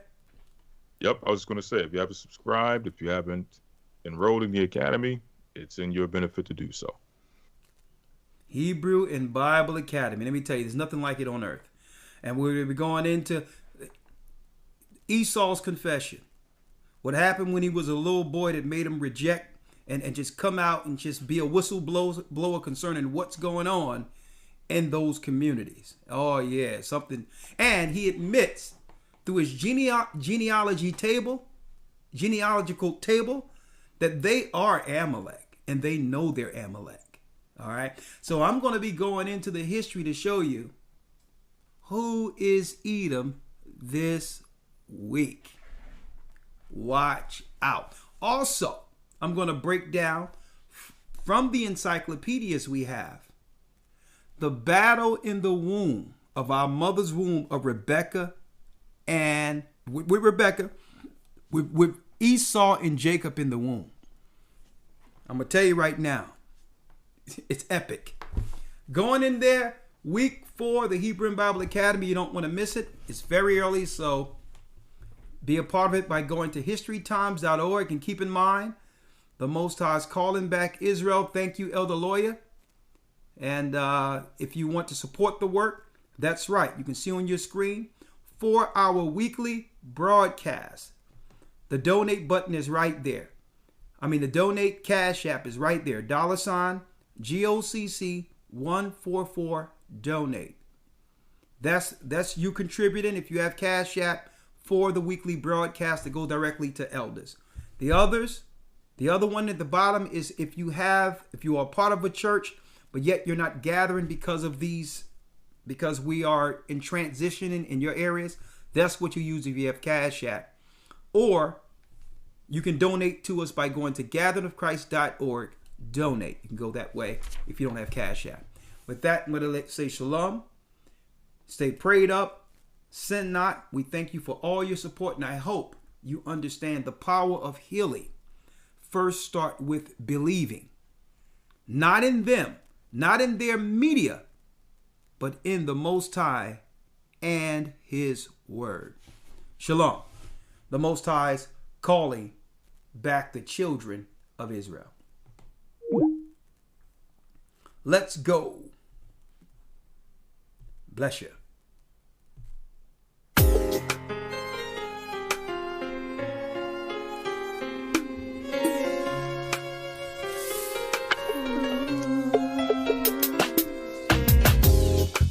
The East is where we're from.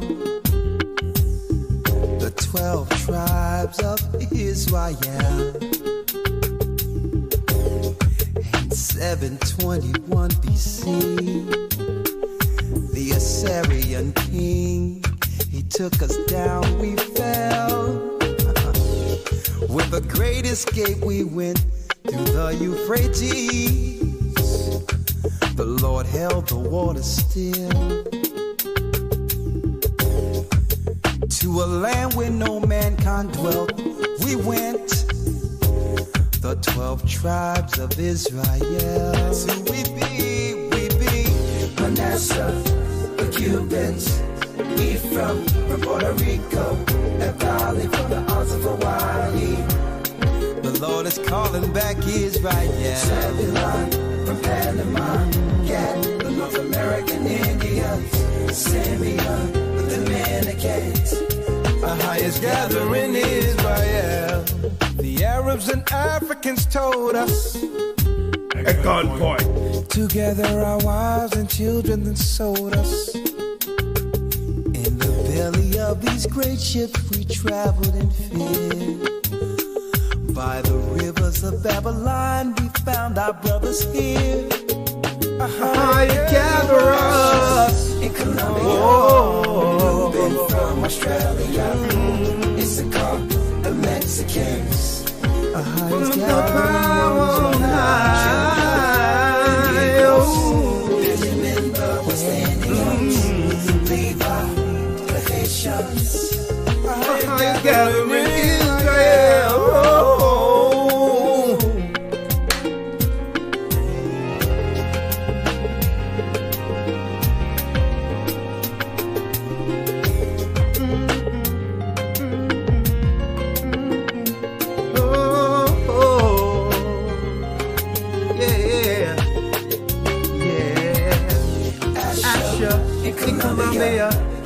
Reuben from Australia, Issachar, the Mexicans. That's who we be. Judah, the Negroes, Benjamin, the West Indians, Levi, the Haitians. Manasseh, the Cubans. Yeah, from Puerto Rico, and valley from the house of Hawaii. The Lord is calling back Israel. Unpicked fruit. Unpicked fruit. The Dominicans. AHAYAH's gathering Israel. Unpicked fruit.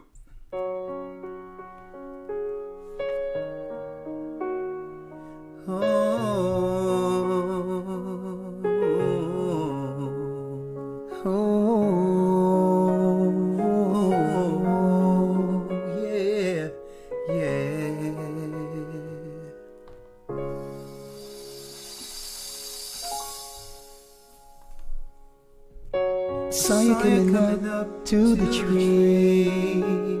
Pick me.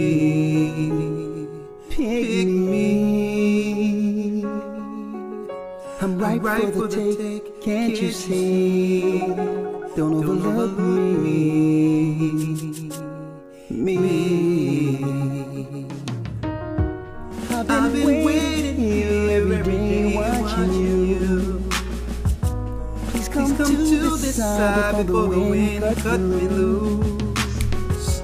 I saw you coming up to the tree. Pick me.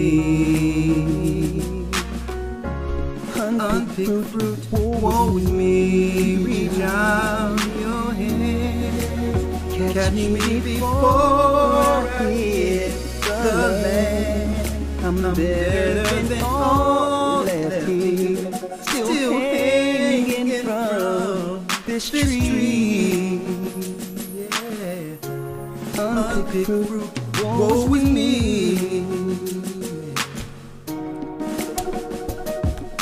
Israel, unpicked fruit. I can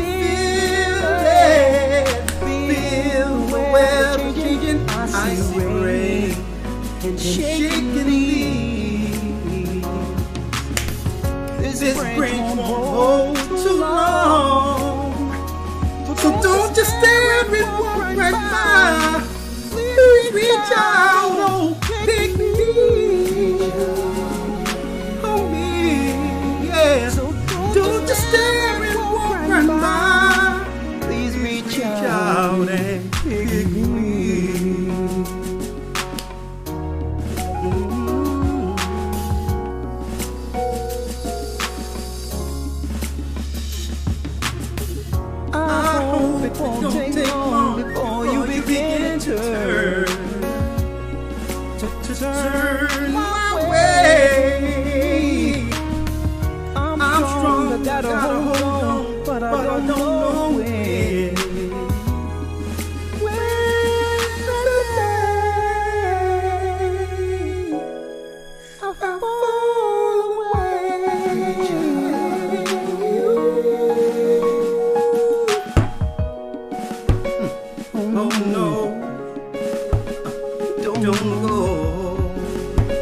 Israel, they always try to pick us last, but the Most High, He chose us. I can feel the weather changing. I see rain and shaking leaves. I saw you coming up to my tree. Pick me, ooh. I'm right for the take, can't you see? So don't just stare and walk right by. Please reach out, oh, pick me, hold me. So don't just stare and walk right by. Please reach out, oh, pick me. Unpicked fruit. Shalom. We out.